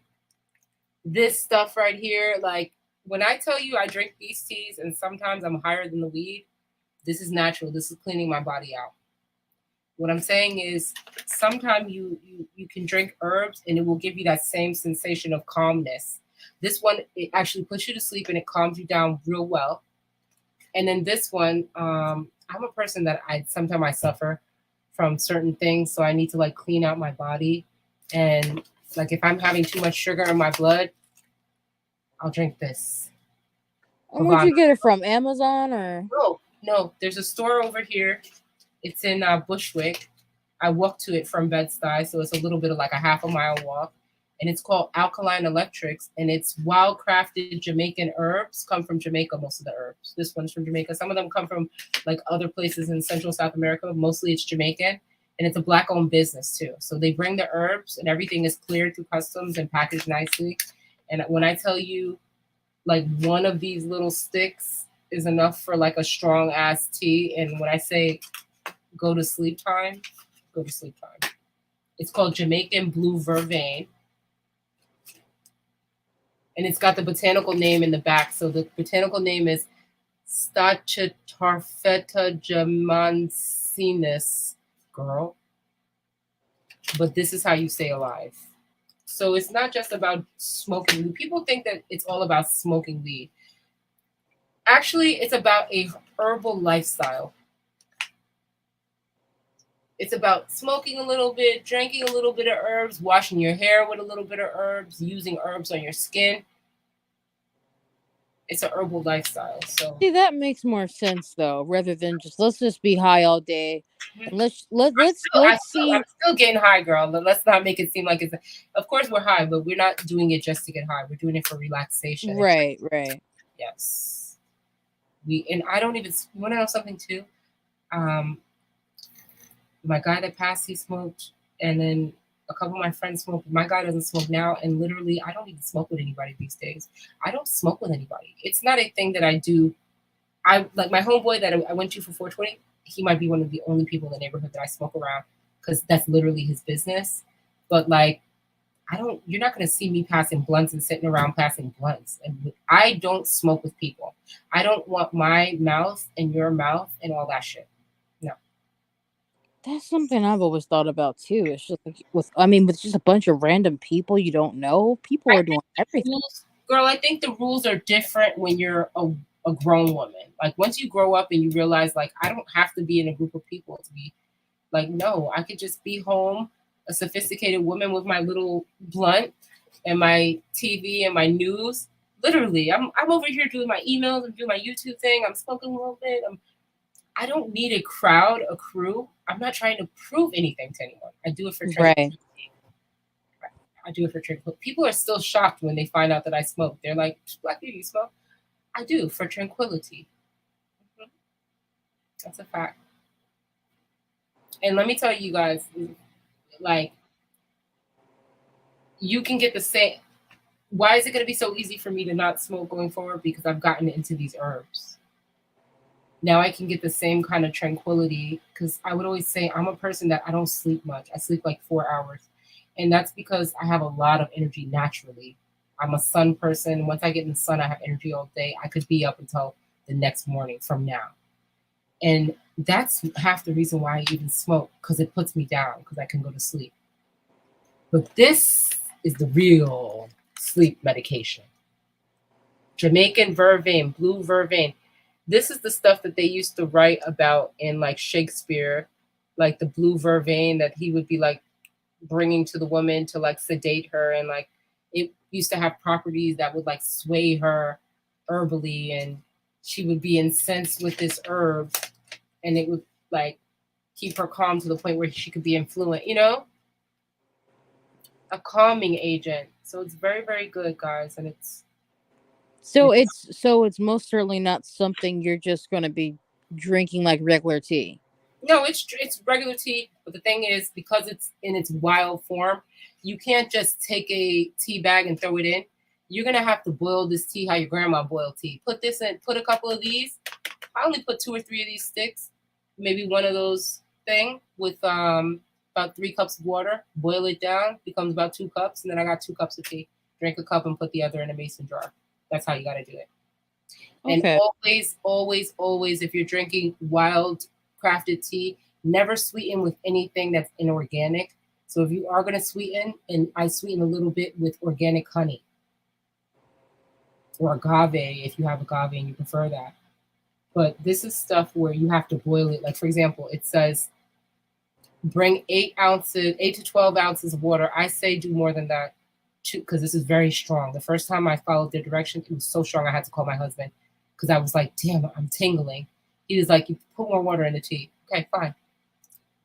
Add a teaspoon of herb to the water. A teaspoon's like 2 of these sticks. Let simmer for 30 to 45 minutes. This is not a 5-minute tea bag. You can't, this is not a thing you can let it steep. It has to be rumbling against the water and releasing because it's like a tree bark.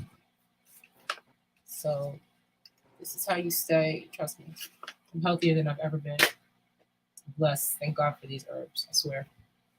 Anyway, let's get out of here, girl. I know you. Right. If you have any more questions, but I do love having you up here. I've been enjoying talking to you. Absolutely. Like, you have such a good way of looking at it. You're very balanced. Oh, thanks. You're very balanced. You come in and I'm never like, what side she gonna be on today? I always know you're gonna come with the ability to be objective about both sides and see things on both sides. Like, you're not gonna come in hot. You're gonna always come in with that ability to, and I really appreciate that from you, especially like in these YouTube streets. Thank you guys. It has been so much fun hanging out with you. I guess Fatty didn't feel like my show had enough people for him to bless me with his presence. So I guess he'll come up another time, like probably when my pretty friend from Nigeria is up here and he's bullshitting and trying to talk shit to my African friends. That's probably when he will come. But yeah. Team Fatty. Nah, Team Fatty's the GOAT. If you guys didn't see his video yesterday and he showed us like he made like $6,000, $6,500 in his first month on YouTube. And I said, okay, since I hang out on YouTube on my free time, I'm going to start doing my own content on my free time. Because I have content, it's diaspora related, but I just gotta jazz shit up. So people will come and start looking, putting the tags and everything. I know what to do. The last week you guys have seen me pop out of nowhere. This is what I was supposed to be doing for months now. It's just being in Nigeria, if it's not stable, there's no unlimited internet, so you have to keep paying. So you can't do unlimited, guys. Every time I was on the panel, I was paying. So there's no unlimited. So doing shit like this, now that I'm back in the States, I can actually beef up this channel and have fun. So stay tuned, guys. I'm also going to be doing a show review of this show called Wura. It's a Nigerian show, but it is so on fire right now. Like, it is on fire for the diaspora. You guys are going to love that. It'll be something that'll expose my American audience to some Nigerian programming. It's up to date. It's fresh. It's new. It's not like the old Niger movies. It's a whole storyline. You'll get a chance to like see what this is about, and then maybe you'll even go to Showmax and try to get a subscription and watch the show. And I think it'll be something fun to bring views to the channel and connect to my African audience too, right? Like, I want to connect to them too. I don't always want it to be ratchet conversations about these women's sexual preferences. Right. New conversations is most certainly needed because Yeah. I'm tired. I'm almost at a point where I'm ready to subscribe for almost all of these folks and say, you know what, let me put some new stuff into my mind because I it's just like, unsubscribed to a few people, and I unsubscribed to a few, and then I subscribed to a bunch of horticultural videos. Shit is just coming to my timeline like never before. Plants and plant life, and I said, this is me. Like, and then I also like the type of shit I watch on YouTube. The only time I watch this type of content is when I'm engaging with LAPEEF, or when I'm engaging with Fight Club, or when I'm engaging with Angry Man's channel. But other than that, most of my content that I watch is diaspora, Africa related, or is something about dancing and being healthy, or something about herbs. So, right. what I do you think watch? that I watch, girl. Honestly, I watch way too much of this BS we see.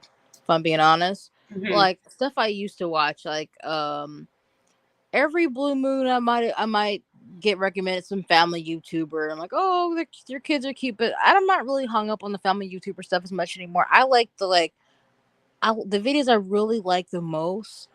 It's like those nature videos. People are out and they're in nature. Like, what's really popular I'm seeing in like in countries I've never even heard of, they'll have these food channels and like they'll go out and they'll show them like just taking like making their own cheese In a calabash. They'll be cooking their food over like a hot thing with fire. right. And this one guy, I forget what his name is, but he has like 3 million subscribers, and he showed himself like building a brick stove. I know that one. You know what I'm talking about? Like I it's know just exactly like who you're talking about. And over then that led me to another channel. That guy led me to another channel I've been following for a year. A young woman from like, I think she's somewhere from like Central America, but she does it in America and in Central and South America. Bushcraft Solo. I think I know who you're talking about. His video got me to her. I can't remember his name, but his brick stove, it was built out of like the dirt, right? And then she started building houses out of the dirt. Like she started doing like clay molding in the dirt, where she would create like a brick stove also, and she would create like the whole kitchen in the house above it. Her name is Bushcraft Solo, and I got to her from him, and she is fire. I need to look that up. I love shit like that. I love that kind of stuff, because that's what we're gonna be doing if these Chinese come. Oh my god! Oh my god! You need to go live more often. We need to talk because, girl. Oh my and god! I'm already I stay radio because I've been in West Africa for the last 2 years, which make you know that I already know that if the light go out, my husband has 5 ways to cook us a meal if the light go out. That's why I chose who I chose. See, I get sense. So you know what? You're smart though. I get sense. I didn't choose some sweet talking man with long nails and soft hands. I chose a man who knows how to start the generator, because I'm not doing it. Knows how to. He showed me the well at his dad's house where they're fixing it up and stuff. Knows how to operate the well. Knows how to do things without being on the grid, literally. Right, and those are skills I most certainly I always said I want to learn. I really want to learn, because it's just like I do think about like, okay, if the day comes when I mean I'm still young and I hope to live long. If the day comes anytime soon where another country decides to invade our country and something crazy happens or whatever, like people yeah, we're the most powerful country. Like we won't be anymore because most of us are unprepared. This is gonna be standing in lines waiting for food. I see lines all the time now, and this is not even an emergency situation.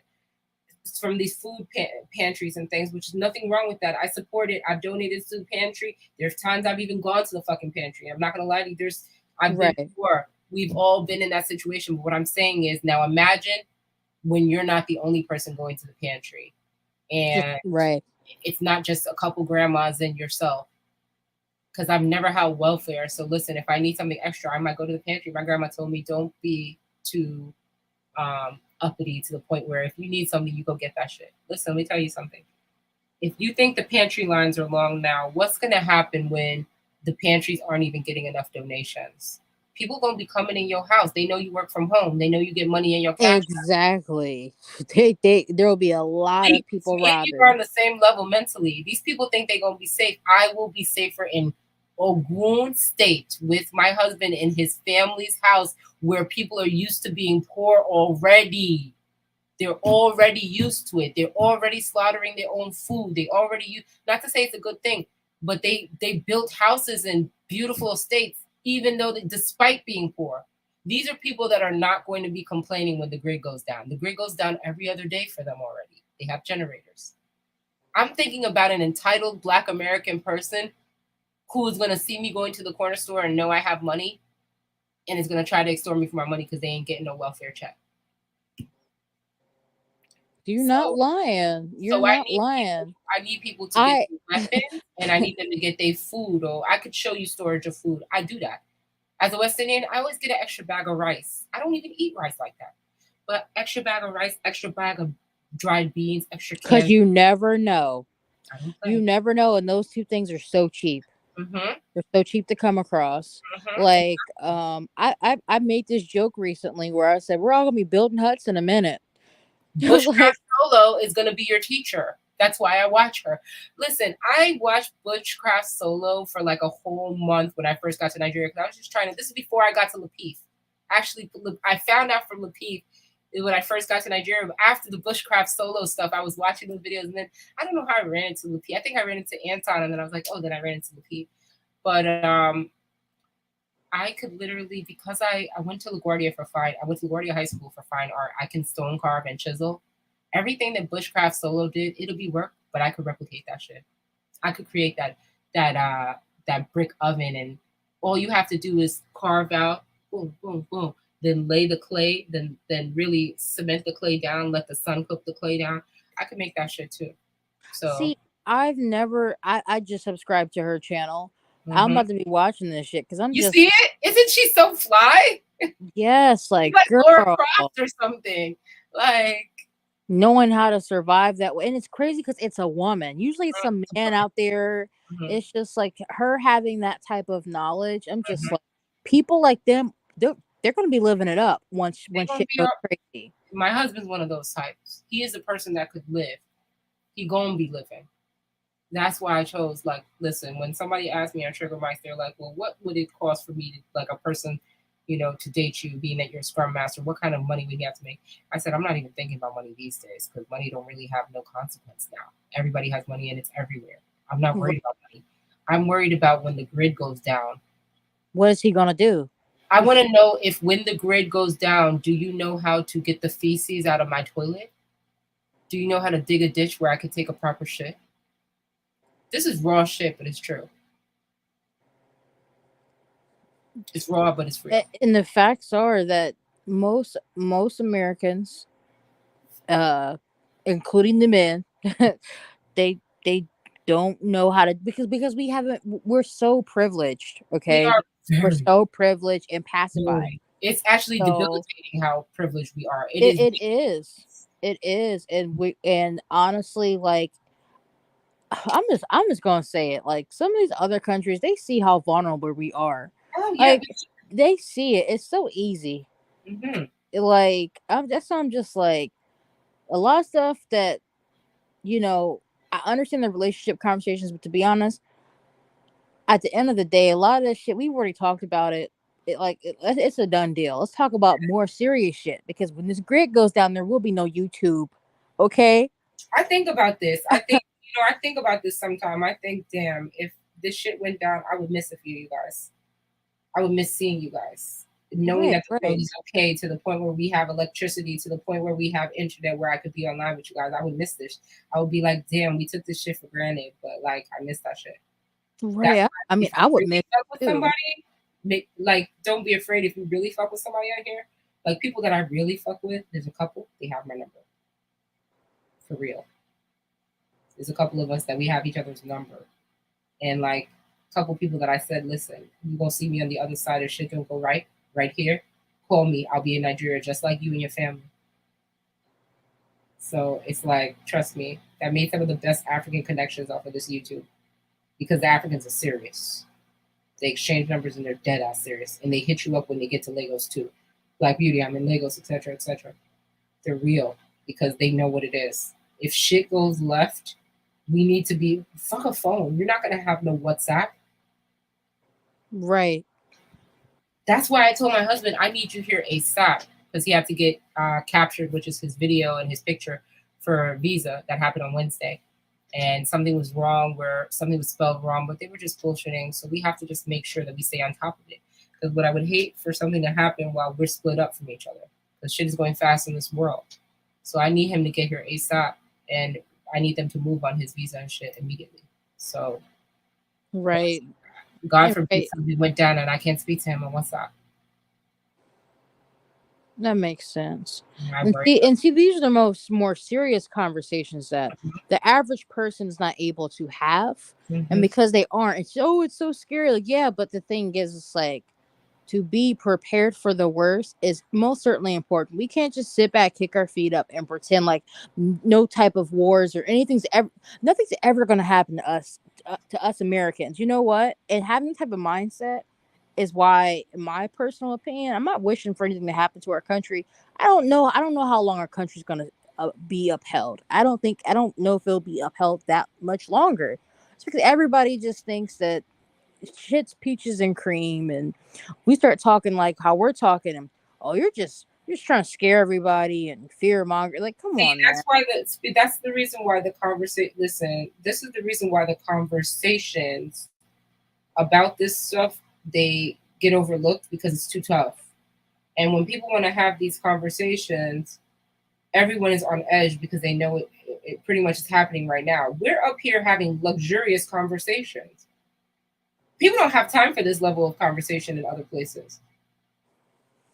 They don't even have the basic common sense or intellect to even have it.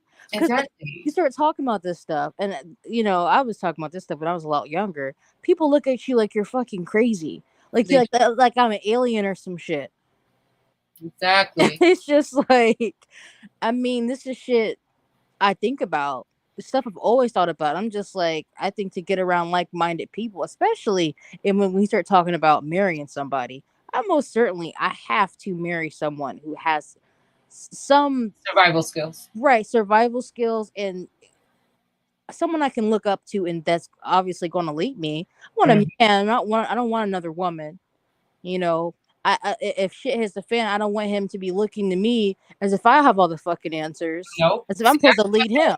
That's one thing about my guy, man. He may not be high paid, but he is well ready for life. He knows how to do everything. And that's why I said, let him come here and do the same job he was doing in Nigeria. Let him come and be a driver. All I need him to do is stack money. I don't care how you get it. Come drive every day and make this real, because he's busting his ass out in Nigeria and barely making anything. Drivers here, they make six figures. Right. You can make some money over here being Stay at the airport. There's never a time you can't get a ride.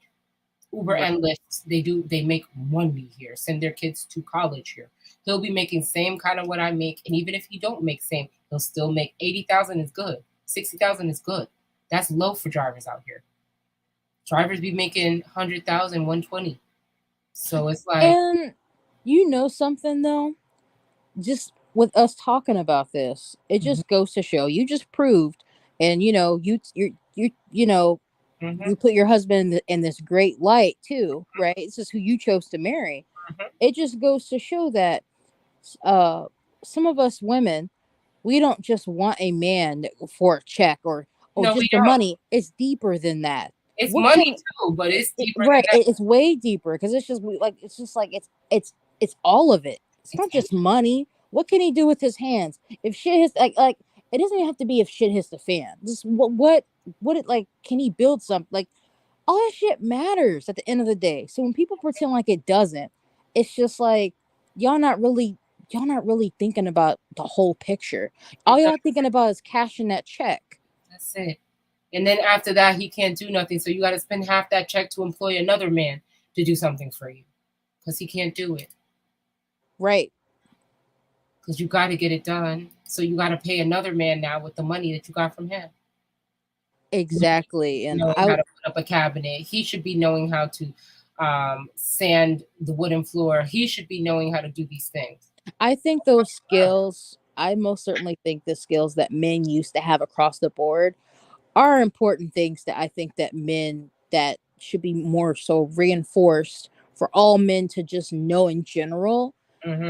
It makes sense though, because it's just like, of course we still have there are construction workers, and sure we get that, obviously, right? Someone's building all this shit, but the average man isn't. Shout out to Rico. Bricks is on the come up. Bricks is on the come up, and America. I don't want to say America's going down because that's a little bit of a propagandizing statement. I don't want to say that. I don't know how people take things on YouTube. I am not saying America's going down. Yeah. I actually don't think America's going to go down. I actually think that America's going to fight, and it's going to learn. You think so? See, yeah, but we're not going to be on top like how we used to. I don't want to. Right, and that's the thing. And I also wanted to just reiterate. Obviously, I'm not saying that, because some people could take what I'm saying and spin it. We love America, and men ain't shit. We do. We need this U.S. dollar for now, and this U.S. dollar is still going to be strong even if they do bricks. You think this U.S. dollar is going to go down to the level of like some rupee? No, it's not. It's going to still. I don't think it would go down to the level of that. I think that if the dollar was to, let's say it crashed as if it was like crypto or some shit. I Yeah. mean, I don't know. The dollar can't crash. I'm gonna say this, and then we can go. The dollar cannot crash because of the what? Trust and confidence in it. Everything about money has to do with trust and confidence. When you flush your toilet, you are confident that water is coming down to wash away whatever's in the toilet bowl. That's what money is. It is a flow, and you need to have confidence in it. And people are not confident in BRICS. Even if BRICS releases their plan and they don't even have a unified currency, because within BRICS by itself, India is going to be trading in their own currency in their own hemisphere. They're not going to be using anything from Russia or anything from Brazil. They're going to be, everybody's trading in their own. I don't understand how it's really going to work. And there's not much confidence in it, even though everyone's signing up for it. It hasn't operated yet. Whereas this US dollar has been crushing shit for like 70 years. So there's confidence in this US dollar still. Trust me. It's going to be a minute before we're completely done. We still have time to get this money. I think people, you guys, the next 2 years is like get money time, stack money time. We don't know what's going to happen beyond that. If Trump come in office, if somebody else come in office, or even if we get Biden again, we need to be having money in our pockets because IRS is going to be monitoring everything you do underneath above $600. They'll be watching capital flight. They'll be watching a lot of movement of your money, and they'll pretty much, have the big brother police state on top of you as far as your economics. The 80,000 IRS, and don't quote me, it might not be 80,000, but I thought that I heard, maybe it's not 80,000, that sounds like a lot, maybe it's like 8,000. There's some thousands of new IRS agents who are strapped with weapons. So if you got to pay your taxes and you ain't been paying, which is why I say if you owe, make a payment every month, even if it's $20. Money going in means they won't pressure you. But if you owe taxes and you don't put money in, expect a visit from one of these IRS people. In my opinion, why do they have weapons for? It's real scary out here. I want freedom, which means I need to wake up every day and grab a piece of fruit off my own tree and eat when I want to. That is more valuable to me than anybody's condo, which is why I went and got who I got. I ain't gonna lie, I can't. Just based off of everything you've told me about, your husband and why you chose him, I think those are great reasons. I won. He's a man. I know I won. He's a man. What? He even said to me today, he said, no. Because, Nigerian money it's very hard to make money in Nigeria. So I send him some money to handle bills in the apartment and pay the electricity because driving money is very, very tough. And, I'm waiting for him to get here so he can make real money. Don't waste your time with that. Just help me out. And then he's like, no, I don't want you to send me anything else. You're struggling right now. Save up. When I get there. He's like, spend your money on your YouTube. Spend your money on your health. Don't send me anything. I'll manage. I am a man. I said, okay. I still send it anyway. But okay. I'll see you when you get here. Do you understand? That's the kind of man you're dealing with now. That's a real man. That is a real man. I was just like, that's a big turn on. Mm-hmm. Even he said to me the other day, last week, he was like, Jackie, I need you to be calming down with some of your habits. You're grown when you're getting to be an older woman and you're gonna have babies soon. We're gonna have a family. He's like, I want you to be calming down a little bit. I was like, you see, he said that shit like how he meant that shit. Instead of sitting there watching me do something, he was like, look, I know you like to do things you like to do, but it's time to grow up and we're gonna have a family and I'm here for you. So it's your choice. And I make the right choices because I want to have a family and I want to be with this man. So it is what it is. I'm with this man. I'm not going to leave him behind. I'm not going to abandon him. And he's not going to abandon me. And there will be a day where we get tested, where my money is not going to mean nothing. And everything that he's done, because he's so good with people in the community, he's such a good ass person. People respect him a lot and he's not a pushover at all. That's really good. Only thing that's holding him back is Nigerian economy. That's all. And he was working when I got with him. He was working. He was my driver. But the thing is that he was driving all the time and it wasn't making money. And then he was doing a higher purchase for the car. And the car, you have to pay for the car as you work. And so I was like, this don't make no sense. Like, it don't make no sense. Like, pay the car as you can pay it. But then I came down. I got another car for a couple months. We were down there. We had it. Then I just sold it because he's coming up here. But it's like, don't work down there. Take time, help me out. Then you come up here, kill it. That's how I'm doing it. I'm giving him a little break. Like, why run around? I also, the safety, I feel like I don't even want him to get hurt just working for nothing. At least when you come over here, you'll be risking your life driving every day and actually making money. Right. So it's like, let me get my man here already so he can do like all the other Nigerian winners. I want to be a part of that story. It makes sense. I want to see, out of most women, I would say nowadays, or people, well, let's just stay on women, whatever. I don't really hear women say, "Oh, well, I selected a man for, A through Z." It's usually, we have these conversations in these spaces about woman just wants a man for a check and she's hypergamous. It's deeper than that. Y'all not really, like, you really dove into why you chose it, and it wasn't just a check. So this goes to show that you not just out here looking for a check and that's it, because that's how some of the guys, they'll come at you like, that's how you want, it's how you women want. It's more than that. In my opinion, when they asked us one day, all the panels are the same to me, so forgive me. It could have been AM, it could have been LAPEEF. Okay.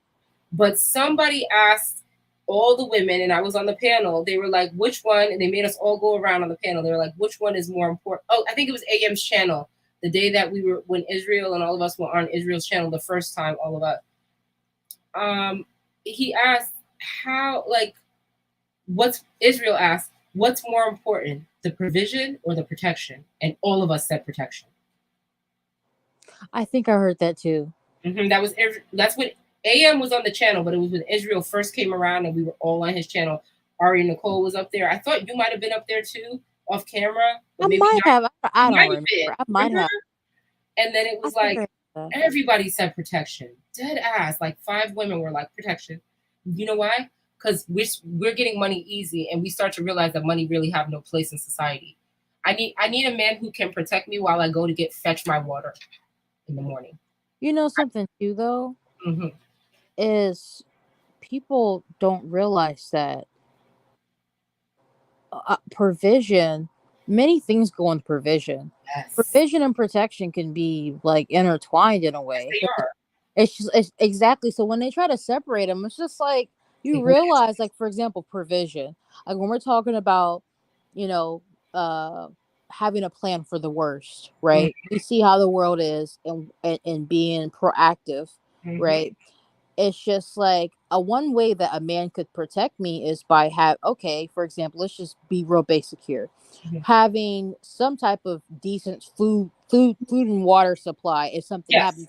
That is a form of protection. Yes. That's protecting your family. So that's why I had disagreed with, and typically I don't get to say much of what I think on panels, because I'm a woman. I don't have one of those voices that are like, it's not gonna, I know what you mean. And also, if you cam, because you're cam down too, if you don't have one of those voices, you gotta have one of those voices when you cam down. So I get what you mean, but people respect you though. Right. So when we hear you, we respect you. That's fine. Okay. Right. So it's just like the whole provision or protection, like they go hand in hand though. They go hand in hand. It's just like, to ask which one, it's like, what?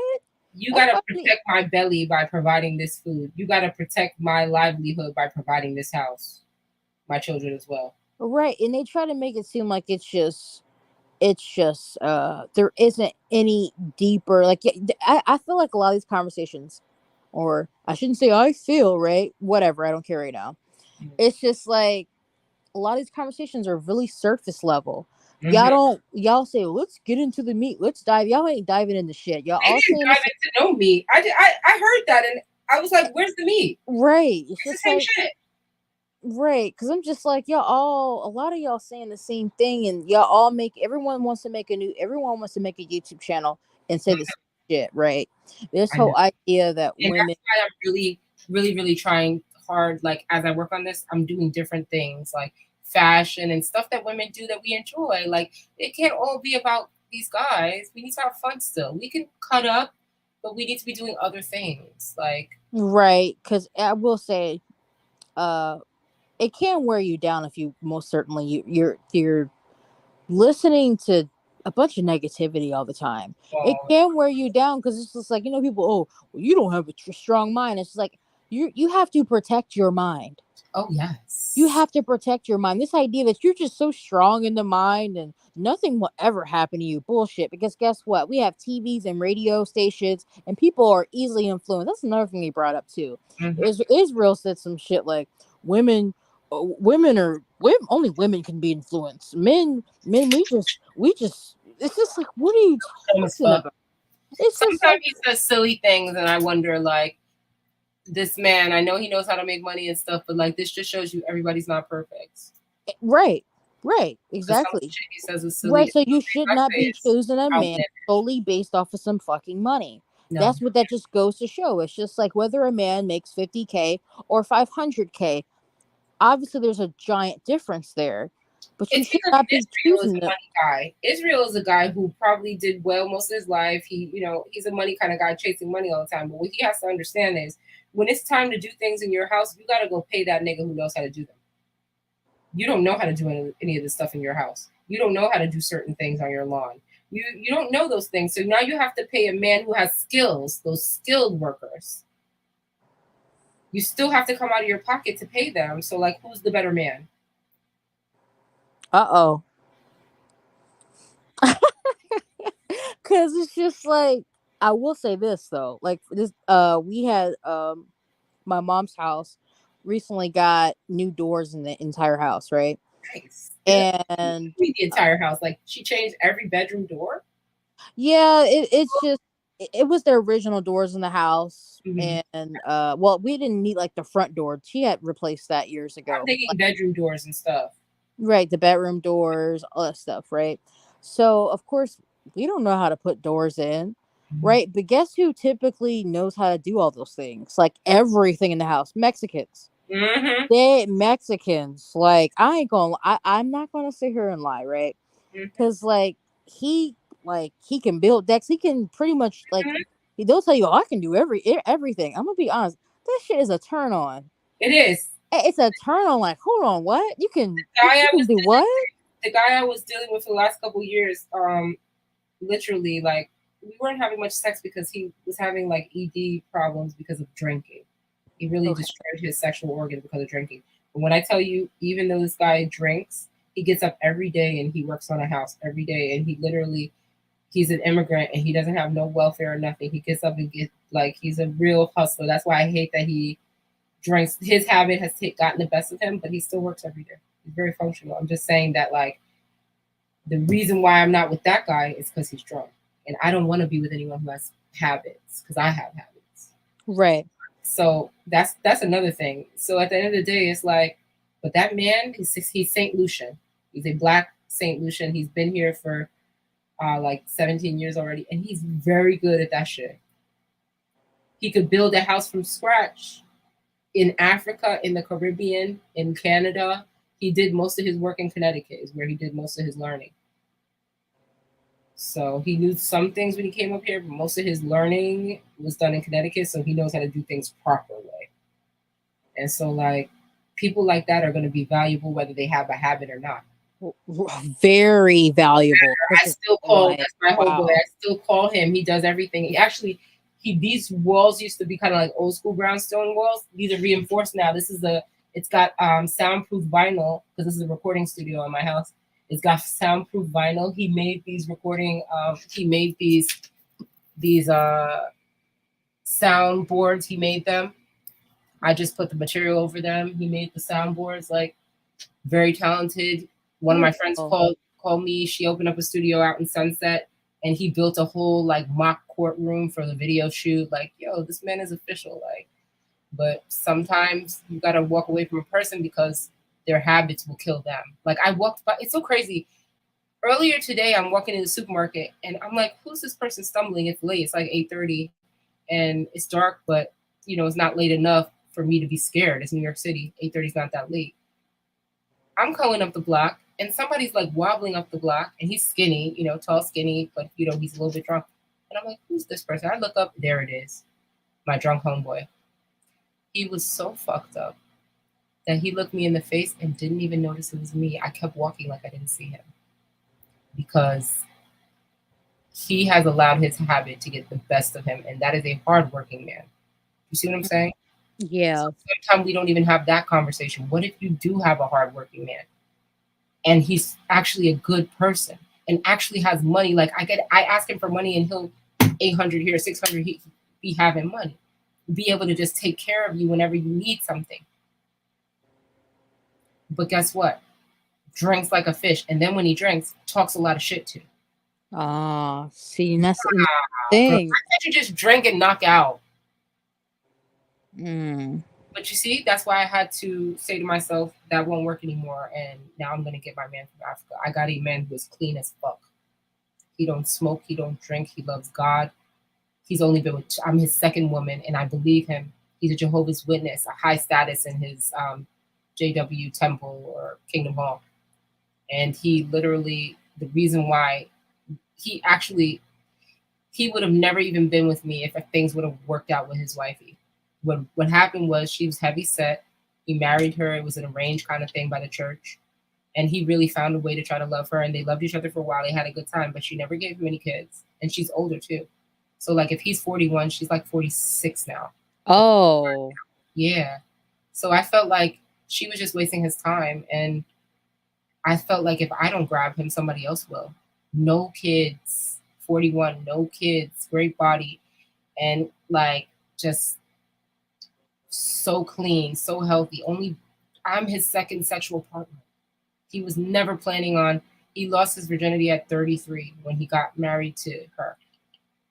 And so when I say like I got blessed, I said, God, what are you doing? Like I cried in my house in Nigeria. I cried. I was like, what are you doing, God? I dated so many bankers. Why this lowly man?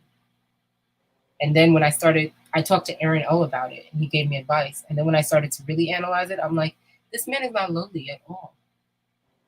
He's a hardworking ass man. This is what it looks like. It's just that this place is not set up for him to be super rich because of the kind of thing he does. He does a basic job, but he can come and do that basic job in Nigeria, in New York, and get rich. So I'm gonna bring him. He'll be fine. He's a man that will put me on his back while I'm pregnant and walk me up the stairs. Not many men do it now. That matters to me. You know what though? It's just like, I mean, I love him so much. What's there to hate on? I just like you. Shoot, I will say I don't hear women always talking about their men the way you do. I mean, I'm blessed. I got blessed, and the reason why I talk about it like this is because I was gonna overlook him. Oh wow. I was getting ready to overlook him, and I had a conversation with Aaron O, and he said, "You see, the thing with women is that they're not willing to do the thing that men have been doing for centuries, which is support somebody else as they come up." I said, "No, you're talking to the wrong woman because I've raised like 2 or 3 musical artists and supported them and brought them up. But guess what? I'm gonna do it for my husband now. I'm gonna bet on this horse, and I know he's gonna win because I could call him right now and he'll pick up. He's focused. He's doing what he has to do." I want that when women find a man, they find a man that will go all out for them. That's what we're really looking for as women. It's not money. But will you, if you don't have money, if you lose all your money tomorrow, will you make sure that I'm still fed? Like, do you know how to make sure that I'm still fed and taken care of even after you lose all your money? Because when society breaks down, there's going to be no store and no DoorDash. Sure ain't. My husband knows how to use a cutlass and bust open a fucking coconut. We can have coconut for lunch. I know how to dice up coconut and make coconut rice. I know how to make chips out of coconut. I know how to make all kinds of foods out of coconut. I asked him the other day, because I know he told me this a couple months ago, but I wanted to be sure. I said, listen, you know how to slaughter animals? He's like, yeah, I grew up slaughtering goat, grew up chicken, goat, everything. He's like, I don't really like slaughtering cow because it's messy. I said, no, we don't need cow. As long as goat is good enough. The goat is right there. It's outside. They multiply quick and easy. We don't need cow. If cow is too difficult, goat meat is fine. I know how to cook that too. That's a man.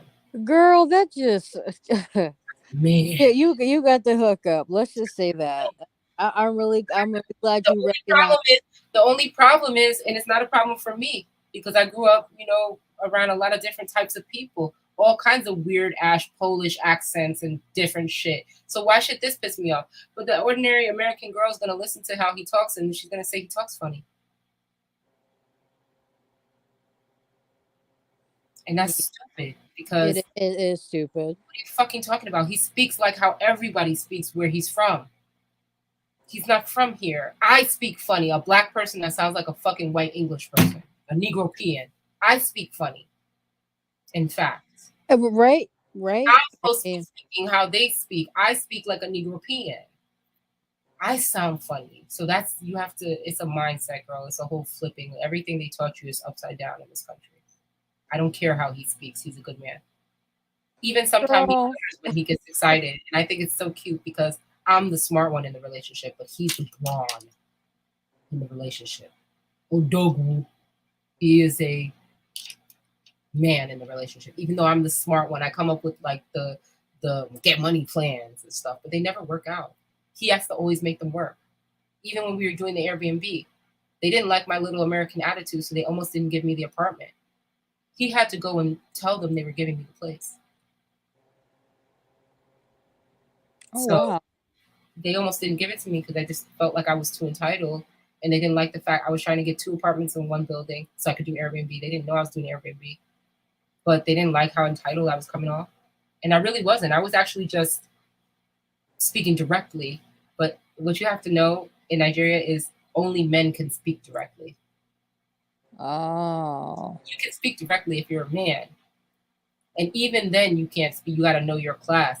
One thing about my guy is sometimes he gets shy because he knows his class in Nigeria. He's not of the upper class. But I have to remind him that now you're next to me. We are upper class. I brought you into upper class neighborhood. You are of the upper class. Now you can allow them to. He has a very beautiful accent.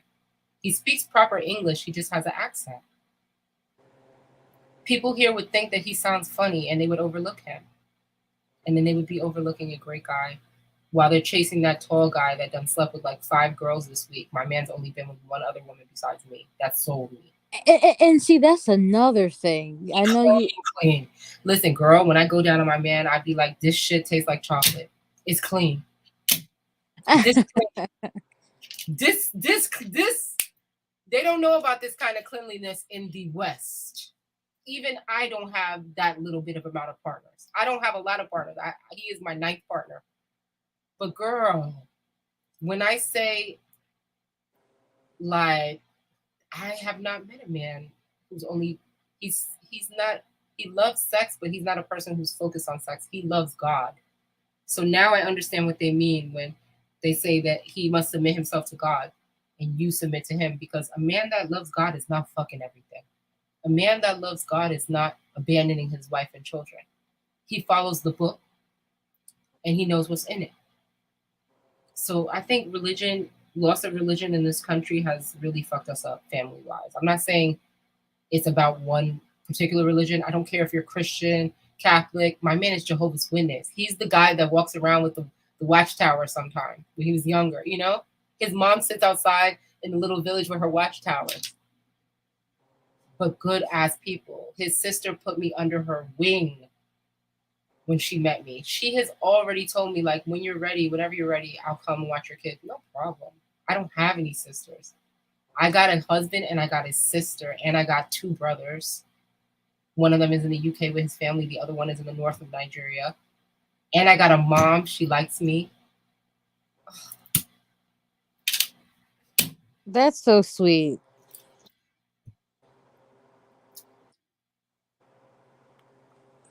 That's really sweet. Like, I got blessed. Thank you.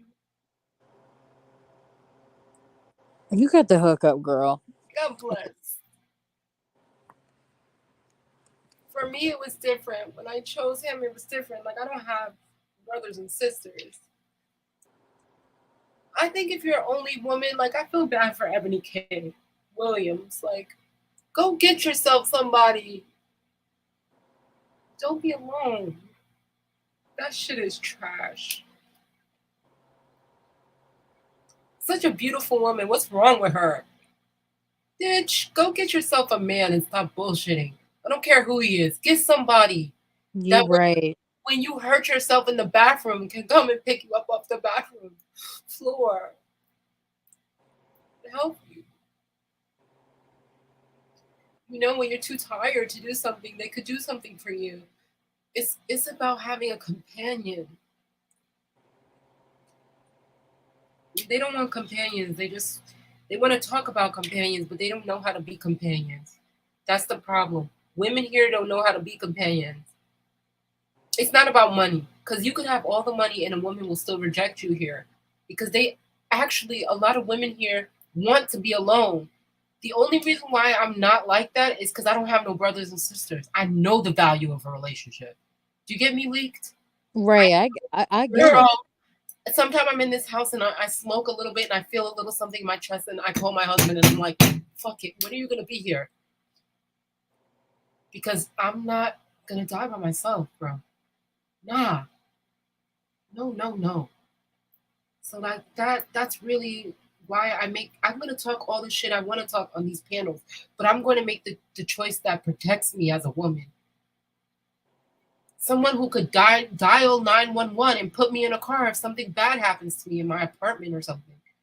People don't be thinking and shit. How could you be an only child? This is the only thing I have against I mean, I understand her standards. I do get her. But I'm saying, girl, if you have standards, go get somebody within your standards today. Go get somebody today. You can't be out here by yourself, girl. Don't you know how fucking vulnerable you look? These niggas about to run amok on you. As an only child, black woman to black woman. This is what I'm saying to Ebony K. These niggas about to run amok on you for their corporate gains and their entertainment purposes. Go get yourself a man. Even though people like to make fun of Wendy Williams, guess what? Wendy Williams' man, even though he went with a younger woman now, he's with a younger woman having children, he did his job as a husband. He held it down. He sat there as her producer sometimes. He made sure nobody talked shit about her. He's from Brownsville, so he would put the hands on niggas if people talk shit about her. So even though, like, Wendy Williams' husband did right by her, at the end, he just said, you're getting older and I need somebody to get some more kids. That's literally what he did. That's second wife style. I don't think that he was wrong for it. I don't know the ends of the relationship. But she had a good situation. She didn't ruin it. It just ran its course. She didn't ruin it. They were just older and he wanted more kids and she couldn't give. But at the end of the day, it's like she had a companion watching her every move while she was building her show and her notoriety. There is something to be said about that. That's the real game. You know, when you walk around the neighborhood and you see everybody walking with their couple, like, I don't want to be the girl who's with my stroller and my guy is gone all the time and never walking with me with the stroller because he's so busy making money. I understand that part, but I need you here while this baby is crying. You know, girl, I hope you understand. Oh, I do. I hear you because I'm single as fuck. And you're at the age I was at when I got into the relationship with my fiance. I came back from Carnival, Trinidad, and I was like, fuck love. I don't care about love. Then I met him. He was my downstairs neighbor's friend.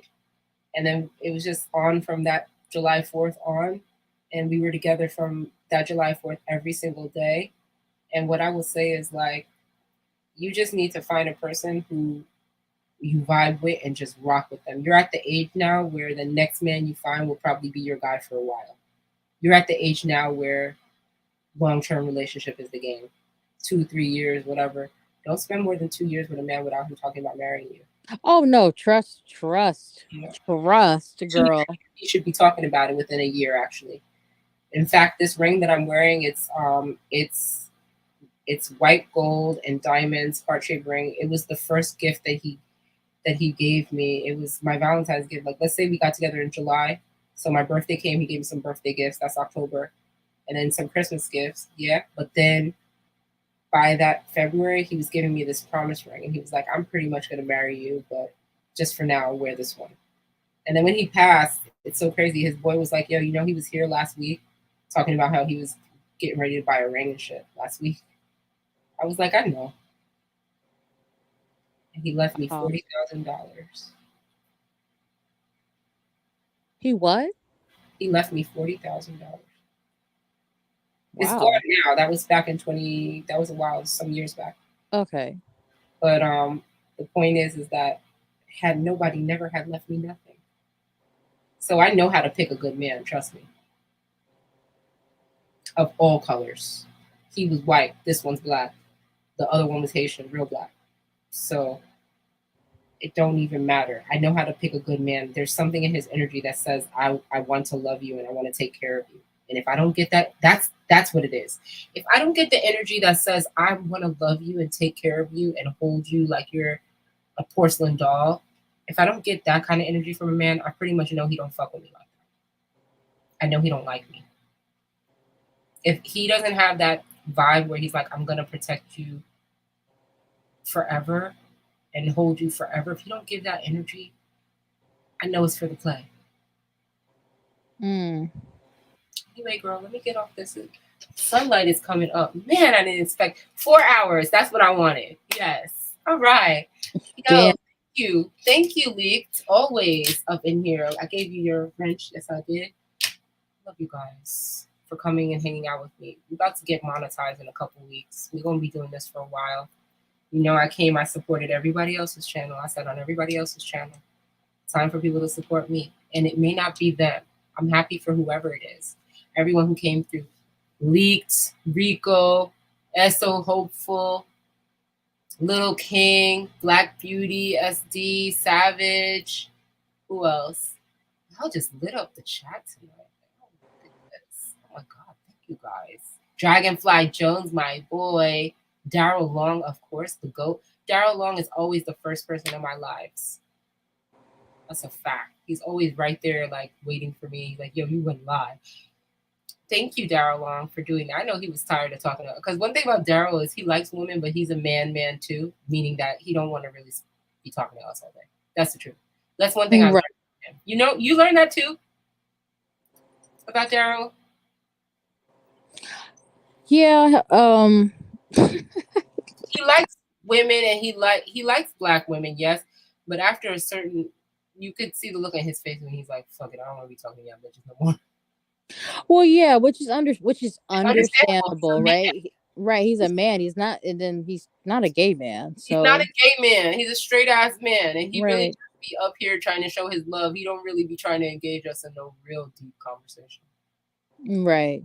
You know, he's in the community building in his community as much as he can. So he's about action like most men. But I do thank you for coming up, Daryl, because I know you always be Team Fatty. I don't know why you didn't come, but I know you'll come when it's more popping around here, and then I'll keep you in the back.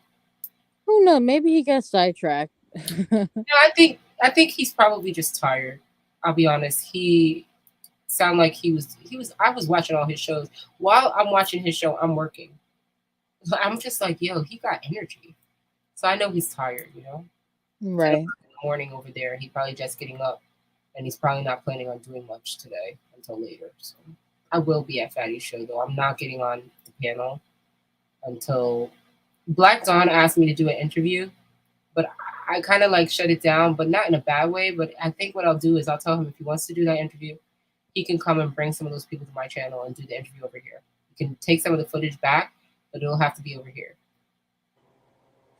Because he wants to talk about marriage and shit like that, which I just gave everybody.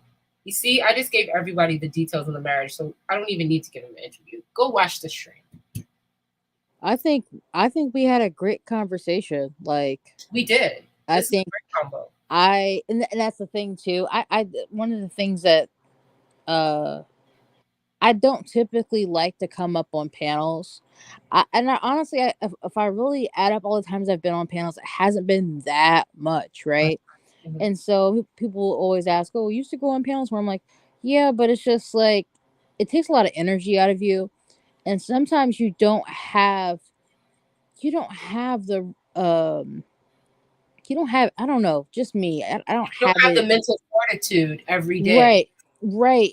I might be able to sit here and watch some of this stuff, but Mhm. I don't think people who haven't even been on a panel at least not at least once, Mhm. right, and converse with someone or argue with someone.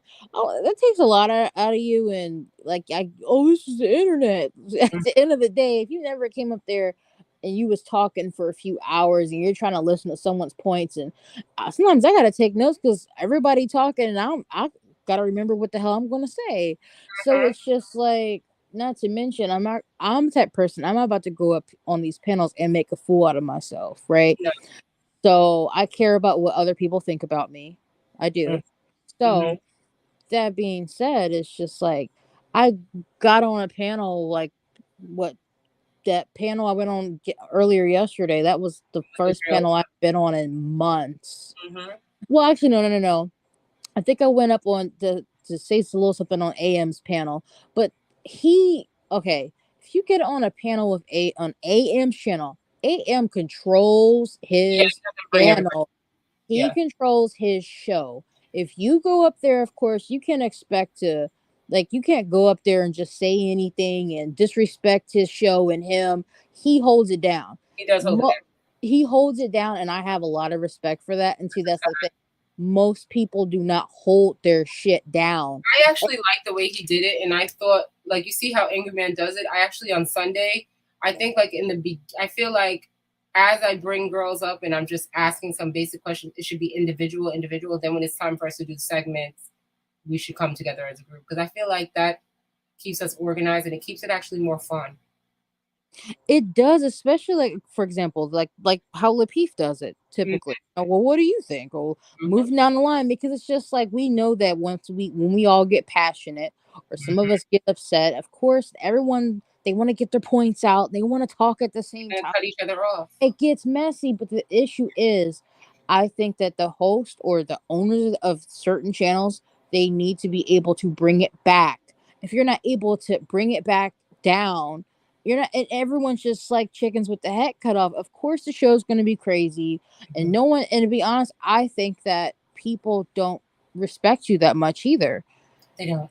They don't, and I see it, and I don't even have to mention names. We just you know what you saw, and I know what I've seen. Mhm. So it's just like, you know, people just have to. I They think can run it's a good that Trigger Mike is doing it. right. I do too. I do too. And people respect Trigger Mike. They do. They do. It's like there's certain men that get respect, and there's certain Well, men who certain don't get men are respect. very messy, and if your business is all up in the street, then they're gonna nobody. We don't know anything about Trigger Mike's family, his business, or nothing but what he tells us. Right. JR's business is kind of out in the street due to some other people with loose lips. And You said whose business? JR, that's what you're referring to, right? Oh, I I was just saying. I was just You're talking speaking in about general, Lecco. but that can be one of them. That can be one of them we're talking about. Like his panel, because people do respect JR, but I'm saying like he lost a little respect with that situation. And then when he confirmed it and came up to the panel, we didn't really know that you were even. I didn't know that you were even seeing Kelly. When you Me neither. That threw me confirmed off. it now, by you confirming that, that pretty much confirms everything else that was put out with that lie. So Right. by that coming out, that information coming out, that pretty much confirms because right, wasn't that the call out? That pretty much confirms everything now. So, all right, girl, let me let you go because it looks like you about to fall asleep over here. I'm still up. I don't know what happened. I don't know what happened. No. It like, I don't know, like each square did little blink, like it flickered or something. I don't know. People have respect for most of the guys on the panel, but I think when they start saying outlandish shit, it's like I know you don't say this in your own house. There's no woman who actually listens to this. Not at all. Exactly. And Us on this panel, hear what you think. right. And so I think there should be a certain I think that a certain standard should be upheld. The men who claim that they want respect from women, especially when women you don't know these women, right? In personal lives. You want women to respect you, you will move a certain way to be respected. It's just like at the end of the day, like sure, I can freely give you respect, right? But in general, for just folks to respect you, men who are upheld and respected, there's a reason why. Not just because he's a man. That could be a part of it. But there's things that he has done, things that he has accomplished, a certain standard that he holds himself to, as to why they respect him. Guys, So, thank you for supporting me tonight. If you want to hit the Cash App, it will be greatly appreciated. I know you guys drop a lot of Cash Apps everywhere else. Why not drop them here? Thank you so much. We're going to start wrapping this up in a few minutes. I'm going to definitely wrap up in 7 minutes to be exact, at 5:30 a.m. okay. Eastern Standard. This was just so fun. Like it was fun. I just hate like this. You see this room? I like when the purple lights are looking real purple, but as the sun comes up, it's going to lose its allure. It's going to lose its like, you know what I mean? It's going to lose the color. I love the color. Yeah, exactly. So the sun's coming up. I'm like, oh no, Wicked Witch of the Wheel. I'm gonna mad melting. Like, seriously. This was a great conversation. I enjoyed it. Come through definitely on Sunday, and then tomorrow. It's not gonna be today. I'm gonna move this shit now. Tomorrow we'll do this with the fashion. Come through as well if you can, and just come and enjoy. We're gonna be going through the Met Gala looks. Like, what happened to women talking about fashion and beauty and stuff? Why are we talking about? You know what? That's a great question. I don't think I hear women talking about. No, all I hear is relationship shit. I like Q's channel that she's trying to, even though she's not consistent. The one thing I like is the couple videos she did do were about her doing her hair, her makeup. Right. Like, we want to see you. This is YouTube, not nigga tube. We don't care what they have to say.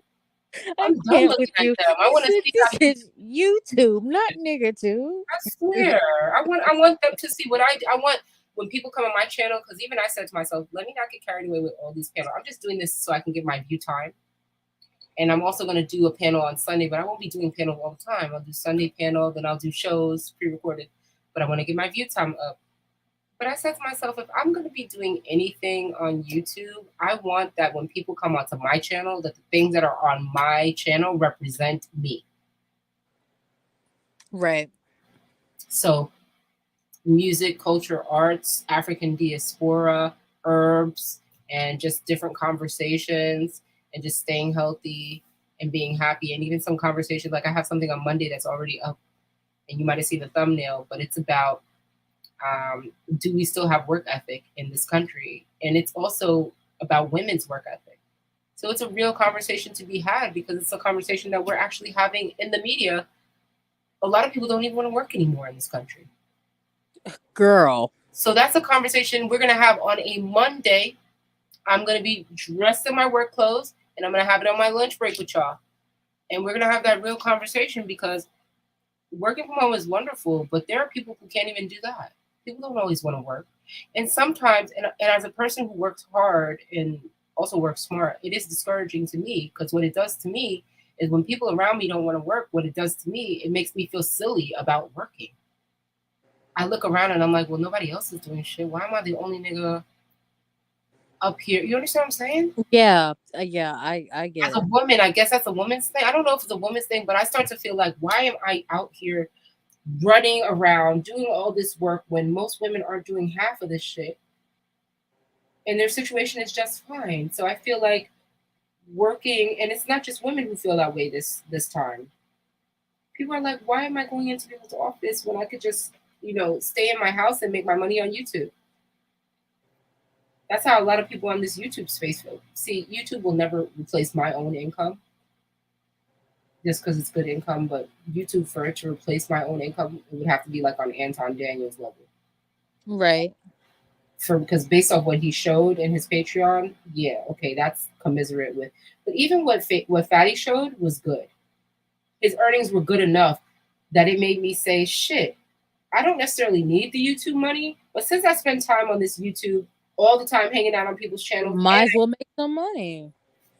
and I know how to put the thumbnails together. And this is the recording studio, and I have Photoshop, and I have all the Microsoft suite and everything, and I have recording equipment and lighting, and the background's decent. I do want to reupholster my couch. It's an old yellow couch. I want to get like a mint green and have somebody make something.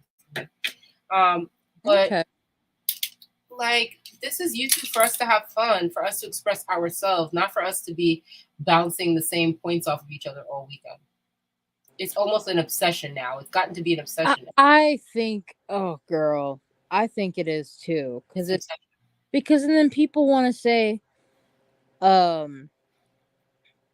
people like to say that women don't have any of their own thoughts, and that men always have their own thoughts. I'm just like, that's not true. That's a joke, right? Because y'all, no, there's some of y'all that y'all haven't invented the will, for whatever, And right? we know damn well who they are. Right, but the majority who are speaking have not, and they're saying the same shit y'all saying, or they might switch it up a little bit. They plagiarize. Exactly.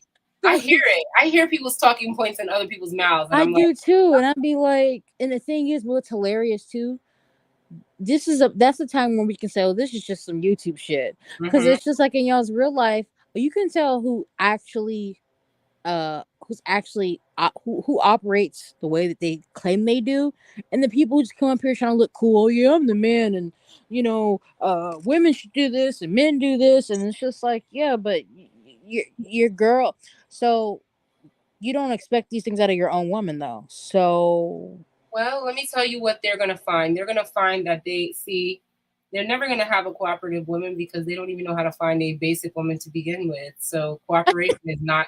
It's just not for them. What they need to do is they need to start being with the women that are in their same socioeconomic status and stop overlooking the sweet girls that like the women, the nurses and stuff like that who ride the bus with you. You should be speaking to them. Anyway, girl, I gotta go. It's 5:30 a.m. and I'm out of here 4:20 on the dot. Peace. All right, I see ya. Bye. Bye. Peace, guys. All right, guys, that was a great stream. Thank you so much. I enjoyed it. I had a lot of fun. I have 105 views here for the whole stream, and average view time of 22 minutes for each person, which I am loving that, because right now we need to get monetized. Like, comment, subscribe, drop your comments in the bottom. This is 4 hours. I don't expect people to go through 4 hours of video, but watch time is important. I want to get monetized, y'all. I want to get monetized. Why do I want to get monetized? So that I can replace this income and be using my YouTube income instead, and staying home with my baby and just making life easier. So right now is the time for me to get monetized. So I'm expecting you guys to come every day that I do these little view parties or whatever. Come post up. Come be a part of the success. Come be a part of a Black Beauty success. And I will continue to come and show up in my pink. Sometime I'm going to come in my black and my red when I'm looking to tear down the fucking place. But when I come in my pretty pink and my pink light, be prepared to just hang out and have a nice, decent conversation, guys. Thank you so much. I appreciate you. Black Beauty is out. Bye.